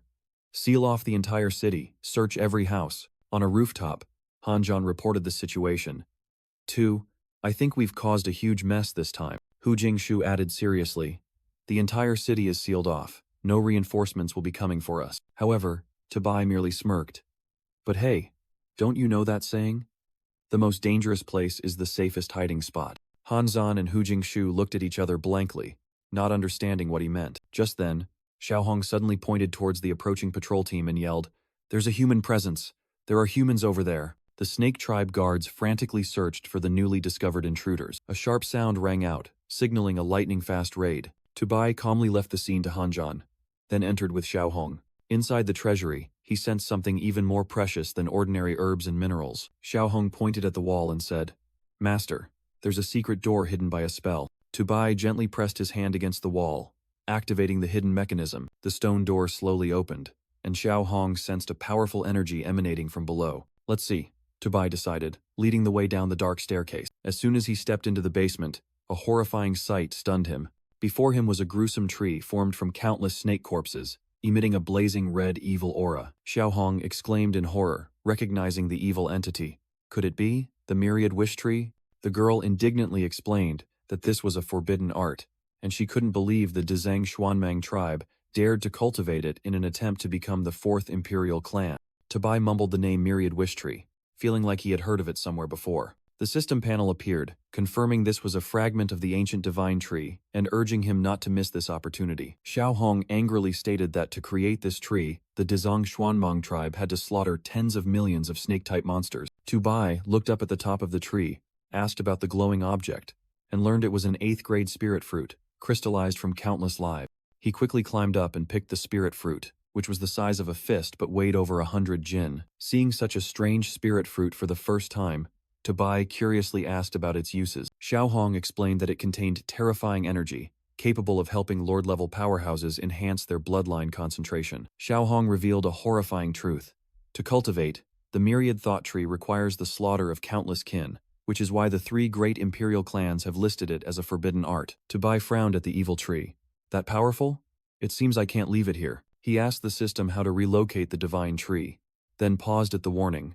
Cause a minor disturbance? Despite the risks, Tubai declared, forget it, I can't leave it behind anyway. Placing his hand on the tree trunk, he decisively ordered, I'm ready, begin. Immediately, a blazing red destructive energy burst forth from the divine tree. Tubai was thrown back, roaring in horror. Space cracks? Is this what the system calls a minor disturbance? Xiaohong cried out in panic. Master, space is collapsing. We have to get out now, or we'll be trapped. The energy explosion engulfed them both, and Xiaohong desperately screamed. Master, if we don't go now, it'll be too late. In the eye of the storm, Tubai spread his arms, trying to stabilize the chaotic energy tearing everything apart. He gritted his teeth and growled, this place is about to collapse completely. Xiaohong, run, Tubai yelled, as the miraculous bag was tightly wrapped by dark tentacles. The bag emitted a dazzling golden light, completing its final mission amidst the shattering space. Having just escaped danger, Tubai was breathless, while Xiaohong joyfully exclaimed, Master, you did it. You've transplanted the myriad thought tree. Looking at the golden tree and the pile of spoils, Tubai wondered, it's a success, but why is the ground still shaking? He was stunned to see his pile of spirit stones vanish, completely absorbed by the tree. What? It's devouring my heavenly treasures and earthly wonders? Rage flared, and Tubai rushed forward with a kick. What the hell? Spit out all my spirit resources, you bastard. The tree suddenly emitted a brilliant light, and Xiao Hong hastily warned, Master, dodge. The myriad thought tree seems to be. At the same time, at the Wanli Great Wall military base, a soldier reported in horror, Lord Nijing, this energy. It's so powerful it seems to transcend all laws. At a military base, a seasoned commander sensed the terrifying energy. Suspecting that an existence beyond the king level had awakened, he immediately ordered his subordinates. Contact the reconnaissance team at once. Find out what's happening. Meanwhile, at the nine-tailed celestial fox imperial city, a fox queen exclaimed in horror. This is god-level power? She couldn't believe that this terrifying energy originated from the main city of the Dizang Xuanmong tribe, and immediately ordered an investigation. At the nine-nether imperial city, a white-haired king on his throne also sensed the anomaly, wondering what was happening. A subordinate rushed over to report in confusion. This servant truly does not know. This servant will go to the main city to investigate immediately. The energy surge shook even ancient forbidden lands, from the Jade Water Pool to the Sword Tomb, where myriad swords roared with thunder, and even the creatures sealed beneath the Luotian River. The entities imprisoned in space joyfully roared. It won't be long until we return to the mortal realm. On the Wanzhou Zhanchang, a sudden energy explosion occurred, causing a terrifying earthquake. A leader of the Dizang Xuanmong tribe turned pale upon realizing the direction of the energy emission. Damn it, Wan Nianshu. He broke out in a cold sweat, fearing that the secret of his forbidden cultivation technique would be discovered by the three great imperial clans. Without a word of explanation, he suddenly ordered, Dizang Xuanmong tribe, all forces, retreat immediately. However, that army unexpectedly turned their spears, sweeping through the very allies they had just fought alongside, catching the myriad races off guard. A leader of the ape tribe frantically yelled, Retreat quickly! We retreat too! Amidst the chaotic battlefield, shouts echoed everywhere. The myriad races are in chaos. Kill them all. A bear tribe leader, both angry and helpless, roared, Don't just stand there. Run! Subai was stunned. What's happening? Could it be that I caused all of this? Standing amidst the devastated scene, he couldn't believe his eyes. This is a bit too much, isn't it? Suddenly, an authoritative voice boomed from above. You damned thief! How dare you touch our sacred tree? Making Subai realize he was in big trouble. A pointy-eared woman, a platinum-tier Zhu Zhanglao, appeared and ordered, Seize him. Being fiercely pursued, Subai thought to himself, If I don't run now, I'm dead for sure. The elder growled, waving her hand to create an energy sword. You still intend to run? With that, she swooped down from the air, unleashing a heaven-shattering slash. Die! Subai watched in horror as the giant blade cleaved straight towards him. He hastily raised his hand, activating a golden hexagonal shield for defense. Although he blocked the attack, the impact still sent him sliding, and Subai had to admit, Platinum tier is truly different. Just then, Hu Jingshu and Han Zhan appeared, further infuriating the elder, while Hu Jingshu asked in surprise, What is this? Why did Subai's energy suddenly surge? Subai was delighted to see his comrade in his new form. Yo, you've really advanced to Huangjin tier. Han Zhan, in his purple armor, stepped forward to block the enemy, resolutely saying, Su, you go first, I'll hold her off. The elder roared, You want to die, and swung her sword. But Han Zhan managed to raise his great saber to parry the blow. Knocked back, Han Zhan knelt on one knee, but his eyes were still full of defiance at the enemy's taunt. Do you really think your armor can withstand me? Subai asked worriedly, but Han Zhan firmly replied, Go. You guys go. I'll cover your retreat. Hu Jingshu immediately decided, Let's retreat first. And Subai agreed, not forgetting to exclaim, Han, you truly are a savage. Han Zhan strained to stand up, his eyes sharp. Witness my saber technique. Han Zhan unleashed a series of slashes, scoffing. You think these petty tricks can injure me? The group immediately turned and fled, Subai throwing a spirit fruit to his comrade. Here, eat this to recover your energy. Outmaneuvered, Zhu Zhanglao roared in fury. Damn it! None of you are escaping today. All three transformed into streaks of light, dashing through the air at full speed. The high-speed chase ensued, a fierce pink streak of light relentlessly pursuing the three streaks of light ahead. Zhu Zhanglao couldn't believe her eyes. Is that the speed a Huangjin tier should have? 3 hours later, standing on the cliff, she gritted her teeth. Those bastards really ran. We absolutely cannot let them escape. A subordinate reported, making Zhou Zhanglao frown. This is the forbidden area of the Tianluo River. Further ahead is Bishuitan. Despite the danger, she ordered, There's no time to worry about that now. We must capture those 3 humans. Meanwhile, Subai's group had stopped to rest. and he wondered, "They're chasing us like mad. What's going on?" Subai gave a wry smile. "It's a long story. Let's recover our strength first, then find a way to escape from here." Suddenly, an authoritative voice boomed from above. "None of you are going anywhere. I'll have to deal with this myself." Han Zhan immediately stood in front, facing the platinum tier Shi Zhanglao. "Hand over our tribe's sacred tree." The enemy roared, transforming into a giant python. "And I will grant you a swift death." The monster swung its tail, sending Han Zhan flying with one blow, making Subai scream in horror. "Han," Subai angrily confronted the python. "You still dare to call that tree sacred? I've already taken care of it for you." Shi Zhanglao snarled. "Let's see how long you can last." Han Zhan stood up, handing the spirit fruit to his friend. "Su, take Hu and go. Leave this place to me." Han Zhan was injured and coughed up blood, shouting loudly, "I'm not kidding. Go. Humanity's victory is what matters most." Subai looked back, gritting his teeth and calling his comrade's name in anguish. "Go." Han Zhan roared one last time, while Subai reluctantly decided, "Han, we'll wait for you up ahead." But Shi Zhanglao had transformed into a giant python, rushing to block their path. "Still trying to run? Die." Han Zhan immediately rushed out to block the way. "Your opponent is me." The first collision sent the giant python crashing into the cliff, but it quickly turned the tables, crushing Han Zhan and scoffing, "Inferior human. Your life isn't even worth an insect's." Shi Zhanglao glanced, her voice full of disdain. "I'm not done yet." Completely overwhelmed, Han Zhan still roared defiantly. "I told you, your opponent is me, stupid human." The giant python snarled as Han Zhan stubbornly stood on its body. It swung its massive tail, delivering a heaven-shattering blow to the young man. Han Zhan spat blood, sent flying like a tattered puppet. "I don't have time to waste on you." Shi Zhanglao's eyes blazed with killing intent. Countless energy snakes emerged from the ground, surrounding Han Zhan. The young man was constricted by them, completely helpless against the enemy's power. Meanwhile, in a distant place, the scene became peaceful. Subai and Hu Qingshu had arrived at Bishui Tan, a clear, tranquil blue lake. "Why is it so quiet?" Subai asked anxiously, while Hu Qingshu fretted.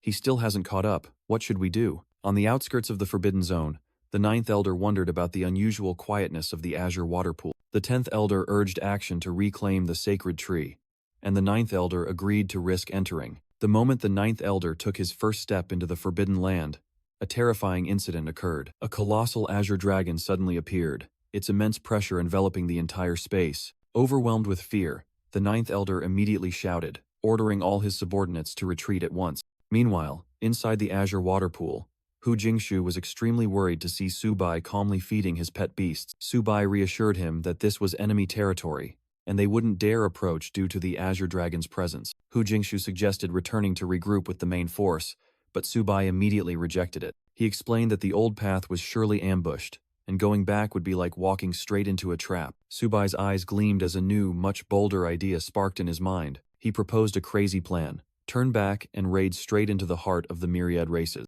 Hu Jingshu cried out in panic, believing that doing so would only lead to them being pursued more fiercely. Subai calmly explained they would take a detour, a route only he knew. He confidently affirmed his plan, stating that they could also use this opportunity to search for Han Zhan's whereabouts. After convincing Hu Jingshu, Subai urged the pet beasts, who were still engrossed in eating, to get going. As they ran, Subai explained to Hu Jingshu the hard-earned lesson he had learned. He realized that when facing platinum-tier enemies, the only way to survive was to focus on speed and escape. Hu Jingshu clenched his fists, bitterly acknowledging the immense power gap between the ranks. Suddenly, Subai signaled them to stop, warning of movement ahead.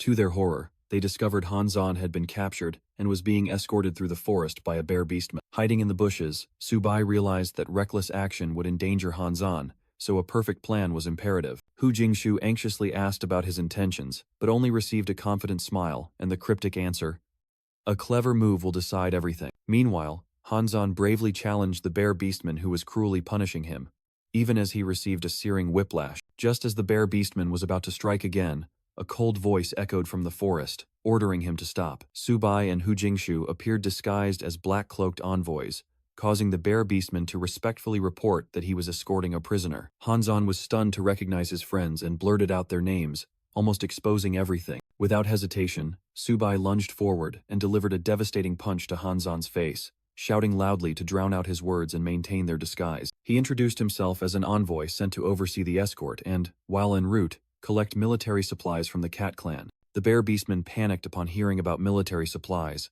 but Subai immediately quelled him with the reason the front line has fallen. Intimidated by Subai's knife-sharp gaze, the bear beastman dared not question further, quickly bowing his head in obedience. He obediently followed the envoy's words, agreeing to lead the group to his territory. Upon reaching the underworld cat clan's territory, Subai ordered the beastman to summon the elder, while he would interrogate the prisoner. The cat clan elder rushed out to greet them, but Subai immediately cut him off with a demand for military supplies and spiritual materials. The old cat elder expressed skepticism, stating that a new shipment had just been delivered not long ago, but Subai countered with a tragic tale of the front line. Subai began a passionate speech, recounting the sacrifices of his own clan, and scolding the cat clan for their stinginess. He leaned in, his voice low and menacing, asking the elder if they were dissatisfied and unwilling to make contributions. Cornered, the elder broke out in a cold sweat, quickly bowed his head in apology, and promised to hand over all their reserves. Witnessing the charade, both Hu Jingshu and Hanzan secretly admired him, realizing that Subai was not only rescuing someone but also about to score a huge haul. Completely subdued, the cat clan elder respectfully invited the envoys to follow him, to receive the items. The cat clan elder respectfully presented. In addition to 10,000 materials, our clan has also prepared some spirit stones for the esteemed envoys. Subai smiled with satisfaction, replying, I have noted your contributions and will certainly report them to the king. He ordered, All right, go prepare the rations. We will interrogate the prisoner here. As soon as the enemy's figure disappeared, Han Zhan spoke up. He's gone. Quickly untie me. Subai removed his cloak, explaining, If we kill them, where will we get spirit fruits to heal you? While Hu Jingshu began to untie him, suddenly, Subai felt something was off. Do you guys feel it? There's something strange about this cave. He looked at his palm, where energy was being drained. I feel my energy being depleted. Hu Jingshu and Hanzhan were also astonished to see the spirit stones in their hands gradually dissipating. Hanzhan confirmed, You're right. Mine are also vanishing. And Subai immediately pointed deeper into the cave. It's coming from this direction. Subai muttered, No wonder that old elder left so confidently, then decided, Let's go in and see. The group entered a secret chamber, astonished by the kneeling stone cat statues and a mysterious barrier in the distance. Inside the barrier was a colossal skeleton, and Han Zhan exclaimed, Is that the skeleton of a cat clan elder? Their eyes were drawn to a stone knight statue with a greatsword plunged into the skeleton. Subai remarked, This must be the cat clan's sacred ground, completely unaware of the danger lurking from the surrounding statue. One of the stone statues suddenly lunged forward, and Subai shouted, Hanzhan, look out! The monster vanished into the shadows, leaving Hanzhan stunned. What's going on? Did that underworld cat just come back to life? Immediately, all the stone cat statues came to life, their glowing red eyes surrounding the three of them. Growls and the sound of stone grinding against stone echoed throughout the secret chamber. Hu Jingshu yelled, Watch out, these monsters are as fast as ghosts. I'll hold them off. Hu Jingshu unleashed an area of effect skill, creating a whirlwind that sent the stone monsters flying. Seizing the opportunity, Hanzhan roared with all his might. They've slowed down, take this. He channeled energy into his long staff, unleashing a powerful combat skill onto the ground. However, the attack only made the stone monster pause, and Hanzhan thought disappointedly, Even at the high gold rank, I can't take them down. Subai urged impatiently, Hanzhan, old Hu, find a way to break through. This cave is too cramped, I can't move freely. In the midst of battle, a hand grasped the hilt of a mysterious greatsword plunged deep into the ground. Hanzhan was astonished as he pulled out the giant sword, which radiated a brilliant purple energy. This sword? Subai laughed gleefully. Hanzhan, that weapon is great. It suits you perfectly. All right. Hanzhan gripped the sword hilt tightly, his eyes gleaming with determination. He faced the charging monster and declared, Let me try out this great sword. A powerful slash, carrying a brilliant purple aura, was unleashed. A sharp streak of purple energy cut across the dark space of the cave. Hanzhan stared in shock at the deep gash his slash had just created on the rock wall. Subai couldn't hide his astonishment either. Damn, this thing has incredible power. You hit the jackpot, Hanzhan. Hanzhan laughed loudly, full of pride, the new power exhilarating him. Ha ha ha, this trip was truly worth it. Let's go, get out of here. He swung his sword to cut a bloody path, clearing out the monsters blocking their way. While escaping, Subai suddenly stopped, and Hu Jingshu called out after him. Subai, wait for us. Meanwhile, outside, the cat elder roared furiously. Shameless thieves! Not only did you impersonate the Zhanshuan Mongclan to deceive me, but you also trespassed on our tribe's sacred ground? He led an army of enraged beastmen, vowing to dye these mountains red with the blood of the intruder. Overwhelmed by the enemies, Hu Jingshu worried. There are too many, we can't break through, but Subai confidently replied, easy, just leave it to me. Subai raised his hand, summoning 3 streams of power. Xiaobai, Xiaoba, Xiaohong, attack. The spirit beasts immediately charged into battle. A white tiger pounced. A land turtle used gravity to restrain the enemies, and a flame erupted from the ground. The cat elder roared angrily from behind. Deal with the summoner first, you despicable humans, die. A surprise attack rushed forward, and Subai shouted, ordering his spirit beasts. Don't hold back. Kill them all for me. In that life or death moment, he yelled, watch out, and forcefully pushed Hu Jingshu out of the attack's trajectory. Subai supported his coughing teammate, handing him a spirit fruit. Good, eat it to recover. His eyes turned sharp and resolute. We've already escaped the main city of the Dizhao Xuan Meng clan. There's no way we're getting stuck in this small Yu Miao clan. He quickly assigned tasks. Xiao Hong, take care of old Hu. Xiao Ba, cover me. Xiao Bai, the gauntlet. His entire body surged with power, and Subai declared, I'll deal with the ringleader first. He charged straight towards the enemy, growling, hey elder, your time is up, while the old catman still arrogantly challenged him. A brilliant slash of light tore through space, carrying overwhelming killing intent. The elder realized the unimaginable power in horror. This is the Sheng Shou Bing Zhuang? Impossible. Subai raised his arm, equipped with the sacred beast gauntlet, and fired a destructive energy blast skyward. Immediately after the attack, he ordered a retreat. Han Zhan, take care of old Hu. We need to move fast. Xiao Ba, Xiao Hong, cover our rear. The entire team moved at once, Han Zhan supporting the injured, while the spirit beasts unleashed skills to block the pursuing enemies. Han Zhan excitedly shouted as he ran, but Subai cut him off. Stop talking nonsense and focus on running. In a distant place, a horse beastman felt the tremor. That light. It came from the cat demon tribe. Hurry, follow me. Meanwhile, in an icy palace, a mysterious white-haired man sat on a throne, silently contemplating something. The white-haired man was astonished. That's the Sheng Shou Bing Zhuang. Could this be a human conspiracy? Sitting on the icy throne, he commanded, deliver my order. Immediately send 2 diamond-rank warriors to the Yao Miao Mountains to kill Subai. At the same time, at a base, an officer urgently reported, Sir Nijing, 2 diamond-rank experts have been detected rapidly approaching the Yu Miao clan. Nijing immediately realized, it's Subai and the kids. Deliver the order. Send 2 diamond-rank masters to the Yao Miao Mountains to assist Subai. He added, full of worry. Wait. Mobilize the Jinhuo cavalry for reinforcement as well. We must save Subai. I sense they are surrounded by millions of enemies. Meanwhile, Subai's group just breathed a sigh of relief for having escaped. Old Han, don't rest. We can't stay here long. Suddenly, a female demon descended from the sky, blocking their path. You sure run fast. She smirked sinisterly. Let's see where else you can run. You 3 stinking ants. Today I'll skin you alive, pull out your tendons, and grind your bones to dust. An invisible attack swept through, sending all 3 flying in an instant. As soon as Subai stood firm, he saw a giant python appear, which disdainfully said, only gold rank and not dead after 1 blow.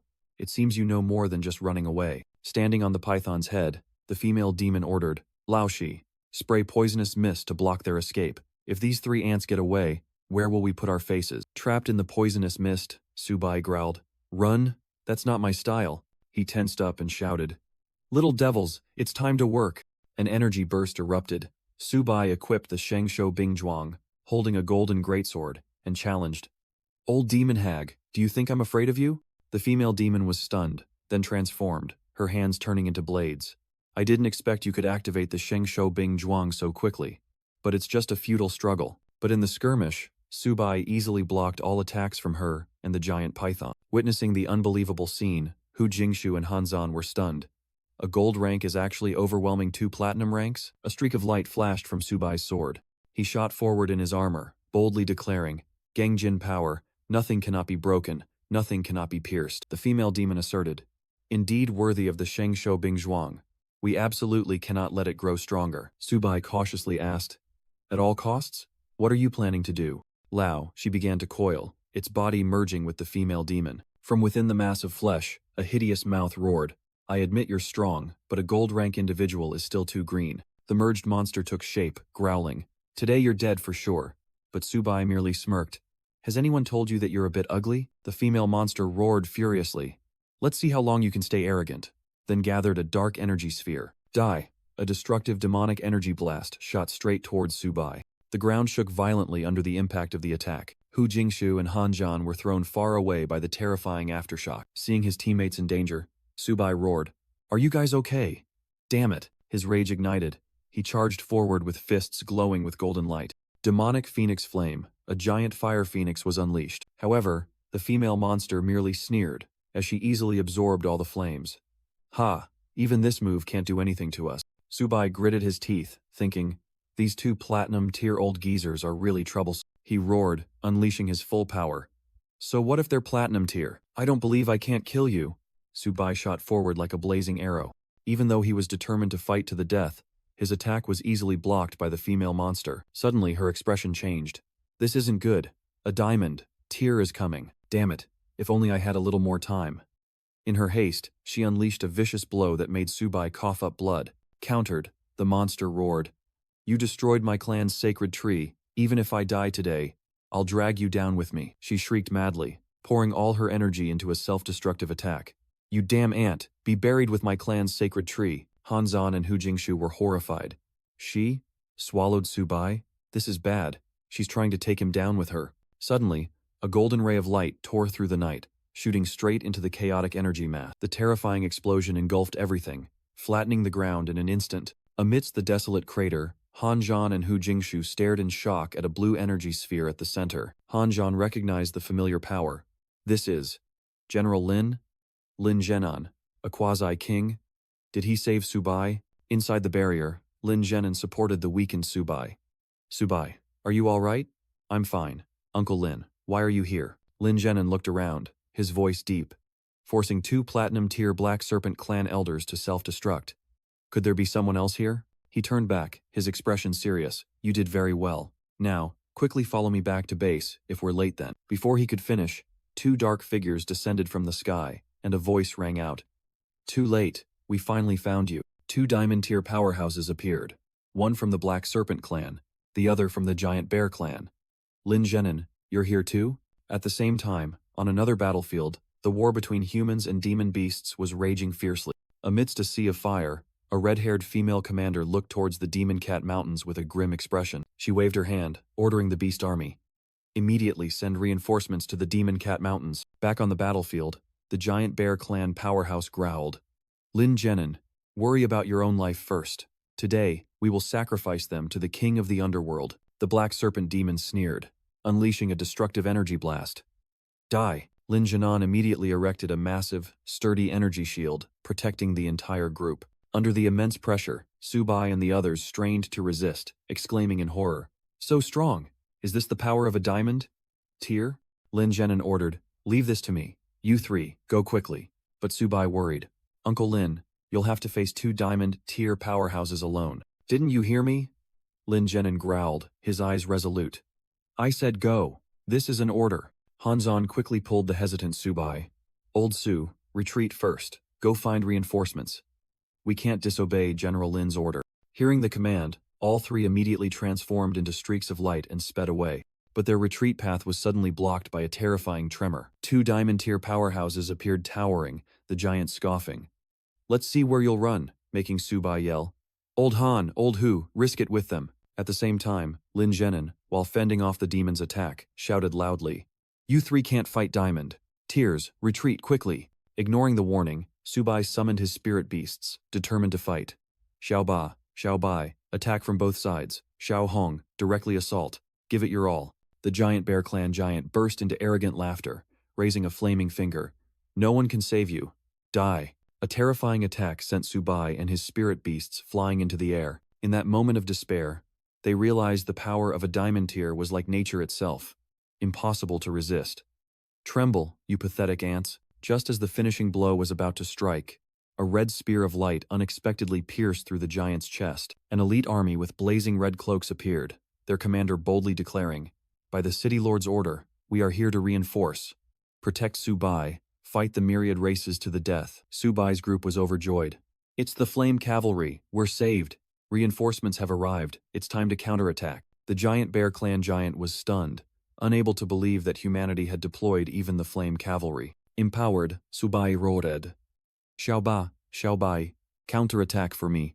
The The black serpent demon hastily erected a stone shield to fend off the fierce assault from the reinforcement. Subai looked directly at the enemy, his eyes burning with fighting spirit. Don't get cocky too soon. He ordered Xiaobai to dodge, allowing the two energy streams, Xuanwu's breath and demonic phoenix flame, to merge, forming a destructive attack. A giant bear clan powerhouse exerted his strength, causing the ground to shake violently. He arrogantly roared, "My giant bear clan is invincible," but with just a flash of a sword, a tragic scream echoed. Facing the formidable enemy, the Black Serpent clan male had to admit, truly worthy of being the one about to break through to King, Tyr, in Genin. What skill! Lin Genin hovered in midair, the azure light sword in his hand radiating killing intent. Today is your doomsday. A longsword chi slash descended, forcing the Black Serpent clan male to cry for help. Old bear, they have a numerical advantage, what do we do? On another front, the giant bear clan powerhouse with the thick beard was also facing a perilous situation. He roared, activating giant power form, transforming into a colossal bear. I'll tear you pathetic ants to shreds. His reply was the combined attack of the Huoyan cavalry. Xuan, Tyr combat skill, breaking formation. Cornered by Lin Genin's sword energy, the Xuan, Shi tribesman frantically called out, "Zhujiang, I'm no match for him alone." The giant bear, riddled with countless attacks, had no choice but to order. The tide has turned. You all retreat first. I'll cover the rear. Seeing the enemy attempting to escape, Subai sneered. You were so arrogant just now, and now you want to run? Xiaoba, teach him a lesson. Xiaoba roared, a snake head sprouted from its tail, firing two destructive energy beams. The Xuanxi tribesman was utterly terrified. How can this be?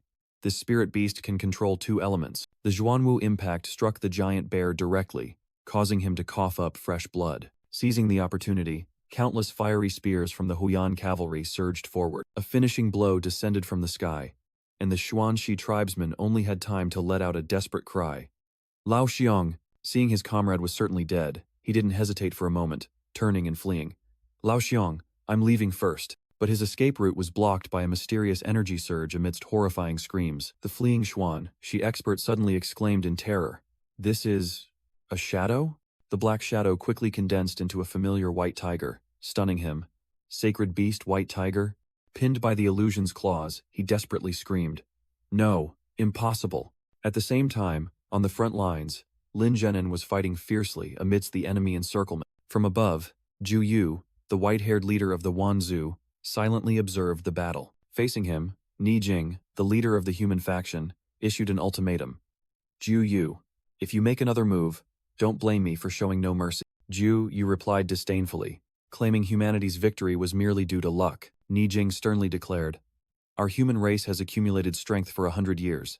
Anyone who goes against the Tianda will only bring about their own destruction. Zhu Yu chuckled, mocking Ni Jing. Mu Qing, you are merely a dying man. What right do you have to speak of Tiandao with me? After a standoff, Zhu Yu suddenly ordered his entire army. All forces, retreat towards the Luotian River. Meanwhile, near the Miaoyao Mountains, Subai was urgently pressing. Xiaobai, hurry up, we must quickly rendezvous with the main force. Han Zhan grumbled about the speed, but Hu Jingshu gently reminded him. Stop complaining. It's lucky to even have a good mount. Suddenly, Lin Genin blocked their path and warned, don't go any further. There's military activity ahead. Looking down at the Luotian River, Subai was surprised to see the Wanzhou army densely gathered. Lin Genin explained, the human race has won a great victory. They are retreating. We must quickly circle back to the main camp. On their way back, the group happily discussed their victory and the merits they were about to receive. As soon as they arrived at the camp, a leader laughed heartily in greeting. Ha ha ha, Subai, you even managed to lure away the Saintess Yaofeng? In the command tent, Subai corrected him. How can you call it luring away? Xiaohong followed me voluntarily. Right, Xiaohong? Xiaohong, gnawing on a chicken drumstick, innocently replied.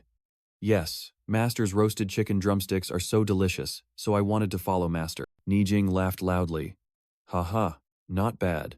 A single chicken drumstick tamed the ancient Mo Huang Gudai Santes. Subai, you truly live up to your reputation as Luo Fan's successor. He allowed the group to rest before tonight's celebration banquet, but Subai quickly interrupted. With an expectant look, the young man rubbed his hands and asked, It's just, Lord Nijing, regarding our merits this time. After being reassured, the group happily left, while Nijing instructed them to recover quickly to prepare for the next battle. When only the two of them remained, Nijing praised Lin Genin's achievements, but he coldly denied it. No. Those two Jingang-level experts were killed by Subai. Nijing sprang from his seat, utterly astonished by the shocking news that a young man like Subai could accomplish such a feat. He pondered, realizing that Subai's extraordinary potential also came with immeasurable danger from Juyu. Nijing sternly entrusted, "You must protect him well." Lin Zhenan replied from outside, promising to protect Subai from the shadows. That night, Nijing raised his glass, loudly proclaiming congratulations for humanity's great victory, officially opening the banquet. Amidst cheers of humanity will win, Subai's group also happily emptied their glasses, while Xiaohong remained engrossed with her chicken drumstick. Hanzhan raised his glass towards Subai and Hu Jingshu. "Su, today was truly dangerous. I almost lost my life. Thank you both for saving me." Subai replied with a sly smile, saying that one glass of wine wasn't enough, and that he had already sent the compensation equipment list directly to the school. Hanzhan laughed heartily, accepting this practical repayment. "I've witnessed Su's talent, but a debt of gratitude must still be repaid, so I will do it." He drained his glass, while Subai added, "It seems you have a conscience, Han. Moreover, there's a blessing in disguise. You received a divine weapon." Hanzhan slammed the empty glass onto the table, right next to a majestic greatsword. He picked up the weapon, wondering why he couldn't unleash its power yet, while everyone curiously gathered around to examine it. Nijing looked at the sword and judged, "If I'm not mistaken, this must be an ancient divine weapon, but its power seems to be sealed." He further explained that to break the seal, the wielder needed to reach the Wangzhe level. Hearing this, Hanzhan clenched his fist, his eyes burning with determination. "All right, to break the seal, I will do my best to reach the Wangzhe level as soon as possible." After Hanzhan's vow, the group raised their glasses. To the day Hanzhan reaches the Wangzhe level soon. Cheers. The next day, at the Chongqing garrison base, a red-haired young man worried. "Principal, you've been standing here for 3 days straight. The battlefield is not a sparring arena. Subai and Hu Jingshu have no real combat experience." Suddenly, a general returned from the front lines, loudly declaring, "Humanity has won. 800,000 enemy troops annihilated. The Wanzhou pushed back to the Luotian River." The news of victory made the entire base erupt in joy. "We won. We really won." The red-haired young man rushed off. "Open the gates. Quickly open the gates. I need to go ask if there's any news about Subai and Hu Jingshu." The principal also couldn't hide his worry. He stopped the general. "General, do you know any news about Subai and Hu Jingshu?" The general smiled reassuringly. "Old principal, those two kids are not only safe and sound, but they also achieved great merits." Surrounded by the crowd, the general calmly said, "Brothers, don't rush. Let me tell you slowly." The battle map appeared, showing that the human army had successfully repelled the hordes of monsters and established a new base along the Luotian River under Nijing's command. The crowd erupted once again. "Excellent. Humanity will win. Once the base is built, we can teleport directly to the front lines." The general began his official report. "In this war, our warriors fought bravely, especially Subai, Hu Jingshu, and Hanzhan from Jiangzhou. They annihilated over 100,000 monsters in their lairs, wiping out no less than 10 tribes. The 3 of them even raided the main city of the Black Serpent tribe, causing an earthquake and completely destroying the place. And Subai personally killed 2 diamond-tier powerhouses. Images of the 2 fallen diamond-tier powerhouses appeared, a giant bear and a shadowy white tiger phantom. The news shocked the entire audience. The principal and the red-haired young man couldn't believe their ears. "No way. That kid killed a diamond-tier enemy?" The general read the commendation order. "Subai, Hanzhan, and Hu Jingshu are promoted to lieutenant colonel, officially assigned to the Luotian garrison.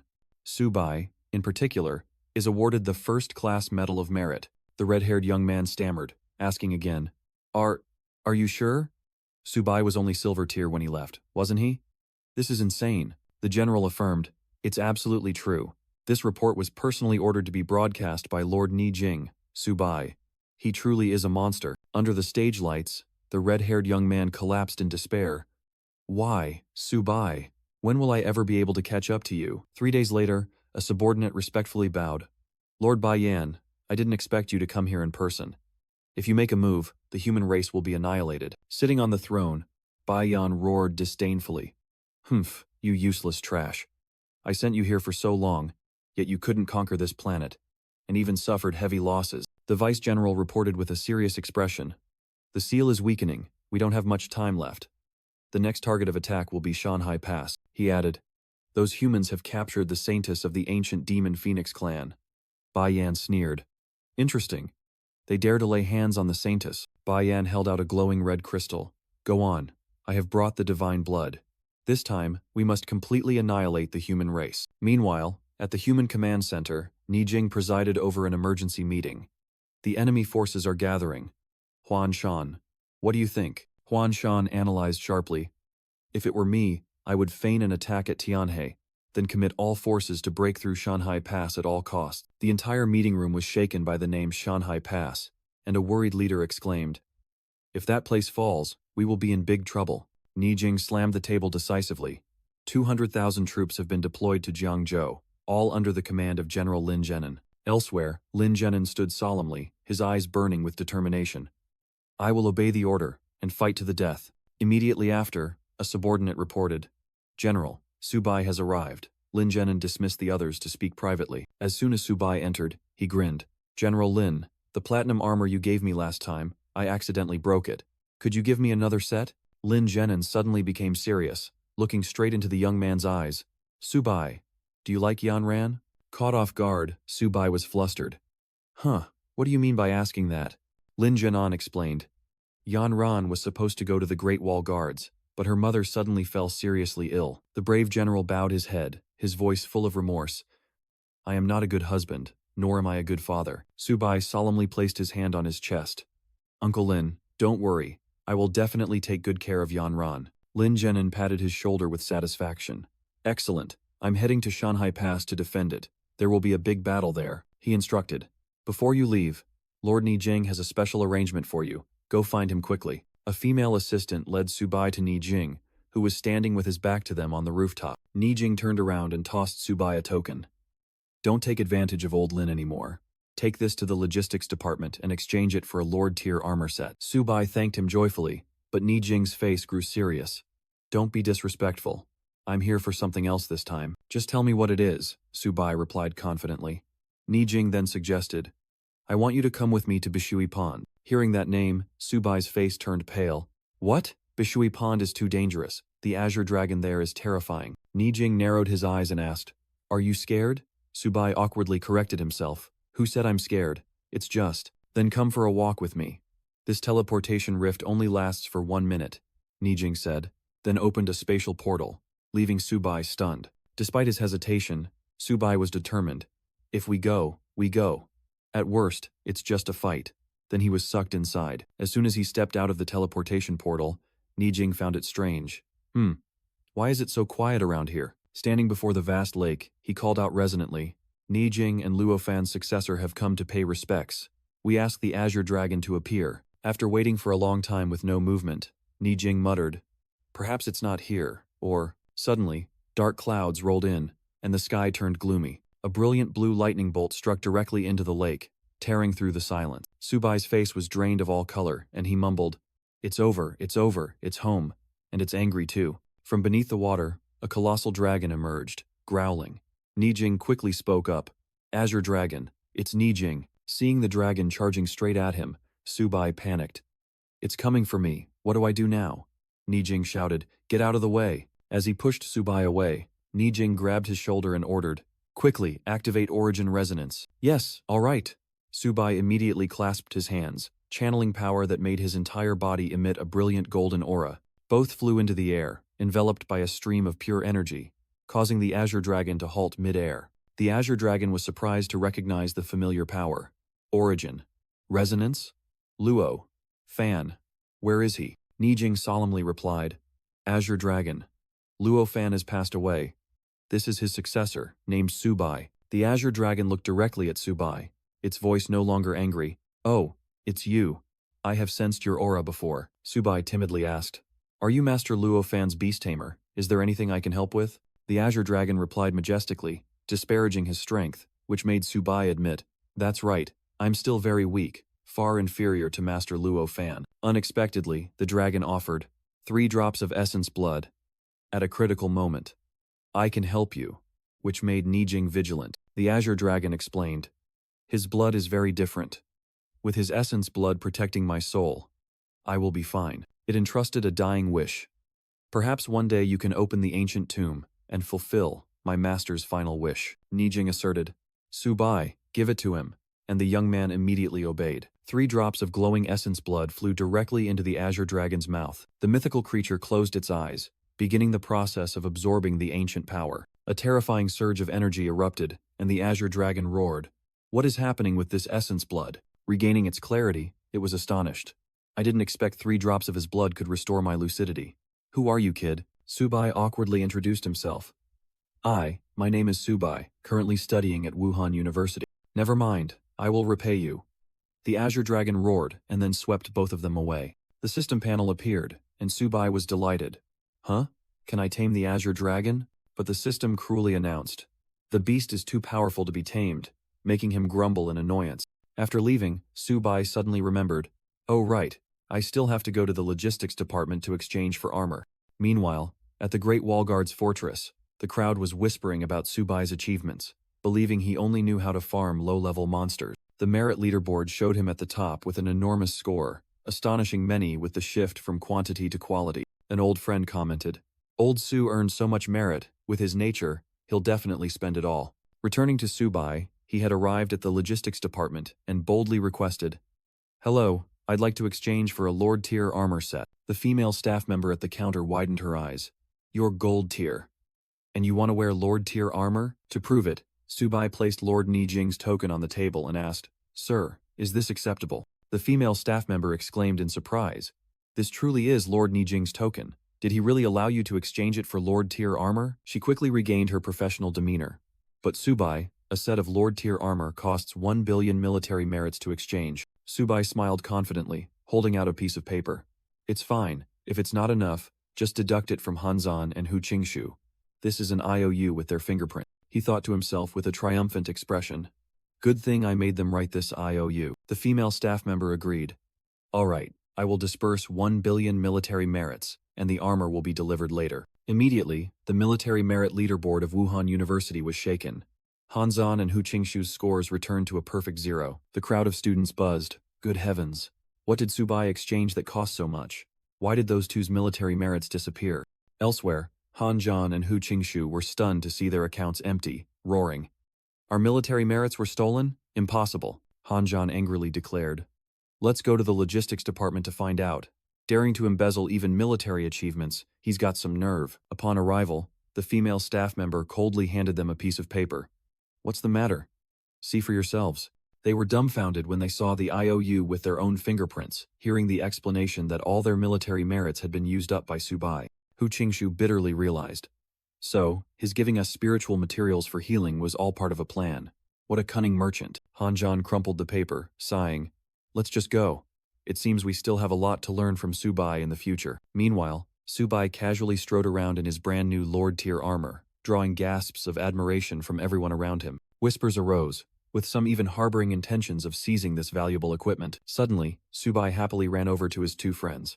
Old Han, Old Hu, I just exchanged for new armor. What do you think? He flexed, showing off his achievement, while his 2 friends could only grind their teeth, their anger flaring. Hu Qingshu and Han Zhan quickly made excuses about feeling unwell, then turned and left, leaving Subai bewildered and confused. At the same time, on a desolate beach in Shanghai, a subordinate reported to Biyan, My lord, 300,000 troops of the Demon Phoenix tribe are ready. At Shanghai, Biyan looked at his forces and nodded.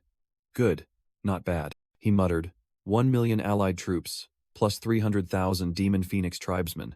But there's only one chance for a surprise. To ensure victory, Bai Yan decided, I will send another 100,000 barbarian tribesmen to assist, which delighted the white-haired vice-general. A fiery energy orb formed in Bai Yan's palm. He swung his hand and roared, Heed my summons. A red streak of light tore through the sky, opening a spatial gate. From within, the ferocious Minotaur tribe began to pour out. The belligerent, frenzied, and bloodthirsty monster army had officially landed. The white-haired vice-general bowed in gratitude. Thank you, Lord Biyan. With this army, we are sure to achieve complete victory. Bai Yan raised his hand and rallied. Everyone, follow me to attack Shanghai.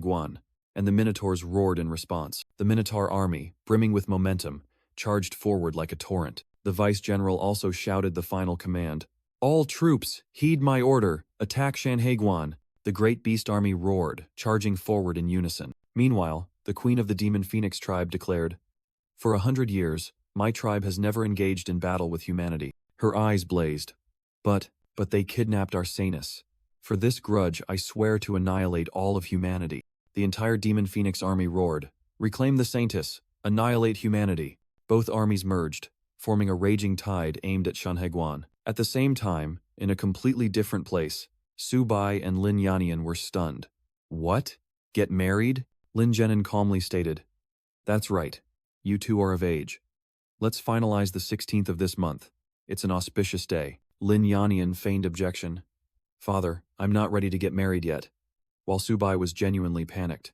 Yes, it's too sudden, father-in-law. Lin Zhenin set a trap. Subai, do you not want to marry Yanian? And concluded immediately when he hesitated. Good. Then the wedding will be held on the 16th of this month. Just then, an officer rushed in frantically, interrupting the family drama. Urgent military intelligence. The bad news was reported. General Lin, this is terrible. The Myriad Races army is launching a full-scale attack on Shanghai. At the Supreme Command, Ni Jing stood before the strategic map, decisively ordering, transmit my command, all garrison troops, reinforce Shanghai. Meanwhile, on the battlefield, Lin Zhenin had charged to the front lines, roaring, You Myriad Races, my Lin family will not let you succeed. The monster army, as numerous as ants, swarmed in, from the Minotaur tribe to winged creatures, their momentum soaring to the heavens. Lin Zhenin stood on the city wall, rallying the soldiers. O elite warriors of humanity, hold your weapons firm, and do not let them advance another step. Under the command of the generals, the human army bravely charged forward to meet the enemy. General Lin decisively ordered, Energy cannons, fire! From atop the city wall, destructive beams of light shot down, tearing through the enemy's formation. At the same time, Subai sat amidst a mountain of resources, exerting all his strength to break through his realm. He gritted his teeth, determined. I must level up as quickly as possible. A terrifying surge of energy erupted from Subai's body, shaking the entire base. The nearby soldiers watched in horror as a pillar of light shot straight into the sky. Which powerhouse is breaking through? Amidst the smoke, Subai stood up, clenching his fists and feeling his new power. Platinum Realm! I've reached it! Han Zan and Hu Qingshu also felt it, unable to believe. Could Subai have broken through to the Platinum Realm? The news was quickly reported to the command room. Lord Ni Jing, Subai has broken through to the Platinum Realm. Ni Jing pondered, his eyes flashing with astonishment. This child, his potential might even surpass Luo Fan's. He immediately made a decision. The battlefield is the best place for training. Transmit my order. All students of the Martial Arts University, assemble. At the Forbidden Endless Sea, a powerful army of myriad races had gathered. The red-haired female general wondered, Why bring our main force to the Endless Sea? Bai Yan replied, By crossing this place, we can ambush the human race. She was still worried. My lord, our Demon Phoenix clan is ready to fight to the death, but I've heard rumors that this sea has a death god. Bai Yan reassured her. Don't worry, with it, you can cross the sea safely. Then held out a blazing red crystal. He confidently declared, Don't worry, I will lead. Stick close to me, don't get lost. Bai Yan took the first step onto the sandy shore. As the tide began to recede, the white-haired vice-general exclaimed in surprise, The sea has receded. Inwardly, he couldn't help but feel jealous. Damn it. If I had this treasure, I could also breach Shanghai Pass. Bai Yan ordered, What are you standing there for? Follow me. The vice-general immediately shouted. Everyone gather in advance. Do not separate. The entire army was enveloped in a giant energy sphere, diving deep to the bottom of the sea. Inside, the red-haired female general felt uneasy. I can't feel anything here. But the ancient texts of our clan warn against entering the deep sea. Suddenly, the white-haired vice-general pointed in panic. Lord Bai Yan, look towards the deep sea. What? What is that? From the darkness, ferocious fish humanoid monsters appeared, emitting an extremely dangerous aura. The female general whispered, I can feel it. They are watching us. Fear surged. That's right. Could the Endless Sea truly have a death god? The vice-general asked for instructions. Lord Bai Yan, what should we do next? But Bai Yan remained calm. Don't be afraid. Just keep moving forward. Just keep moving forward. Suddenly, a massive energy surge ahead violently shook. Bai Yan suddenly raised his hand, signaling. Stop. We cannot proceed. The female general wondered in horror. Could this be a forbidden land of the gods? Bai Yan assessed. This force is not something we can confront. We will take a detour. The white-haired vice-general turned back and shouted to the entire army. Everyone pay attention. Bypass the illusion formation ahead. Do not approach. A day later, on a desolate beach, the great army of myriad races was ordered to come ashore and rest on the spot.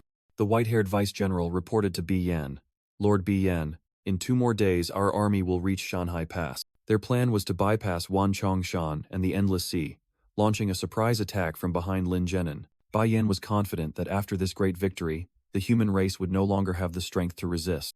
The vice-general outlined the plan. He and Bi Yan would deal with Ni Jing, while the rest would sweep through humanity's defenses. The red-haired female general agreed, reminding him, "Our sole purpose is to reclaim the Saintess." Bai Yan laughed loudly, declaring that humanity's doom was only 2 days away. That night, inside Shanghai Pass, the entire city was enveloped in silence. Standing on the rocky outcrop looking down, the female general observed, "This is the darkest hour before dawn, and also when humans sleep most soundly." Bai Yan growled his order. "Begin the attack. Tear Shanghai Pass to shreds for me." A blazing golden signal shot into the sky, signaling the start of the general offensive. The white-haired vice-general roared, leading the flying army straight towards the fortress. "All troops heed my command, crush Shanghai Pass." The horde of monsters roared into battle, their goal to annihilate all of humanity. On the city wall, a guard suddenly startled and asked his comrade, "Hey, is that our army, or am I seeing things?" But when they clearly saw the approaching army, both froze. These are the myriad races? How can this be? The slaughter began. A guard was mercilessly crushed by a minotaur monster. A soldier frantically screamed amidst the chaos. "The enemy is attacking. Quickly report to General Lin. The myriad races have breached the pass." The officer tried to calm the soldiers. "Stop panicking. Gunners, adjust the mana cannon." At that moment, a desperate soldier yelled to his comrades, "Watch out above!" A terrified guard exclaimed, "What's in the sky?" The demon phoenix queen roared furiously from above, "You despicable humans, why don't you quickly hand over our saintess?" Fireballs rained down, sowing chaos and death on the city wall. Amidst the sea of fire, an officer shouted, "Quickly report to General Lin." Meanwhile, the white-haired vice-general of the myriad races laughed arrogantly. "This sea crossing of ours was truly worthwhile. This outcome is truly satisfying." He turned to his leader. "Lord Bi Yan, why don't we kill some of the powerful experts guarding Shanghai Pass?" Bai Yan replied with confidence, "Don't worry. The big fish I want to catch is Ni Jing." At that very moment, Lin Zhenan received a panicked report. "General Lin, the myriad races have launched a surprise attack.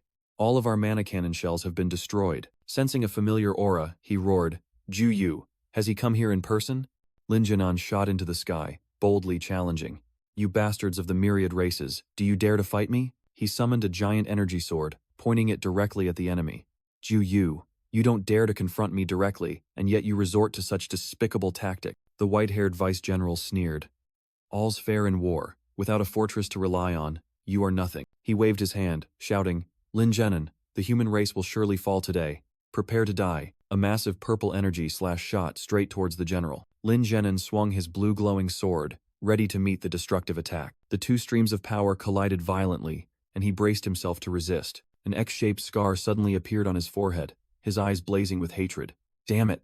He poured all his strength into repelling the attack, roaring for his people. "Human race!" Blazing red energy erupted from his body, tearing his clothes, and Lin Zhenan roared, "We will not be defeated." Bracing himself and gathering his vital energy, Lin Zhenan roared, "You alien races, get back to your own territory."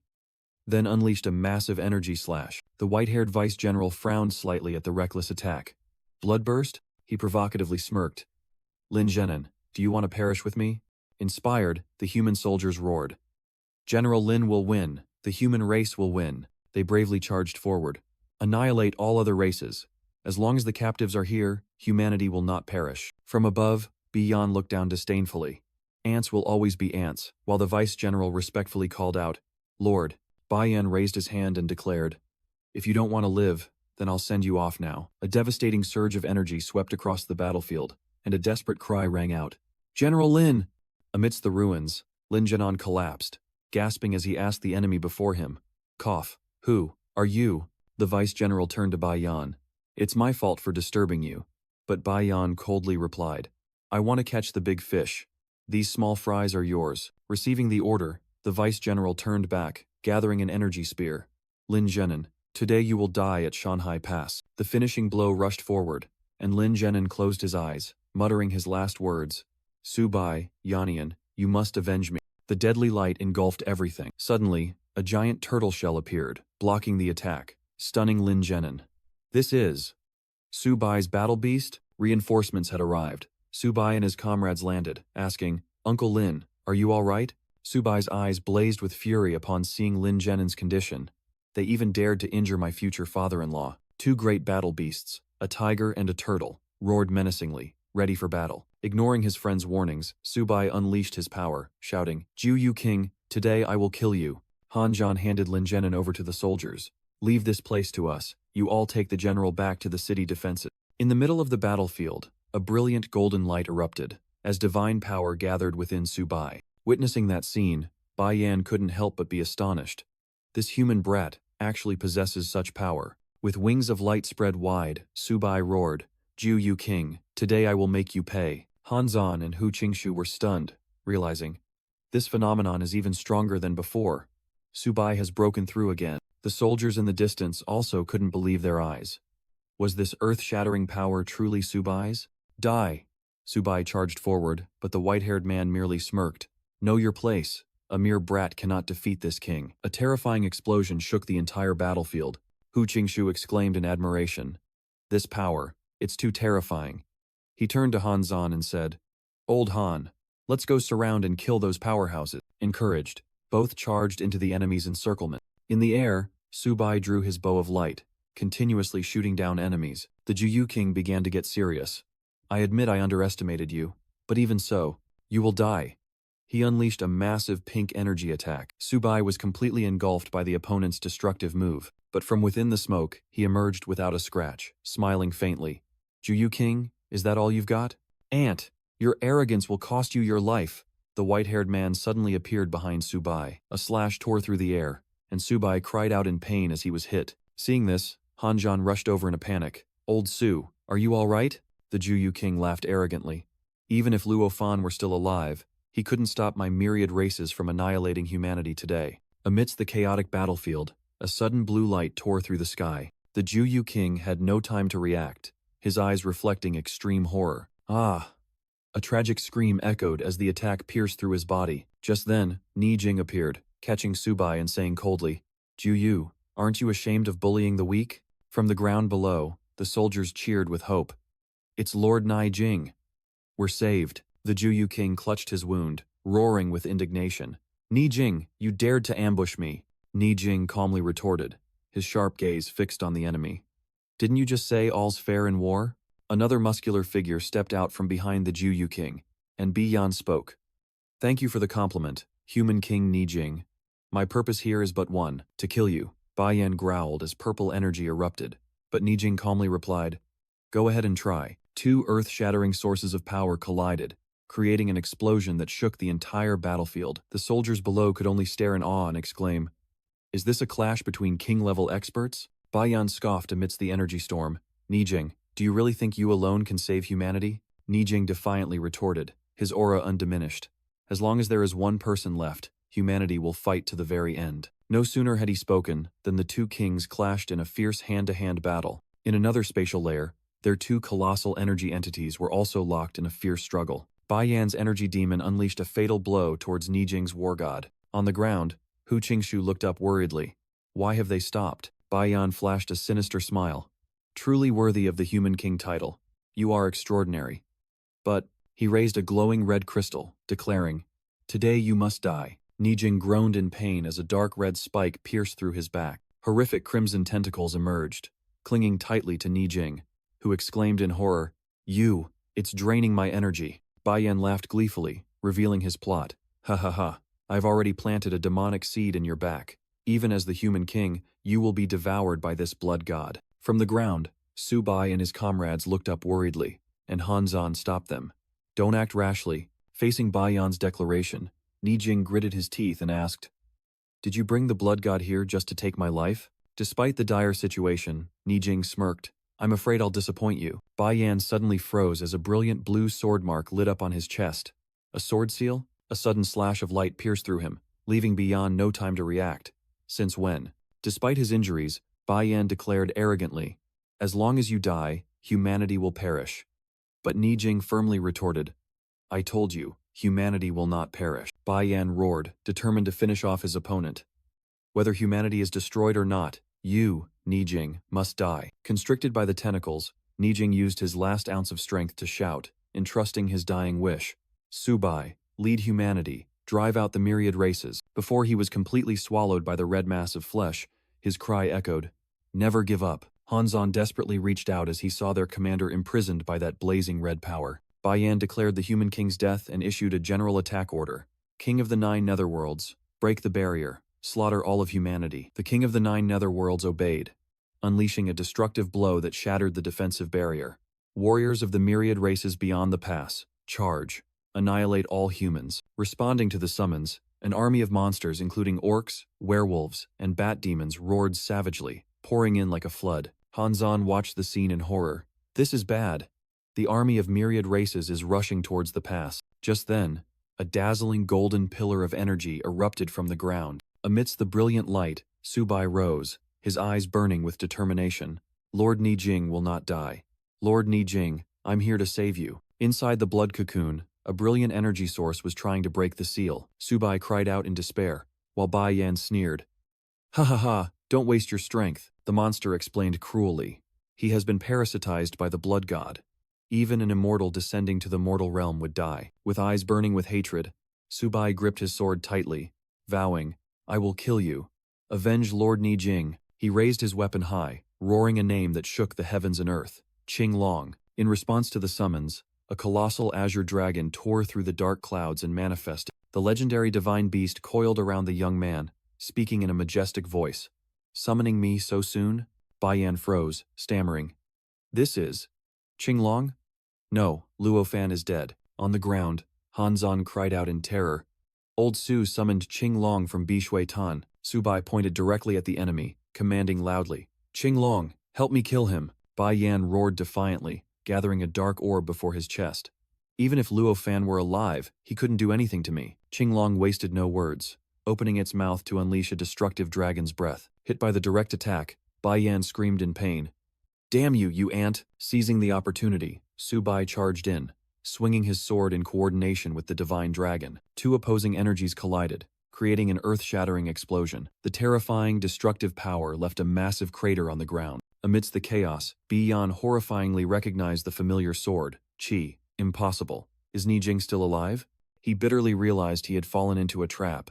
The sword plunged into him was the human king's last drop of vital blood. Biyan stared at the fatal wound, gritting his teeth.